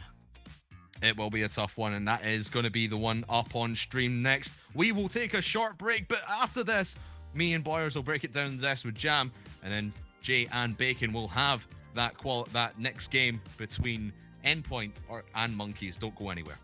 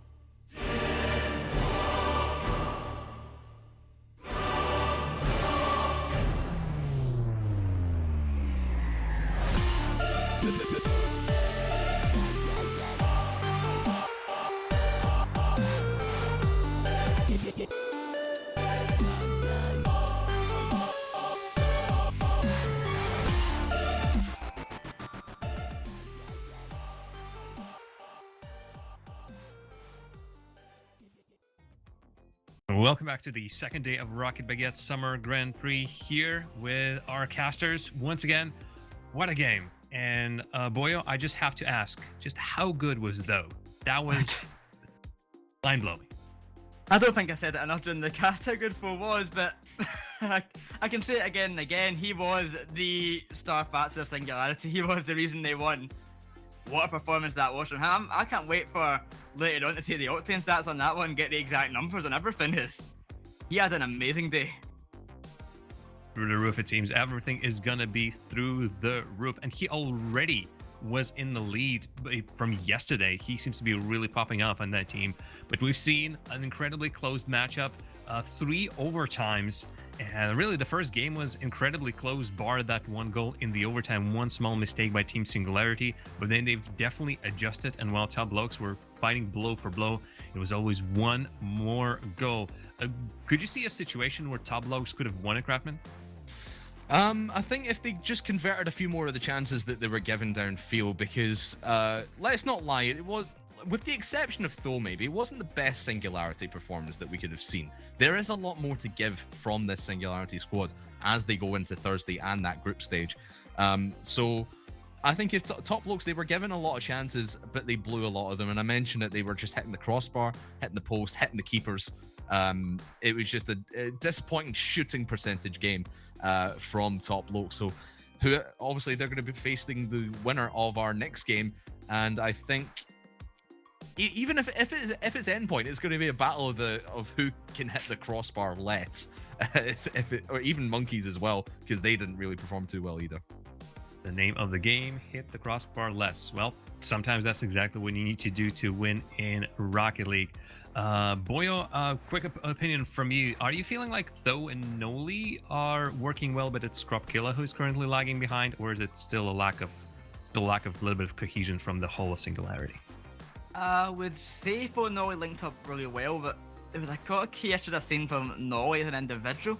I think Scrub actually has really picked things up since we have last been seeing him in Singularity. I think Noli a lot of the time had really high boost usage but really low speed, and he's like an exceptionally high amount more than his teammates, maybe about 1,000 boosts more a lot of the times.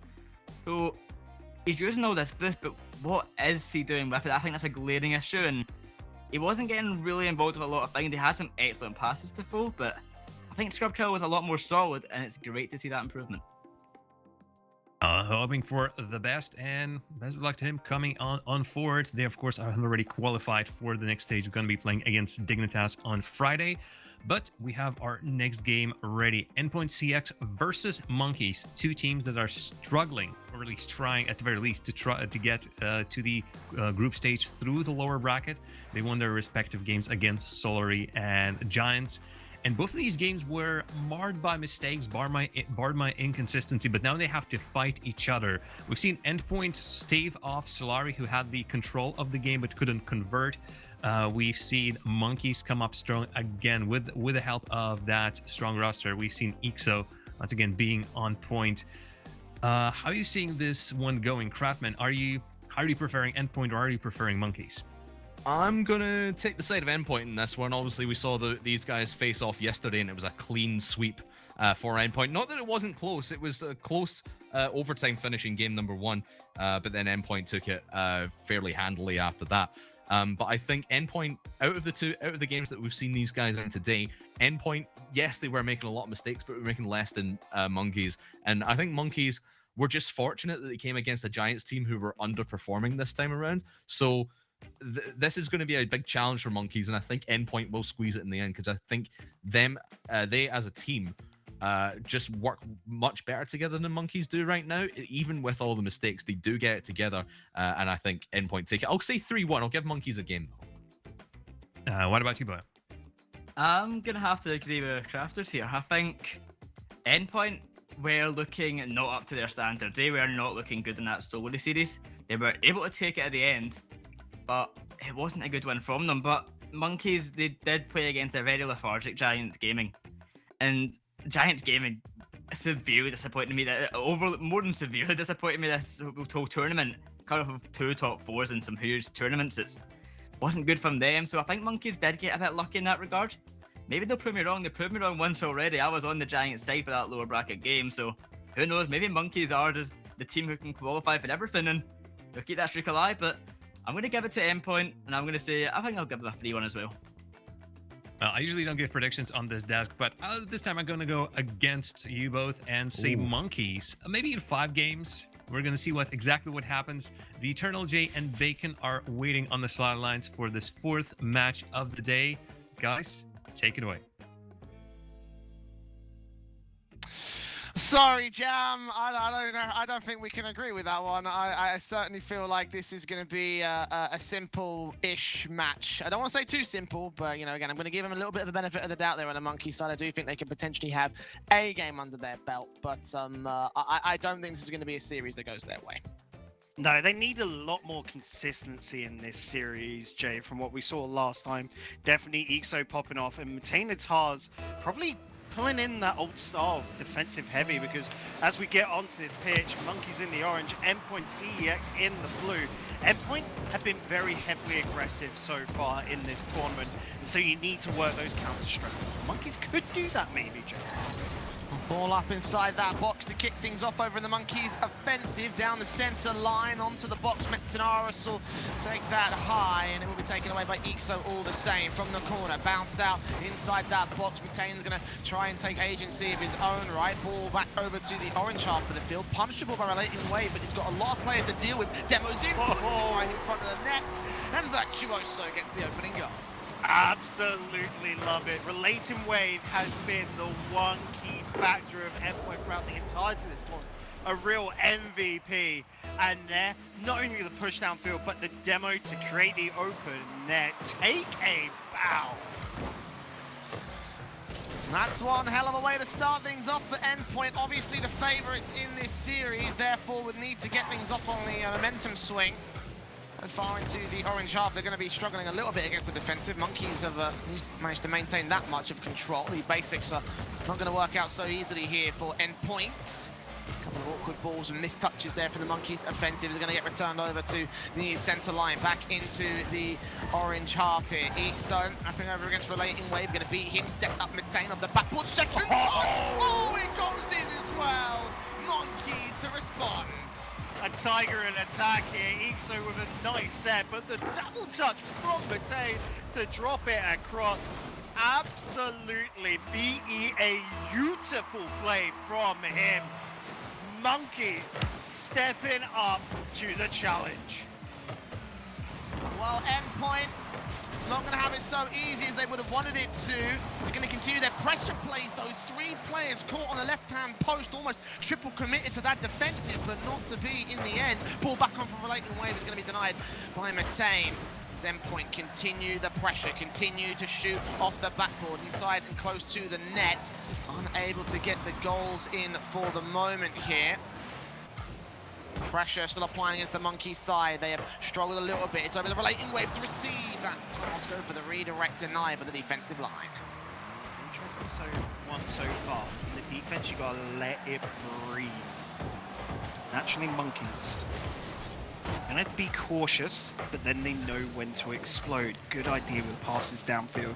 Not gonna connect this time, but you can see just from their natural strats that every single time they go into attack, Jay, they're just so much more dangerous right now. Indeed they are.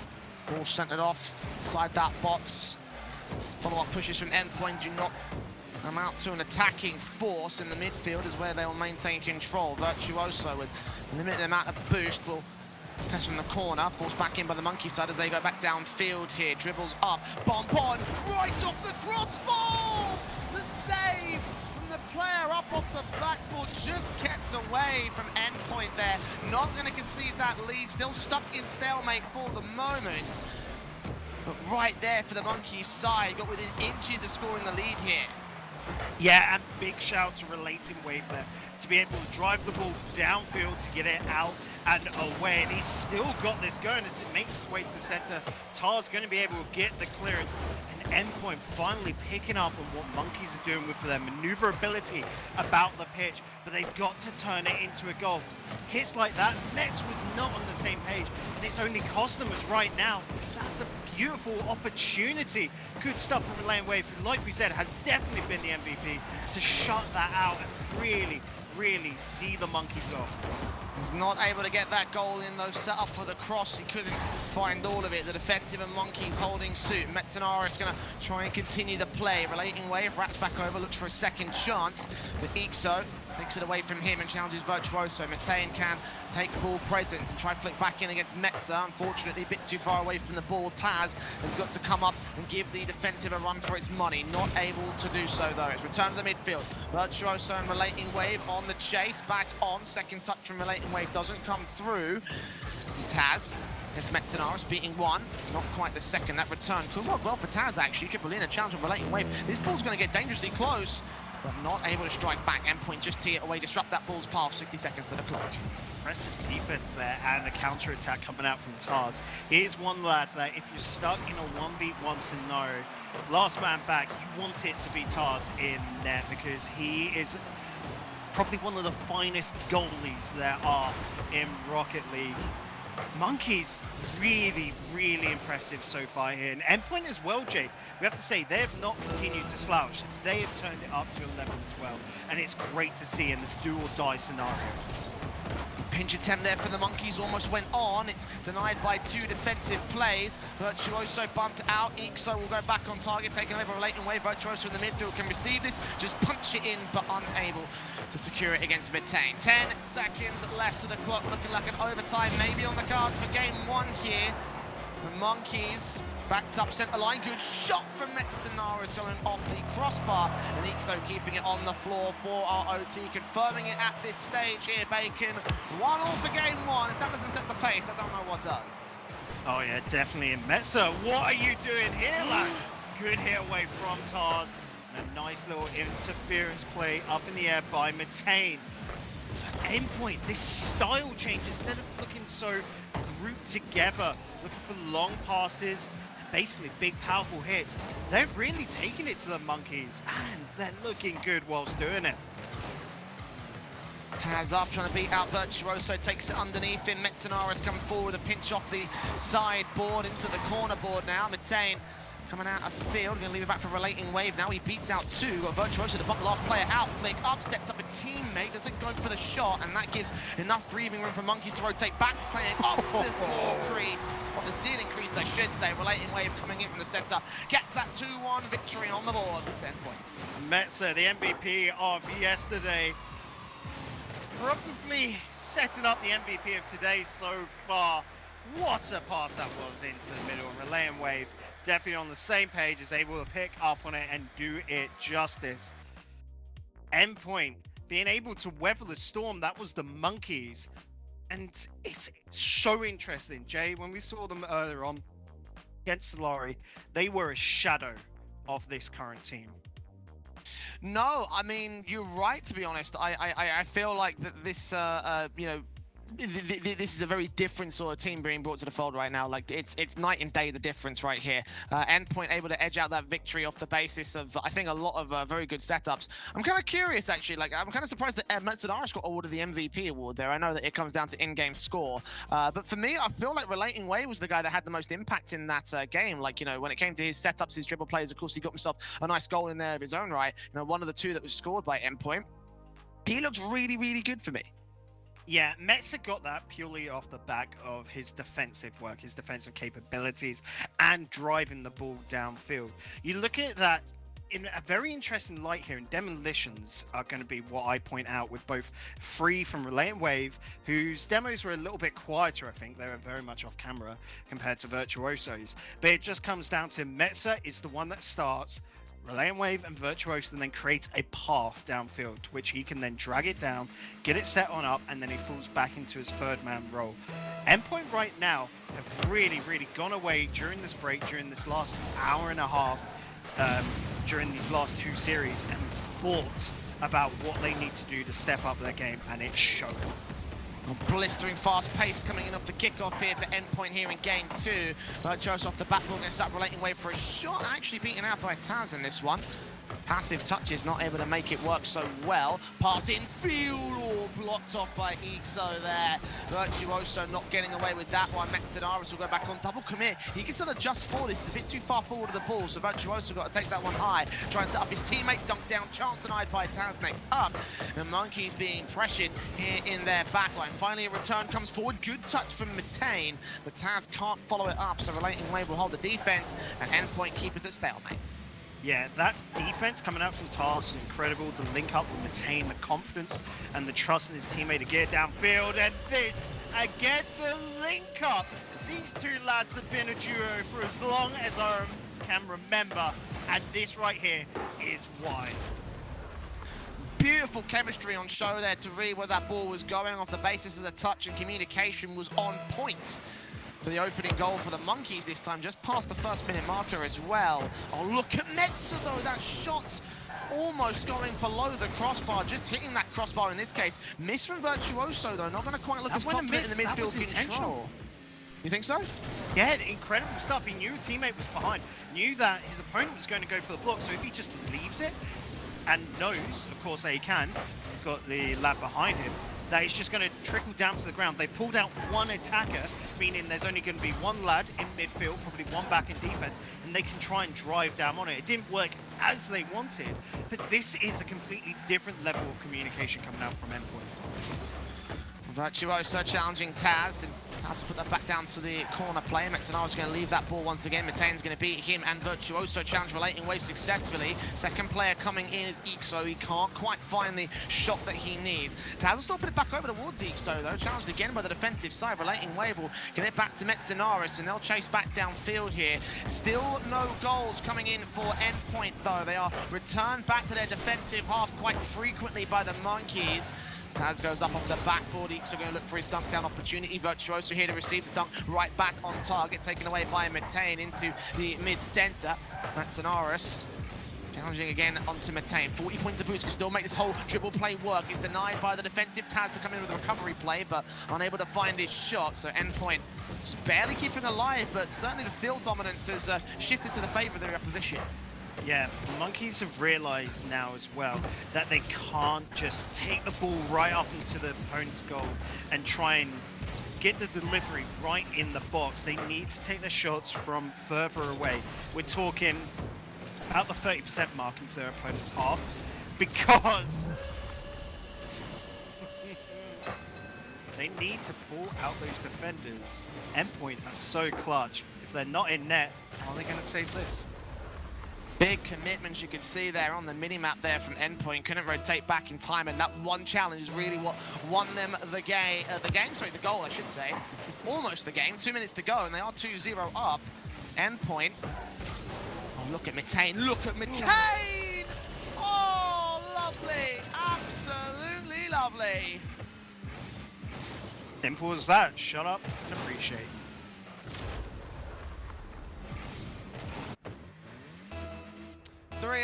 For the Monkey side. And, well, what a contrast to that first game. You know, like how good Endpoint were playing. They looked like they were going to bring that blistering pace into control. But no, not to be. The returns to the Monkeys have kept them at quite the lead here, and it continues to get worse and worse. Endpoint need to find a way to break through and find themselves a goal, but look at the responses in the midfield control. Ixo challenging, it's going to be Virtuoso to take it over, and a chance here for... Oh, the redirect from Metsa!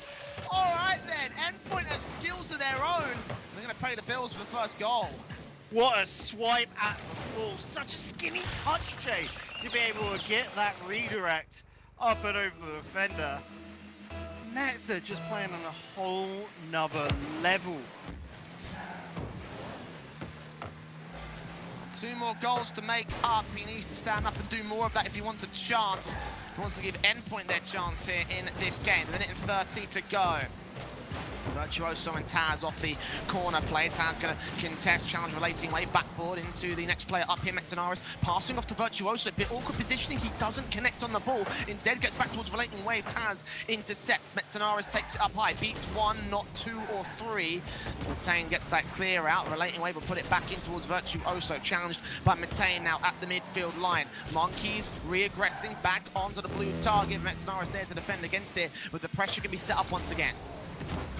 And indeed, you can see his game is slowed down just a little bit. It's locked into the blue half, and that's all by Monkey's design. They've seen what Meta can do with that breakaway, and they are very respectful of it. A little miss from Virtuoso is an odd one. The attack won't come to fruition. Big throwaway right there by Tarass.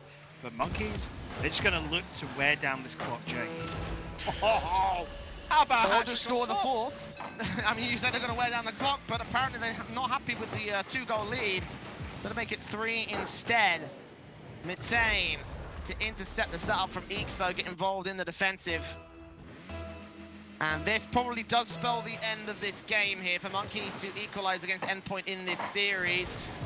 Metane passing out towards Ixo. Again, he's going to take that close, a bit high and left of the board, but a big miss off the backboard of his own right. Ball sent directly in front of the net. Metenčuks has got to take that away. I can see a world in which he put that in by accident, but regardless of what he does here, there's nothing that Endpoint can do to stop the inevitable. It might be able to delay it, but 6 seconds to the clock, it's not going to happen from here. A game on the board for the Monkeys, contesting in the first, but just outright outperforming Endpoint in the second. I think Endpoint right here are thinking themselves lucky that they're able to take game 1, because game 2, they didn't have a hope in hell of being able to contest the Monkeys here. And Jay, you have to think back all the way DreamHack Leipzig, back during the Echo Zulu days for these Monkey lads. Tarass and Metane there, that's where they really first made their name on the international stage, and they dropped off after it. Many a player in the bubble scene would have broken up that squad and just gone their separate ways, but no, these two kept grinding, they kept working at it, and they're finally getting back into the fold, making it to RLRS last season. And now to a stage like this, this is perseverance, this is passion, and this is really what I love about the Monkeys. A team that are do or die. They stick together through thick and thin, and you can see that it pays off. And it feels like as well for these guys, this has been the culmination of so much sort of effort behind them. They've chopped and changed different players. They've tried out new styles of play. It feels like Ixo really was the missing piece for this roster, you know, like for the Monkeys, they've really come into their own in the last couple of days. Obviously, slow starts, and you know, against Endpoint in that first round, you would have thought that the result could have repeated itself right here in this one, but no, not to be. This is actually a really good setup here from the Monkeys that could very well, I mean, it's already denied the sweep here, but it could very well take the take the victory away from Endpoint and throw up another big sort of upset defeat and elimination here in this bracket. Yeah, it really could. I mean, they've already taken down the Giants. What's to stop them here taking Endpoint? I would love, personally, just for the story of Monkeys take down Endpoint and then going on to take Top Blokes, just because of the story there. But realistically right now, Top Blokes, I think the wake-up call against Singularity will make them stronger in that lower finals. Here though, Endpoint need to wake up, because that first game was they had a lot of dominance. In the second game, where they just were not able to get control of the game, they felt weak. They need to find a way to be able to break down their opponents and pull out those sort of like old counter strats that they used to have and really turn things around. Absolutely. You know, I feel like they have all the elements there. Like in game 1, it looked relatively confident there, but just the return, I don't think they were expecting that level of a return there from the Monkey side. Like you'd have thought they would have been within a goal, maybe 2 at best. But, you know, that 4-1 is going to be devastating to the mentality of Endpoint. So, you know, I'm hoping that they don't get too ruffled up about it, and I hope they don't get too upset about their current situation here. I mean, it's nothing massive for them at the moment. Oh yeah. You know, only a game lost, but you know, just the fact that it was so one-sided and the fact that they felt like they lost all levels of agency in that matchup could potentially rock them a little bit. Oh yeah, definitely.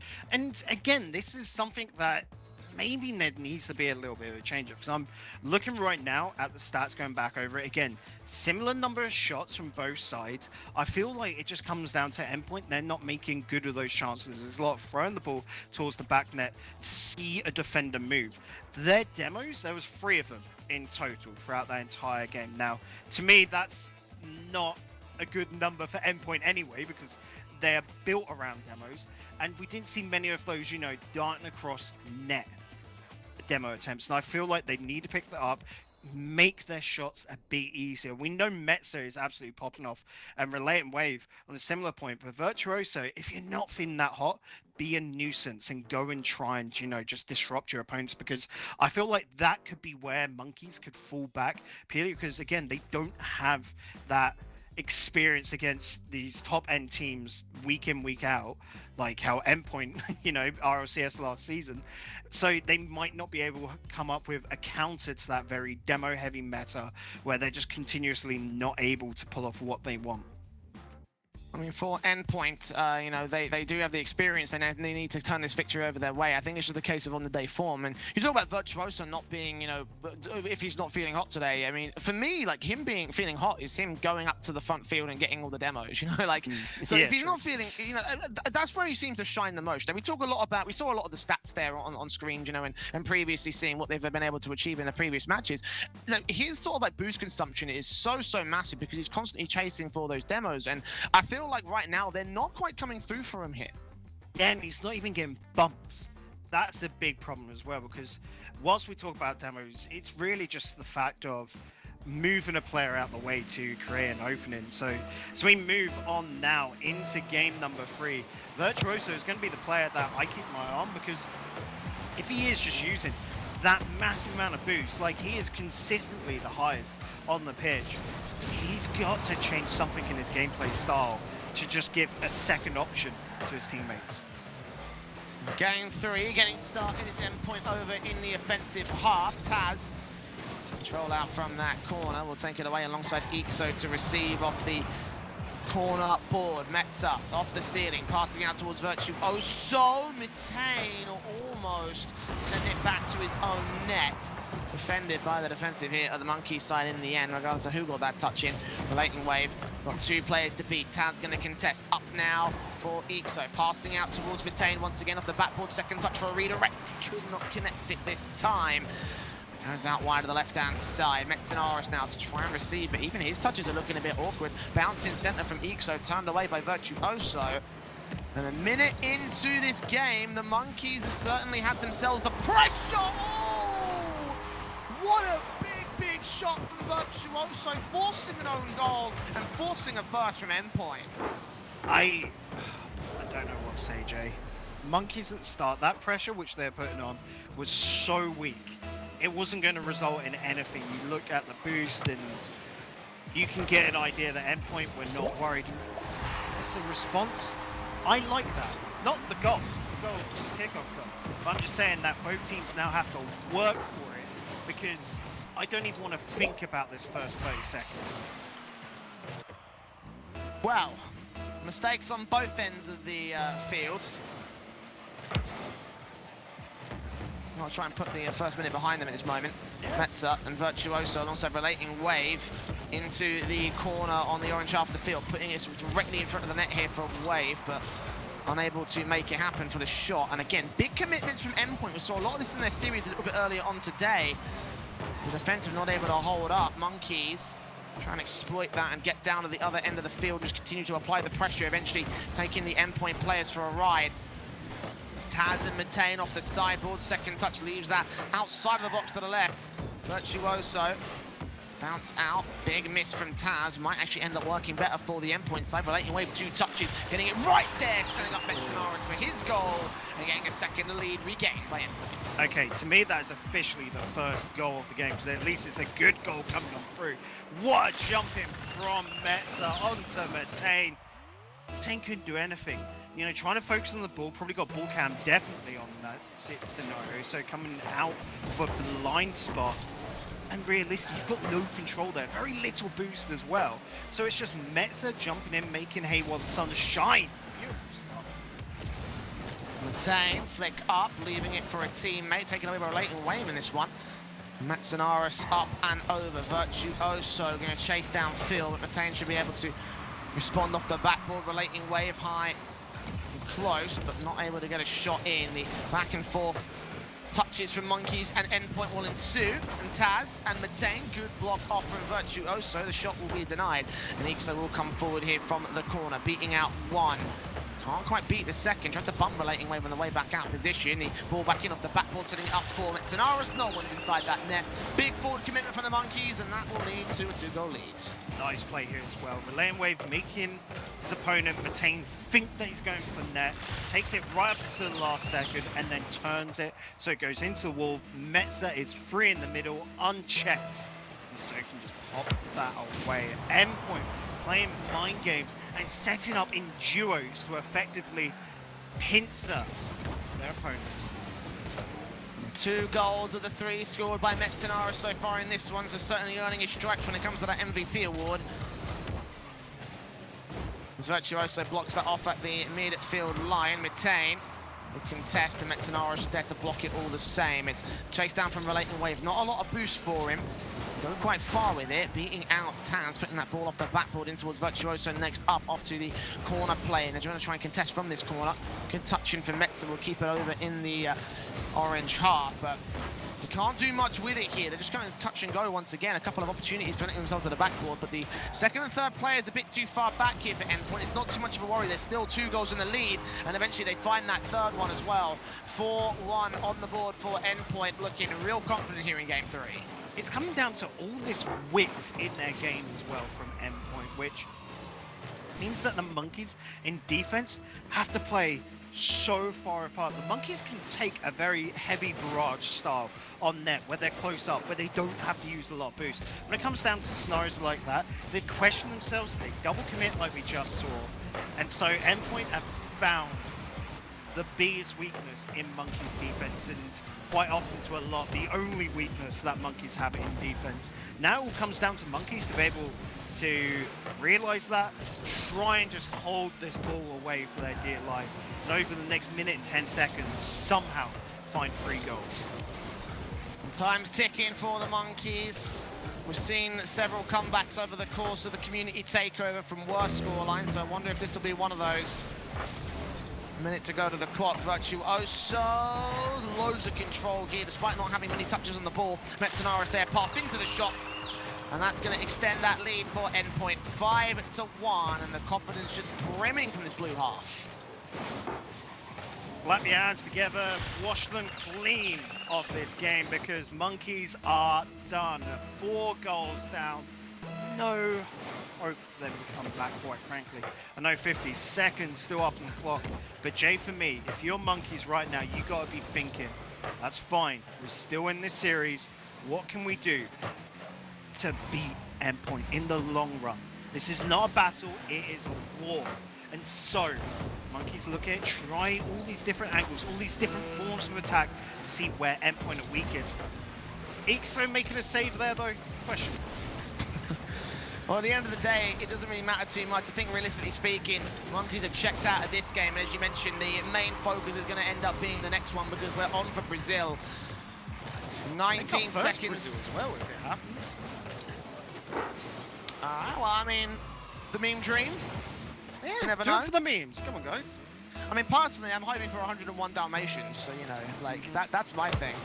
I mean, I don't think Endpoint are going to score 5 on the trot in 15 seconds, so, you know, as good as they might be, I think the Monkeys hold a bit more dignity than even that, but 10 seconds to the clock, and the ball to hit the floor in a moment's time to secure themselves a game here.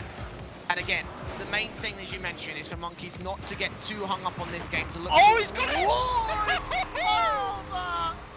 On the buzzer beater! That is a Brazil well worth. And well, if the mentality wasn't wrecked by this point, it's certainly got to look to another... Just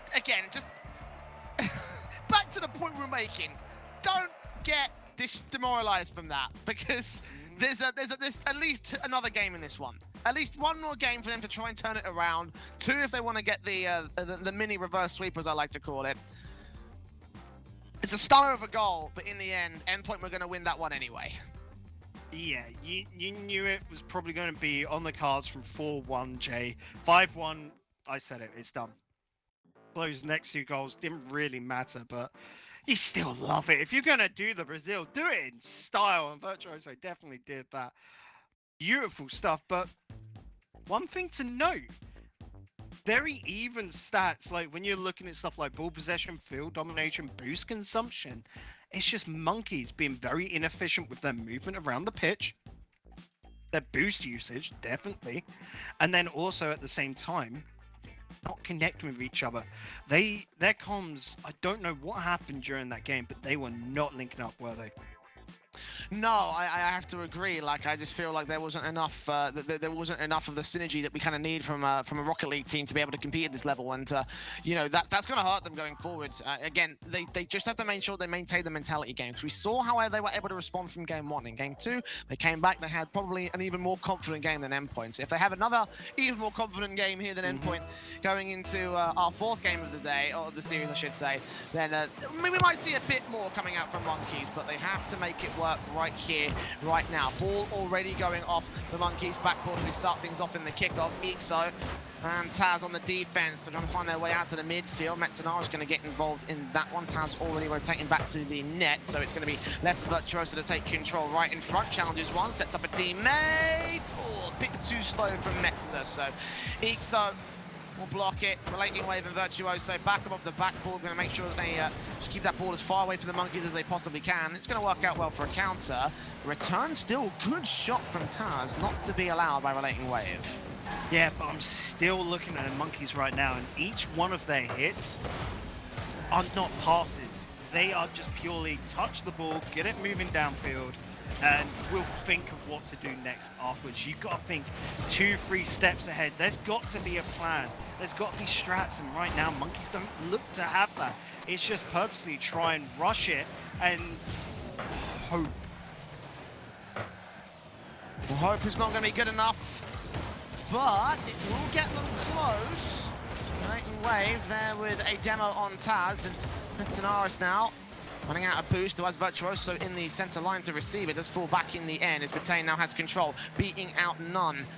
It's Relating Wave touching on the defensive line, now makes his way back in against the likes of Ixo. Good challenge on the man, but Virtuoso a bit too far back, so they can return, keep this going. Batain with a great dribble up, and Virtuoso coming in from the back line ensures that he doesn't go much further than the final third of the field. It's Metza, Relating Wave, pump and shove, and goal for Endpoint.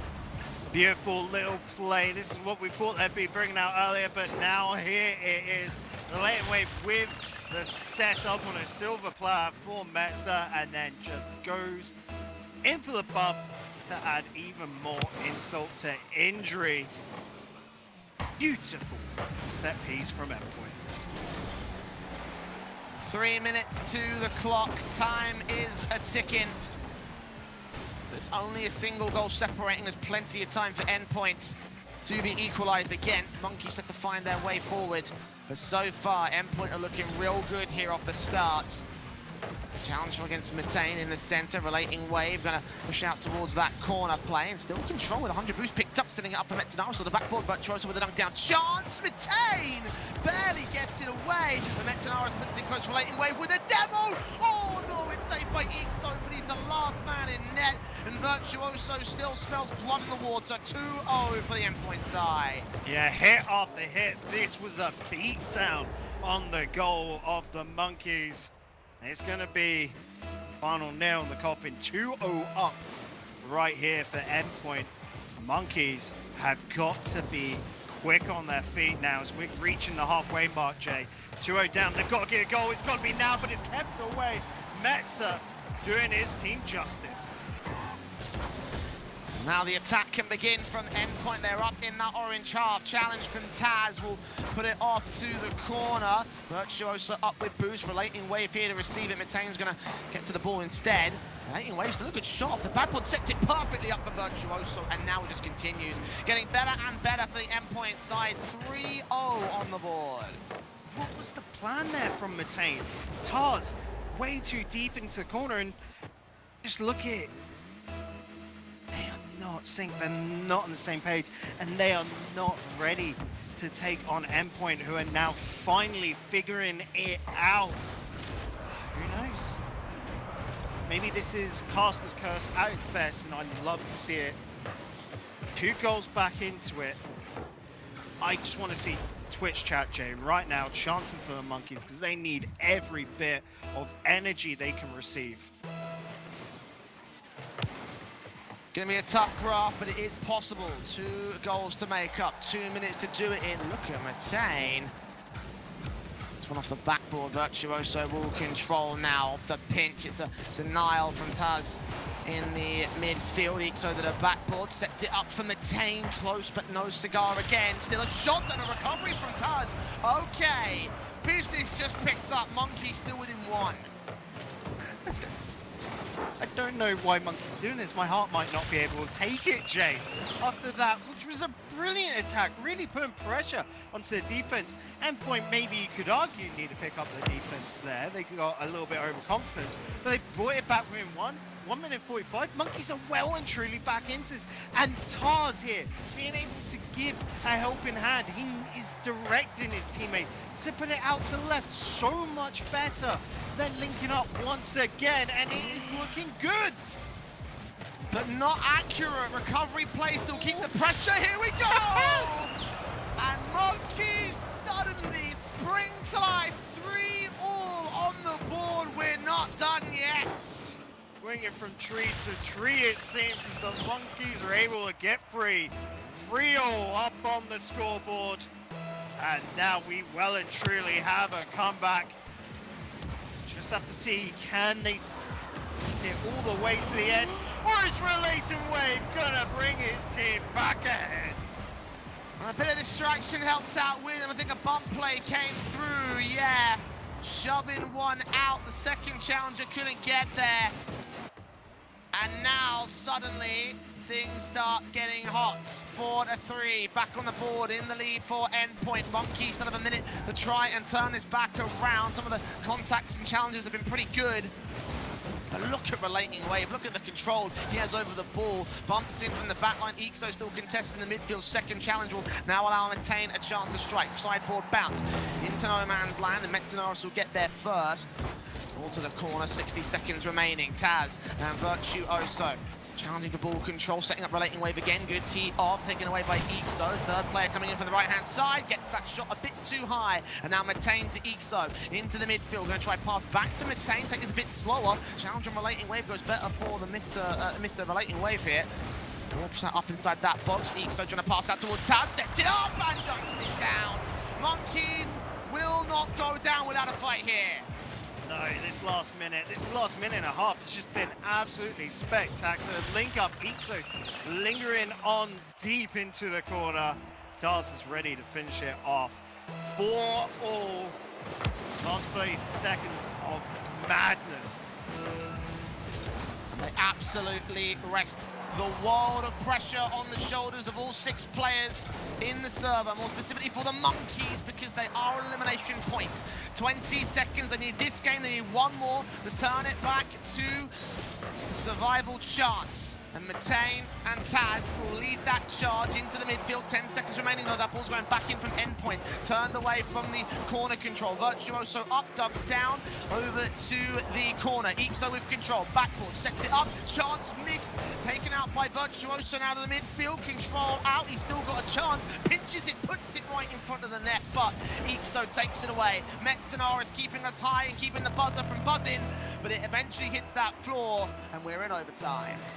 Following rule 1 there. It is not over until the ball hits the floor. Both teams knew that and were trying to take advantage. Metzen nearly taking advantage of a 50-50, but he gets it down to the corner, back into the middle, and it is cleared to safety. Not for long though, as Virtuoso is just bumping. He's removing opponents. Metain holds strong, but not for long. Relating Wave is doing it. He's putting the ball in the net and he's sending Endpoint through to the losers finals up against Top Blokes. Taz did his best on rotation, but he just couldn't get the job done. 5-4 in the final game, 3-1 for Monkeys, and while they certainly put up a better fight than we thought they would do, Bacon, what a series from these guys. Just, oh man, the talents on the other side of the field, just way too much for them to handle. I've just got to see, is this showing on Twitch as well? I love it when this graphic breaks. Just Metza haunting Matane in front of him.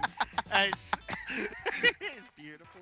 I love how the stats are compared as well. We need to get like a comparison sheet on top of this. But well done to Endpoint there, right in the final seconds. Jay, Honestly, what is it when I we're feel- casting to... Go on. I feel like if we had Tarass over in the Monkey scan, then certainly he'd be haunting over them just like the Dark Shadow, like I'm coming for you. There's some like Dracula stuff. That would have been great. No, but seriously, like Tarass was one of the key elements for Endpoint to be able to turn that over to his team's favor, and they performed amazing. And yeah, Monkeys did okay. Monkeys did pretty good, all things considered. But what really was the thing that turned it over for Endpoint? You know? Wait, we just talked about him. It is Metza. Was it all Metza though? Like, you know, you No, can't no, deny that no. Relating So Wave and the thing Virtuoso is- played their roles. Jam's going to be shooting daggers at me for explaining this now and rather not on the desk. But it just comes down to Metza and Neem's Relating Wave. Compare Relating Wave to last season, where many would have looked at that roster swap and gone, Relating Wave had just as much justice to be moved off that team. But no, Metza comes in and Relating Waves now, it seems like he feels like he is secure. And he has been popping off as well. It seems like this team is finally being able to get to their final evolution. They're still trying to work out, don't get me wrong. They've got hot and cold streaks to them. But when they are popping off, dear God, are they good. They really are good. Endpoint will maintain their place here in the bracket. They will move forward to take on the top blokes for the final spot in through to the main tournament. We're going to a short break to break down that series in more detail and look towards that matchup, so do not go anywhere.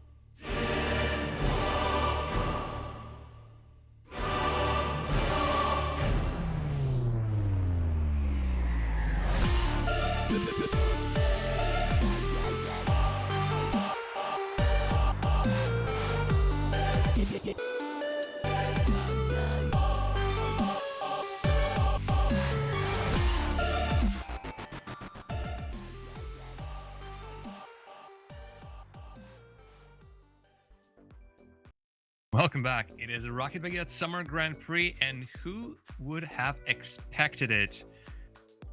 Digital Bacon, the TheEternalJay here. After that game, after what we've saw from Endpoint and Monkeys previously, to get ourselves a high-scoring series of the tournament, high single game score with that 7-1 from Endpoint, and a buzzer beater Brazil. Oh my goodness. But even whatever the result is, and congratulations, of course, to Endpoint coming through, I'm pretty sure you'd agree that this is the best both Endpoint and the Monkeys have looked all tournament. Oh, that's very hard to compare, to be honest, because I think we're looking at a very different Endpoint by comparison to the old Endpoint we used to have. And yeah, they are sort of... I guess you could make the argument in certain cases, but, you know, it's a very difficult comparison to make for me, at least. I'm looking at Bacon right now. He doesn't seem to agree with me. No, I was saying, like, I was taking the thing of this is the best we've seen them within the Summer Grand Prix so far, which was, yes, definitely is the best we've seen them. That's why I was confused. I was like, it was easily the best they've played. Like, they're finally linking up. The Monkeys the same. And you're there going, oh, I don't know, in the long term... I'm thinking about the grand scale of Rocket League here. I'm not short-sighted, okay? Like that's the way I'm looking at things. 1-0 to Bacon. 1-0 to Bacon to that one. Bacon, please continue. Wahoo! Inside joke, don't worry. But going into that, I think even, you talk about how Endpoint have played there. Whilst they're still learning with Metzer, of course, to some degrees, this is the best they're looking like. And it all comes down, like I said before we went to break, that connection over to Relay and Wave, just how him and Metzer are now linking up. Virtuoso might not look so impressive at the moment because he's just not being able to pull off the plays he was before, but he's sort of still trying to adapt. And as a whole team, as a unit, I do think they are stronger now. It seems like the individual elements of the playstyle for Endpoint are still there. We were looking back at the stats for a game. It's no surprise that, again, the leader in demolitions is Virtuoso. Relating was also coming in hot on those, and we could see just how effective some of these plays were, how well they made to open up the plays. When it weren't demolitions, it were the bumps, and Endpoint have a playstyle, they stick to it. And if they can round off the edges, and as you said, Bacon, they're doing exactly that now that Relating Wave and Mets and Norris are clicking together. They seem like a roster that made just the right move. Maybe it just took them a little bit longer to get to that point. But folks, we have one last game today for you, and this is for all the marbles. Of course, every single game so far in the lower bracket was win it or out of here. And this one is the most important one out of them all. Top Blokes would like to continue what they've started yesterday. For Endpoint, they are currently on a roll, on a rush, and after that game against the Monkeys, they would really like to bring that energy through. So going with the Endpoint and the Top Blokes, Jay, do you think that energy from Endpoint is going to carry them through? Have they improved enough to beat Top Blokes, who are currently down on a little bit of a down low, or different circumstances, different team against Top Blokes? Are we thinking like Archie and company might still take it? Well, the thing about this one is that, like, you weigh the cause of these two teams, right? And I definitely feel like, you know, they lost a lot more when, you know, Endpoint made their roster move by comparison to what Top Blokes lost. And I also think that Top Blokes gained a really big prospect in their upgrades as well. And they look pretty good, you know, like we haven't got a good comparison point against the Endpoint side. And, you know, they have got a lot more experience on that side with Metenaris coming in. You know, he's been to lands, he's been top 3 at World Championships in the past. So it's a very difficult comparison to make. Again, very similar to what I was mentioning earlier. I think the energy will certainly swing in the terms of the momentum into this next series. The difficulty for me is whether or not that will be enough for Endpoint to take the victory, because I do think that Top Blokes, they were looking real solid in this one. I think it will be a really close series overall. But it's just a case of whether or not Endpoint can crack that consistency, because I feel like it was a bit up and down throughout that Monkey series. Yeah, that definitely was their major problem, was that consistency, Jay. And I mean, that's why they brought Metzer in, to me anyway, was to bring that consistency. So again, they're still going through the growing pains of a new lad on the team. But when you look towards Top Blokes, the reason they brought Archie on in anyway, is to change up their playstyle. They have completely flipped on their head. No longer are they the team that holds back in defense and then has explosive counters due to Freaky. Instead, now they're trying to push up and do a little bit more midfield control with Archie, who can just be an absolute stellar striker and put the ball in the net. So it's, for me anyway, top blokes coming into this tournament should have probably been disadvantaged purely because they're in that struggle point of still trying to figure out that new lad in a very, very different way. But after the performances yesterday, top blokes looked very strong. Endpoint looked weak yesterday. But looking at the performances so far today, you'd probably say that Endpoint are the better looking team just on today's performances alone going into this one. But the one factor that we've sort of forgotten is playstyles meshing into each other. Well, this is another tryout for all of these teams, seeing how they're going to work against each other. And it's going to be one big test. Top blokes and Endpoint haven't met in a tournament just yet, so this is going to be a completely clean sheet. It's going to be interesting exactly how they're going to go together. We know what Archie can do. You mentioned Bacon. He is a great striker. I've noticed him to be a great cleanup man. He's always there when it needs to be, the ball needs to be put in on net. His positioning, his game sense is great in Flamus Casa, and currently helping him to do just that. On the other side of the field, of course, it's Endpoint with their combinations. I would love to see Virtuoso to jump back in again on the action just a little bit more. We know exactly what he can do. He's not only just one trick pony with demos. He is a skilled enough player and one of the best players currently to come out of Ireland for sure. For the whole British Isles, I would even say. But this is the last game of today. This is the potential disappointment for one of those sides and potential course for celebration. Although whoever wins this game goes on to face Renault Vitality on Thursday, and that is no joke. I'm pretty sure Renault Vitality is currently eagerly watching either the top blokes or the Endpoint and seeing exactly what they have to deal with. But as we're nearing that final game, it's for one final time today, gentlemen, is the predictions. Jay, what do you have? It's a tough one to call, but I think the Bacon's right in saying that on today's performance, we're looking at a better Endpoint team overall. So I'm going to go towards them. They're hot off the back of the momentum. Top blokes have had a bit of a chance to check that, to check that momentum and do some studying into the intricacies of how they're playing today. But I think the Endpoint have the edge in this one, so I'm going to go 3-2 Endpoint. And I don't know what to say. Danny was just pointing to himself on cast the cam, so I don't know if that means Danny wins or he's pointing to Ireland and that Virtuoso is going to win. But I think top blokes are going to turn it around. When you talked about Archie earlier, he sort of, to me, has that fairy peak capability, end-to-end gameplay.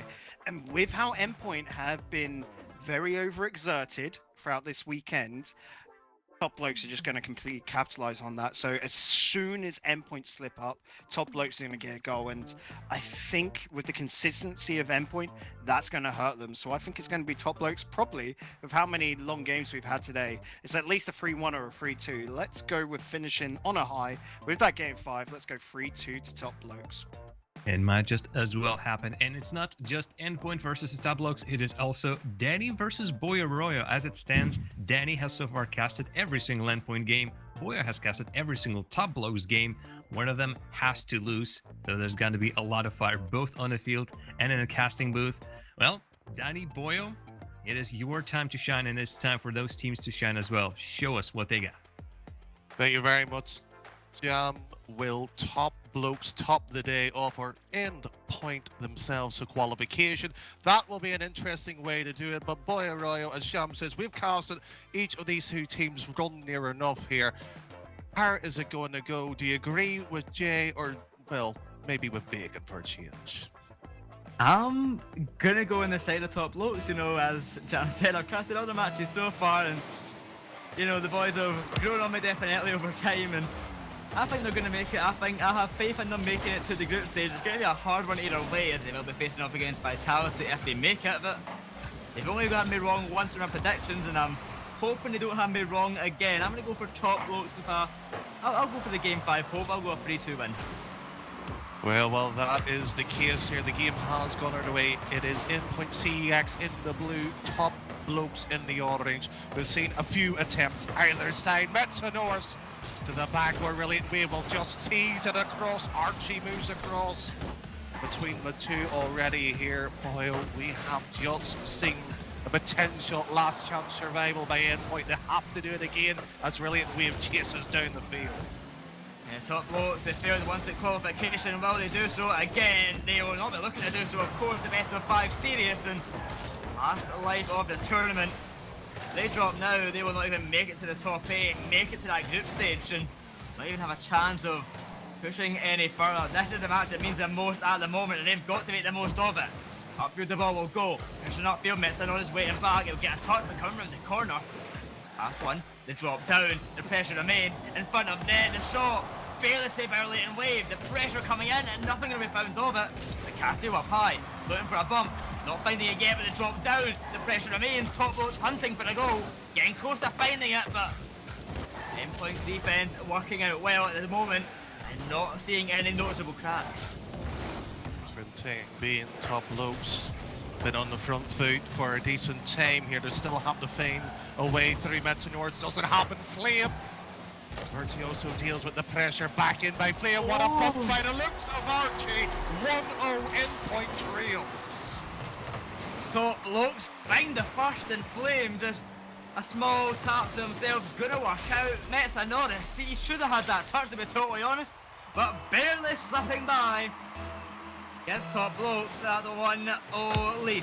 2 minutes in, a good start, but will they keep things up? Cassie with a boom upfield, looking to do exactly that. Looking to be an early second goal. The drop down, a pass in centre. Playing a bit too far away, but he can make it in time to send that to the ceiling. The pressure remains, not slowing down. Top blokes are not giving Endpoint a time to breathe. That's a good point there. It's a battle possession already from that one goal. Endpoint looks to maybe find a response ideally quickly. There are sometimes a slow starter, and Vert, per takeoff here, and Casio can launch it down. Mets waiting patiently, one demo, that's by Casio. Archie tries to slow it down, and Vert's that sort of pivot-like player. Boyle moves around freely. No one necessarily he on the attack, but that's Archie's attempt. They're dealt in by the player from Ireland, and Flame one with. For that, the chances go around. 1-0 still with top blokes. Wave, he'll find the save. The drop down off the sidewall. The boom upfield, the pressure remains. Archie, get the clear out to the corner. Pushing away as Flame, challenged by 1. Dropping down the ball will go 1-0 top blokes. The shot saved once more.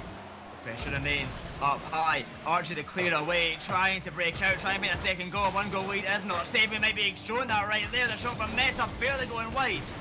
Counter attack now, a launch upfield. Top blokes looking to make this 2. And the ball comes centre. Metenčuks up to relating wave. It could be a chance off the corner coming in as Bart beats in the ball.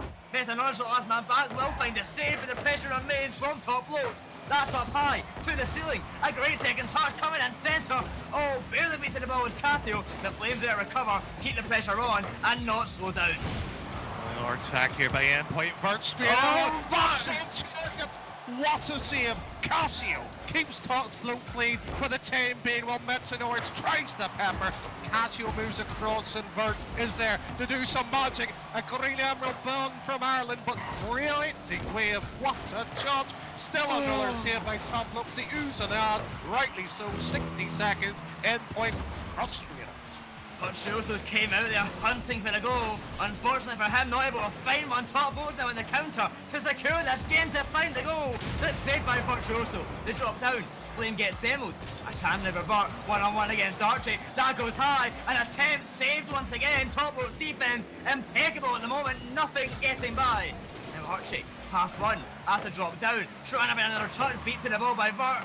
On the centre, a launch upfield. Relating wave can take the touch. It slow, he's got the boost, a good save, a good avoidance, the pressure remains, they're not slowing down, we're letting maybe another chance to pass the Metenčuks, still not in, Virtuoso to the crossbar, so much pressure but nothing falling through. Top blokes sitting there smart in their suits, they haven't shown a moment of crackness. No. Oh, relating wave, just to get that one through. Mets infield pass, shot out by Archie, moving downfield, quick little play, Vert to the side. Mets to fling it right across, and the only thing it hits is the deck. 1-0 Game 1, Top Bloke leads the series. What a start for Top Blokes. 1-0. The defense getting tried and tested, but so many saves being made. It was a great performance from them, and Endpoint kept it close, but oh, that was really tough for them to get past Top Blokes' defense. What was amazing about it as well, Boyo, you just seen Top Blokes, they absorb the pressure, they're moving across the road, and yet they're the ones who take the opportunities. That's what you have to do, but you have to feel sorry for Mets. You had a few plays relating wave as well too. Vert was as usual, tricky self, but Boyo, Endpoint's got to do something here. We've seen how they have been throughout this tournament, been slow starter. It's been a bit of doubt in the original predictions on the days. How it continues onwards, well, that's going to be the intriguing part. It certainly is, Danny. And game number 2, it'll be an important one for Endpoint. They need to bounce back. It may have been a close game in scoreline, and Endpoint had a lot of good chances, but Top Blokes controlled that game massively. And let's see if Endpoint can turn things around. I want a game 5. I think most of us do, so I'm going to hope they do so. Well, a full 5-game set would be nice. I'm old school. I want a best of 9 to return, so we could have even a longer spell, but we can't have what we always want. Endpoint starts game 2 ideally with the win. They'll have to score right off the kickoff. It looks like they immediately try that, and Archie just bumps it away. Mets and Vet once again moving across. Casio though, slow little dribble. What a pass! What a shot! Archie just sends Endpoint to the bin. Oh, perfect from the Top Bloke side. Casio to Archie, the 2 up front players linking up perfectly. 1-0 Top Blokes already. Oh, the passes can't get better than that. That is exactly what we like to see. And a great start for Top Blokes. But can they keep it up? Mets and Audit trying to find a quick return. The pass out. Show them we can do it as well. Back clear away. Virtuoso are finally finding a goal. 1-1. An explosive start to this game too. Just straight off there, Archie passing the Fatley middle. It's the ceiling a bit unfortunate. 1 each already within the opening minute of Fatley, Boyo. We wanted an explosive start. We wanted Endpoint to start stronger. We wanted the hit patter. Top Blokes is just sit there in game 1 and sort of absorb it. Finally, Endpoint gets that goal and see what they can do from it now. Finally they break through, but they've got to hold on in defense. The ball coming centre. Archie trying to find a shot of it, instead takes it to the corner. Up high it will go. Met by Casio. The drop down. Casio, Archie, the 2 players, they have been huge factors on it. Top Blokes breaking forwards, working out so well. Flame as well in the defense. That's put in a good performance, but Casio and Archie, the dream duo at the moment. I'm really liking watching these guys link up and play. And Flame now to the backboard, looking for that pass. Mets and others will take control. The drop down to the corner. Up high the ball will go. Archie backing off, rushing in, beat to the ball by 1. Virtuoso upfield, taking it slowly. A good 50 by Casio, wave out to the side. In comes Flame to the ceiling. The drop down. 90 seconds in to make it 2. Off the crossbar, Archie's shot barely going high. We're moving down. Flame able to respond. Positional play will be beaten as we have reads at Flame. Back into the central. Metenčuks waiting patiently, controlling and trying to dominate. That's what the game, the stats we see at the end stream. That's Casio mistake. Flame brilliant way surely sees Met. He does indeed. Straight across on target. And Casio launches that one down. Top Blokes are repelling Endpoint's attacks. So close for Endpoint, but really way pushing upfield. Trying once more to make it 2. Virtuoso. A good 50-50. We'll keep on the attack. Up high it will go. The clear away. Out to Metenčuks. Bumped in the process. Have to back off. Virtuoso can't make a touch on it. Archie out to the side. He's got all the boost in the world. Sends that to the back wall. That's up high. Relating wave a launch back up. You're rushing back to net. It's Casio. He'll find the save. But the pressure remains. Endpoint not slowing down. They're exerting all the pressure now. They are wanting the second goal. It could be a chance. The ball coming centre. Clears away. Up high. Have to back off. Top Blokes now pushing up on attack, trying to find this counter opportunity. Well, Here it may come with relating wheel per touch though, and Casio, he spotted Flame off the backboard, stuck with Casio. Metenčuks, one stop, second stop, and that's top blokes there. That's what they had on offer, and yet Endpoint stops him in return. This is a much even match here, probably the equals. We've seen how they can perform too here, Boyle, but Metenčuks from its backboard trying to start the play again. Upfield Metenčuks will go. Met by one, Flame up high, trying to find the drop down. That's coming centre, off the backboard, and attempt not working out, having to back off now it's Casio. Late wave. A good challenge, up high, to the backboard. Endpoint, the pressure remains, but a queen away, it could find a chance for Flame and beat to the ball. Up high it will go. 1 apiece, 90 seconds left. Endpoint top blows, dead, even no one finding a lead. It's been such a close game, such a close series. And I hope this continues, it's been a great one to watch so far. Well, Metenčuks looks to continue the attack that Endpoint has. Archie just moves across per bounce here, top blokes, but fortuitous how it goes as Casio launches by a Prix jump to relating wave. Second touch goes alright, Vert Mets, double commit. Does Endpoint have it what it takes? It seems to be yes at the moment. They don't get punished for it, and Flame controls, drags it across, now down to the halfway line, trying to get into the final third, no bump, but Archie's there to play some dividends, attacking play. Oh, Virtuoso, some amazing saves right there, barely keeping that one out. Now it's Flame, bringing the ball centre, the follow-up, no one's there. Virtuoso up high, the pressure remains. Virtuoso, no boost in the tan, trying to force their way through, stall for time, give Metenčuks and relating wave chance to get upfield. But Flame now, all by himself, bringing it centre, out to Archie, that's to the backboard. Casio, to the ball, a drop down. A great 50-50, a great dunk, top blows, they want to avoid this overtime, they want to take it right now, but Endpoint saying otherwise. That's a great pass, that's a great shot, that's a great goal, Endpoint has the lead! Oh, what a play. Wave just moves that across there, one beaten Flame the moment he jumps there. There's two arguments where you can place it left or right. I prefer it behind the keeper, and yet here we are, Endpoint. Maybe the chance to tie the series too. That will be the case if Vert can continue to hold it, blocks it, moves it down, and 10 seconds remain, Boyle. It really is top looks to fling this downfield, but Mets holds it nicely. That surely is game 2. That's gotta be it, a great stall for time, a great save from Casio, the ball does still stay up high. 0-second goal is possible, but they've got to put a lot of effort in. Metenčuks to drop down, securing the game. Endpoint take game 2, and what a game it was. It's amazing how sometimes we can look at the opening game and think this is how it's going to go. Endpoint struggled for goals there, Boyle. Oh, they found a way of getting their accuracy, moves it across, but you gotta give credit, Metenčuks set things up quite nicely, moves the ball around. Virtuoso doing typical things there. We've seen the stats around, but Boyle, any suggestions for top blokes though?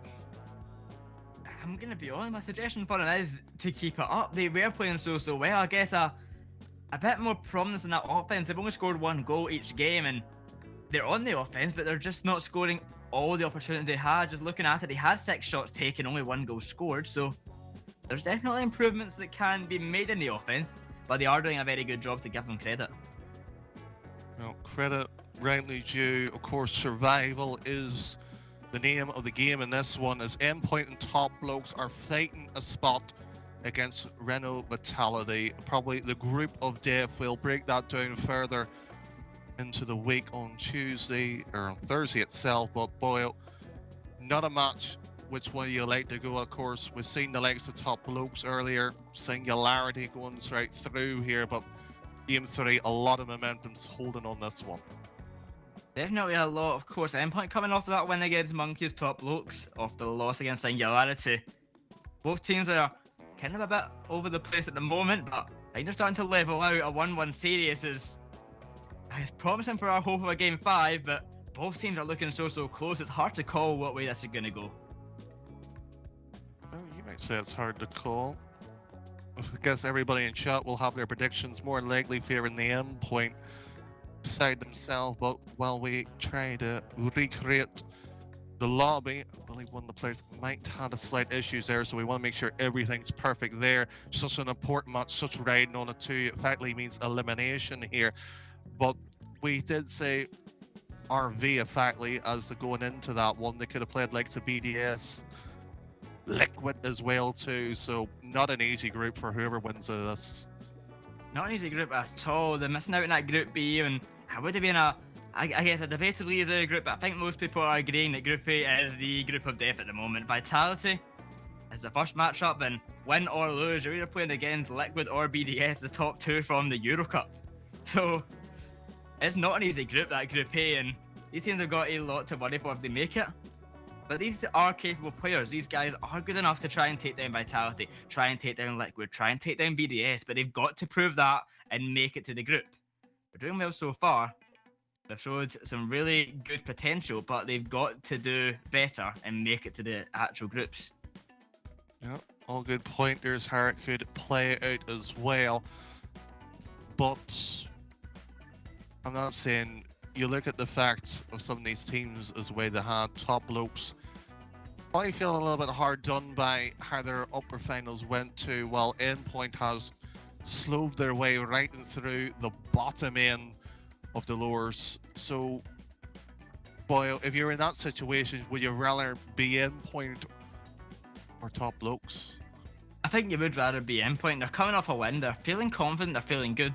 Whereas top blokes have had that slight blimp in the road, that slight bit of disappointment, of shakiness of, oh no, am I doing good enough right now? Are we able to qualify? They have that bit of doubt in their mind.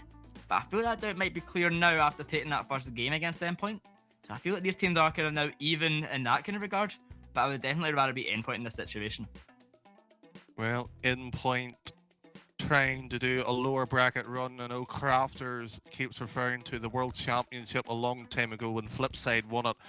Not on the same scale, but it would be a feat nonetheless. They have got a point to prove against here. With that said though, Endpoint earlier in the match, they played the likes of Monkeys to Solari, but forget about those for the time being. The players are rejoining. Game 3 is underway.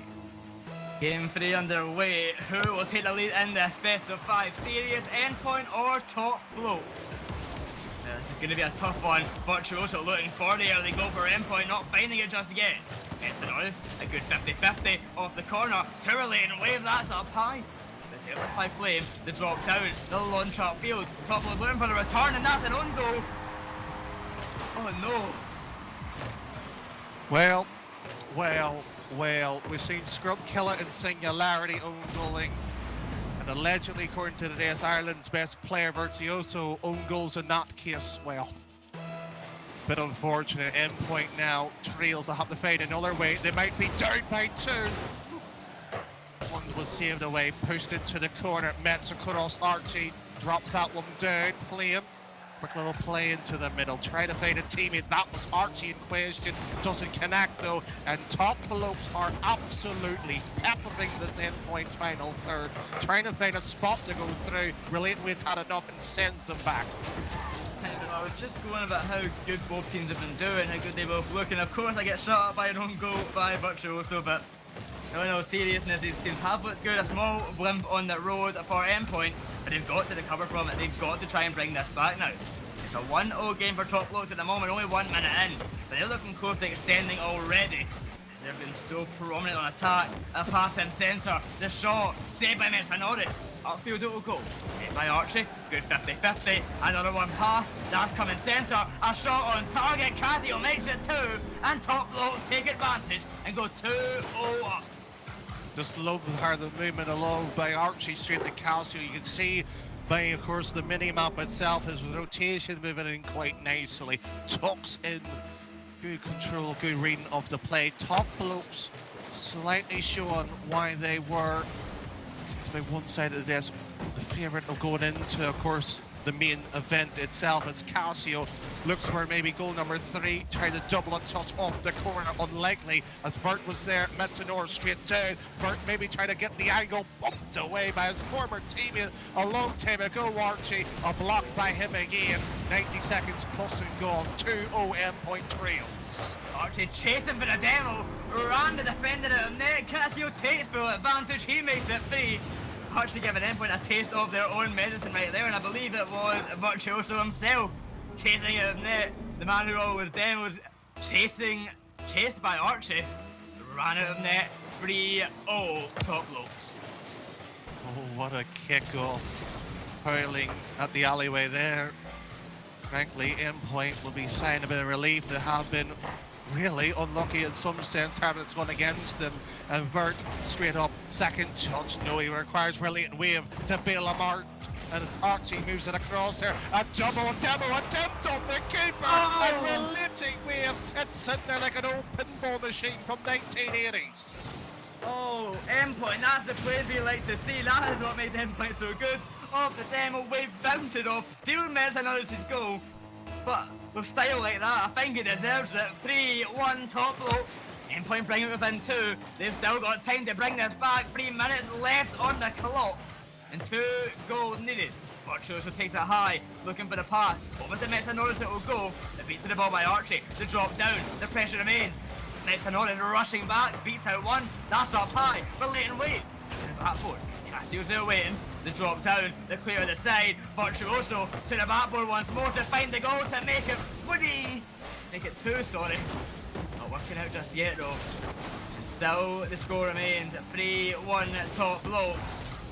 Endpoint so close to making this 2. But they're not there yet. We are trying to calm things down at the back line. They were on the attack. What a good save. Flame maybe trying to find a spot into the middle. Doesn't seem likely. Another play here by top loops. Boyo said they were leading by 2. They have been comfortable in game 3 here, but maybe Metanoris and Vert trying to do some damage. Really? Oh, what a pass! What a pass, Endpoint. Virtuoso rotating wave off the ceiling and down it goes. They bring it within 1. There is still time for an Endpoint comeback. Do not count them out yet. This is so close, Danny. 3-2 the score. 1 minute, 52 seconds left. Endpoint. The chances are getting taken away off that kickoff goal. And they still have a chance, but lessened and lessened over time. Point about, you said you were a little bit early on that one, Boyo. Bit of experience required, both on the field here in the commentary booth. The viewers sitting there, of course, supporting the respective teams. A bit nervy, as we have been saying plenty of times for a qualification match for the main event. And Vert trying to scrape Endpoint over the line here, and Flame takes it away, pushes it downfield, and Virtuoso, one touch, moves it. Now it's from his own final third, into the midfield, one flick into the middle, and Archie just moving into the corner, trying to hold and stabilise it, as Related Wave responds in kind, like time and time again, but no success from that play yet. And just as I find they're starting to bring it back, they can save it off the kick-off. Virtuoso looking for the bump, not going to find it. Archie rushing back, will find the save. Related Wave up high, a great 50, that's to the backboard. Virtuoso can't make it in time, it's a notice. Looking around, sends it high, the drop down, bumps all around, 4-2 the scoreline. 1 minute left for Endpoint, time running dry, and top post on attack. Like to see game number 3, Danny. The top post looking so comfortable at the moment, not going to look like they're slipping anything else by. Well, as Casio trying to move downfield, he might have one and slip it through directly where the defence wants Lace as Flame now. Puts it down where Metanoris was waiting patiently. Good read, probably by the smartest player on this field. Struggling to find a way to break through. Top Lopes is now Metanoris' poor first touch. Gives Flame a chance. Vert infield it goes. Related Wave has to get this one on target. No.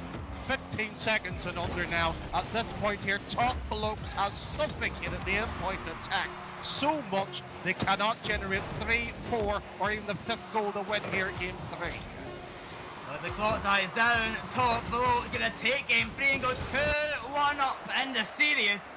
Endpoint some detrimental mistakes. The own goal, the kick-off goal, 2 easily avoidable goals. And Endpoint only, in total top bloke, sorry, only won by 2 goals. If they just avoided those 2 simple mistakes, that game would have been tied. It just shows that you cannot make those mistakes in a match as important as this. Well, in this type of situations, as experiences sometimes get you over the line, Metenčuks got a lot of experience in them, but don't discount or devalue Flame or Calcio.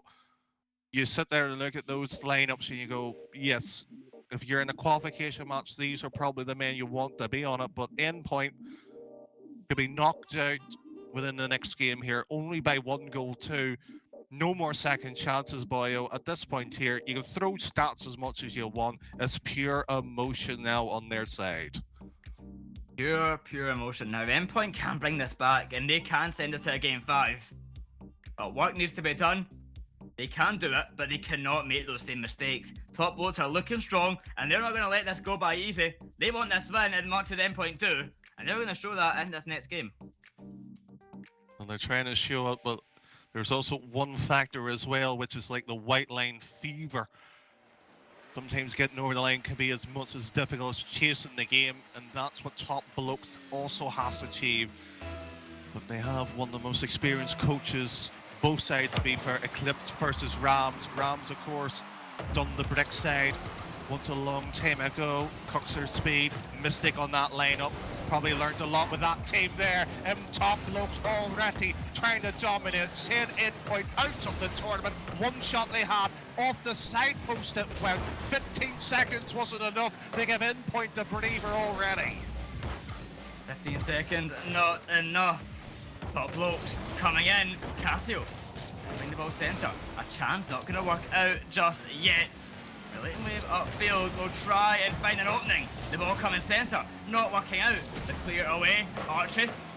Oh, so close. Anywhere across, Virtus drops away from it, either lack of boost or realising a better play. 1, 2, back over the Virtuoso. It needs to go back down to somebody. Archie and Flame, no pitch for the Dragons there. Demo on 1 and Endpoint scrambling at their own goalmouth, effectively there, Boyo. They could have conceded, but they're willing to risk it for the attack. You have to get credit for that. They have to lay everything on the table, and it will start with Metenčuks and beating again. Vert this time has to pick the sticks. Pick it up off the side ball, trying to find the clear away, not going to work out just yet. Leighton Wave now, up high, making a play of his own, takes it low on the 1, the follow-up saved, barely. Goes back to Casio, upfield, trying to find the play, not working out, the pass in centre, Endpoint needs to make a move, instead Top Bloats are going to do exactly that. Oh Archie, that should be a goal, the follow-up not going in easy, Top Bloats have ruined their best chance to take the lead, and the score remains 0-0 all because of that. The greatest miss of the Grand Prix, that's when they'll be put down if Top Blokes are knocked out. Still plenty of time, still a lot of life in this series, but Endpoint, you've got to show us something to get us to believe. It'll start with Metenčuks, Virtuoso demos, Archie moves into the play. Brilliant Wave has to drop back, and Archie moves in kind, just trying to tease him, block an opportunity. Flame, what a whiff, what a mistake. There hasn't been a touch that way, and Top Blokes, Ram may have took that one, but it was executed by Flames. Flame, the softest touch in the world, I would say, barely clipping that ball and giving Top Blokes a 1-0 lead. Half the game gone, 1-0 Top Blokes. Endpoint, they've got to go far. They need to find the goal if they want to stay in this. The ball travels high, the clear away, back to Metenčuks. Off the corner, beat by 1, Virtuoso up high, trying to make that play of his own, but low on boost, cannot break out of his own half. Half 1, but beat by Flame, the drop down, that's going to be another 2. Oh, Top Blokes, and they are battering Endpoint now. Well, Endpoint. You've been in situations like this before.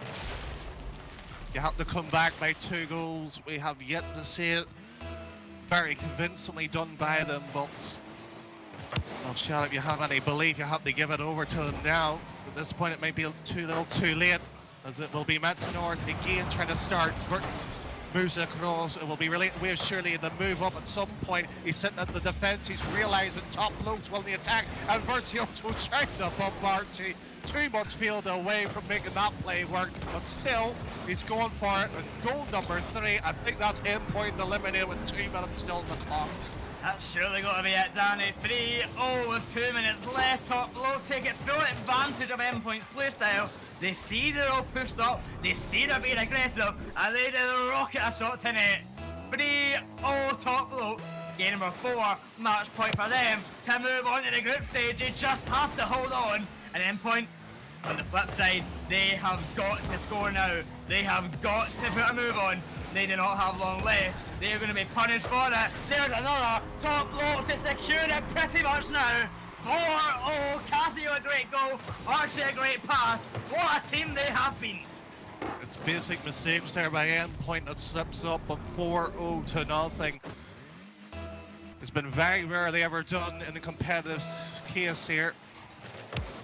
They have to find 4. They get it back within just a tad and one more goal to win it. It will be really a wave trying to start maybe the greatest comeback for Endpoint's history. But Archie's willing to push that to the side. Not going to happen. And Metenčuks, quick shot, and low it goes. But a double commit by Top Looks pushes it wide. Top Blocks are not going to let this go easy, and the clock slowly dies down. 90 seconds left. 4 goal needs to tie. A great demo, a great save. Possibly a 5th goal coming in now as Archie and Virtuoso in a 1v1. The shot saved by Vart. But that's got to be the game now. There's no way Endpoint can come back from this deficit. And if I get Castle Cursed here, I would be immensely excited and surprised. But I think it's safe to say that Top Blows are going to be moving on to the group stage, and they're going to be facing Vitality on Thursday. I'll be waiting and seeing how that one goes. Whereas myself, I'm a Liquid supporter. It'll be interesting how that one plays out. Who will be Endpoint as a consolation goal? 5 goals scored for, 1 favouring Top Blows. Again, you can only ask how many times can you do these type of comebacks. Highly unlikely, but you never know. But frankly, in my case, I would say it is over. Say so, but there is still time and 50 seconds on the clock. 3 goals needed. They have to act exceptionally fast. Metenčuks will take the ball high off the ceiling and dropping down. Relating wave, a touch out to the side. The pass to Virtuoso, not working out. They're cleared away, running down the clock. Top Blows have played this exceptionally well to end things off. And one last ditch effort from Virtuoso to push upfield. Casio takes a pass, find another, make it 5, close it all out. Oh, it's off the crossbar, so close. Either way, that's going to be the game. That's going to be the series. That's going to be the end of Endpoint's run. Top Blows moving on to the group stage. Endpoint eliminated. An unfortunate loss for them. A valiant effort, but they meet their demise in the form of Top Blows. Well, Top Blows, they have made the series interesting. They have performed well. I thought the likes of Freaky on that team when it was Veloci was a very good performing team, very defensive since the introduction of Archie, well attacking, well versed. Coach alongside Rams. Eclipse will have a bit of work to do with Endpoint, but 3-1 series, 5-1 in the last game itself. But boy, oh, commiserations to Endpoint. Top Blows move on. Top Blows move on. That is the end of Endpoint's run. A valiant effort, but they could not take down the Top Blows side. Congratulations to Top Blows. They will be facing off, of course, in Group A against Vitality, a difficult group right there. We'll be seeing them on Thursday, but we will not be seeing Endpoint any longer. Congrats to all team making it today though. Singularity and Top Blows, a great performance. Well, great for some, commiserations to others, but there is one more voice that will happily serenade Top Blows too with their win. It's your jam. Well, gents, that has been some sort of a miracle. Of course, the votes on the desk have split. We have Jay for Endpoint, and of course, we had Bacon for the Top Blows. And honestly, I think this series was looking exactly like that. And it feels like the longer this went, the better the day has become. Although, together with explosive action, we got some crazy mistakes. Really, just how many goals would you count that Endpoint concede from easily avoidable mistakes? Well, I don't know. Maybe we could ask Digital Bacon, who's hiding behind Boyo. Bar that factor, there was plenty of mistakes. Enough there we could sit there and look at endpoint. But to be fair, these are the type of matches where mistakes, you don't really try to worry about your offense's chances taking them when it really matters. Endpoint, yes, it was scrappy, but it was Top Blokes' resilience really that kept it going for them. It was working out just well for them. You could see just how well they crashed the net of the endpoint, put them in awkward situations. And it seems to have worn them down. By the end of that game 4, you could see that endpoint were stuck in that low gear. All the while, Top Blokes were just running circles around them with every single play. Really, the glaring mismatch in reaction time and precision on the challenges was monumental, but all the credit goes indeed to the Top Blokes for making sure that even at the end of this long day, we're approaching 5 hours of the broadcast, and of course players have all been here ready or warming up in between the games. A long day for them. We'd have to end it somehow and in an interesting fashion, but the fashion as it is, endpoint is out and the Top Blokes are moving to the next day. This is going to be happening on Thursday for the group stage, and then later on Friday for the second group. Boyo, do you have any words of advice for Top Blokes as they're going to be facing Renault Vitality out of all the teams? Is there anything that can help them prepare for this monumental matchup? Best thing I can say, listen to Rams, he's your coach, and hopefully he'll give you the best advice possible, because they are going to need a lot of work. Vitality is not an easy opponent. Simple as that. They are the top dogs of Europe, consistency to its finest. So let's hope they can do some replay reviews, get some practice in, and see if they can challenge the European Titans. It's as good as a pep speech as ever. And Danny, perhaps you can advise Singularity, or does Singularity know what they need to do? They need no extra words of advice. Singularities went through the bracket. They have a coach in the background. They've done well enough. They don't need any more pep talk. I mean, that's all they've got the experience. They've got the former world champion. I mean, bar that, it's up to them. Best of luck to the two teams coming on up. But as we finish our day-to-day, let's take a quick look at what happened earlier today in 5 games in total. We, of course, started with Endpoint, who put in a solid counterattacking effort against Solary.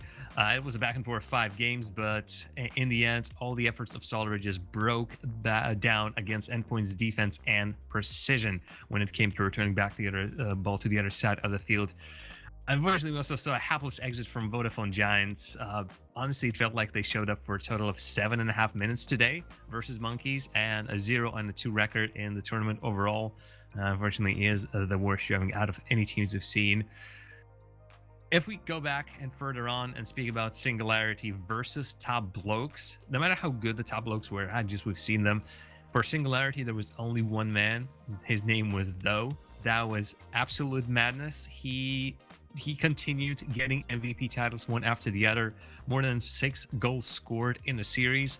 He was absolutely dominant, but not without the help of Noli and Scrubkilla, and I'm liking how this team is shaping up. And of course, Monkeys and Endpoint has brought a little bit of life in their matchup as they were coming off the wins against Solary and Giants. And I'd say despite what has transpired and despite what Endpoint getting the win, that was a great showing from Monkeys. Unfortunately, both Monkeys and Endpoint are now out.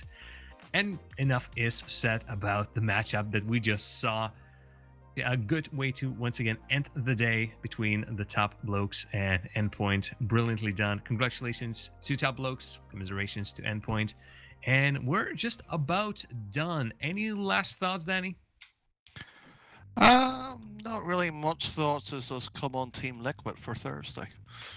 Of course, we should have expected just that. Boya, anyone you'll be cheering on as we're going to be heading out into the group stage? I wanted to say Team Liquid, but I'll leave that for Danny, and I think I do want to see how BDS perform after that Euro Cup win. Can they keep it up? Extra, of course, is an excellent player, and let's see if he can keep things going. So I'll go against Danny. Let's go BDS. It's a solid team to pick. And of course, That is gonna be what's gonna be happening later on in the week. But for now, thanks to all of our casters that has joined me today on the analyst desk and in the casting booth, as well to our broadcaster Benzo, has been showing you the pictures and transmitting the sounds. The game will not be possible without our admins, so thanks to Spleen and John, aka always. Community wizard Lukash and the person behind the asset Sparta, big thanks to them as well. And all the credit to the new and improved overlay once again goes to the team of Eskimon, Palacium, and Rurik. The team over here is really thankful for the feedback that you have been giving, and we hope that you keep enjoying what you have on display for you and enjoy this graphical bonanza for a time to come. And of course, this tournament wouldn't be possible without Psyonix and their sponsorship and community support, as this is made by community for community. So we thank you for watching. But Rocket Baguette Summer Grand Prix will return on Thursday, July 16th at 7 p.m. Central European Summertime, with top blokes joining Rona Vitality, Team BDS, and Team Liquid as we go through Group A. We'll see you then.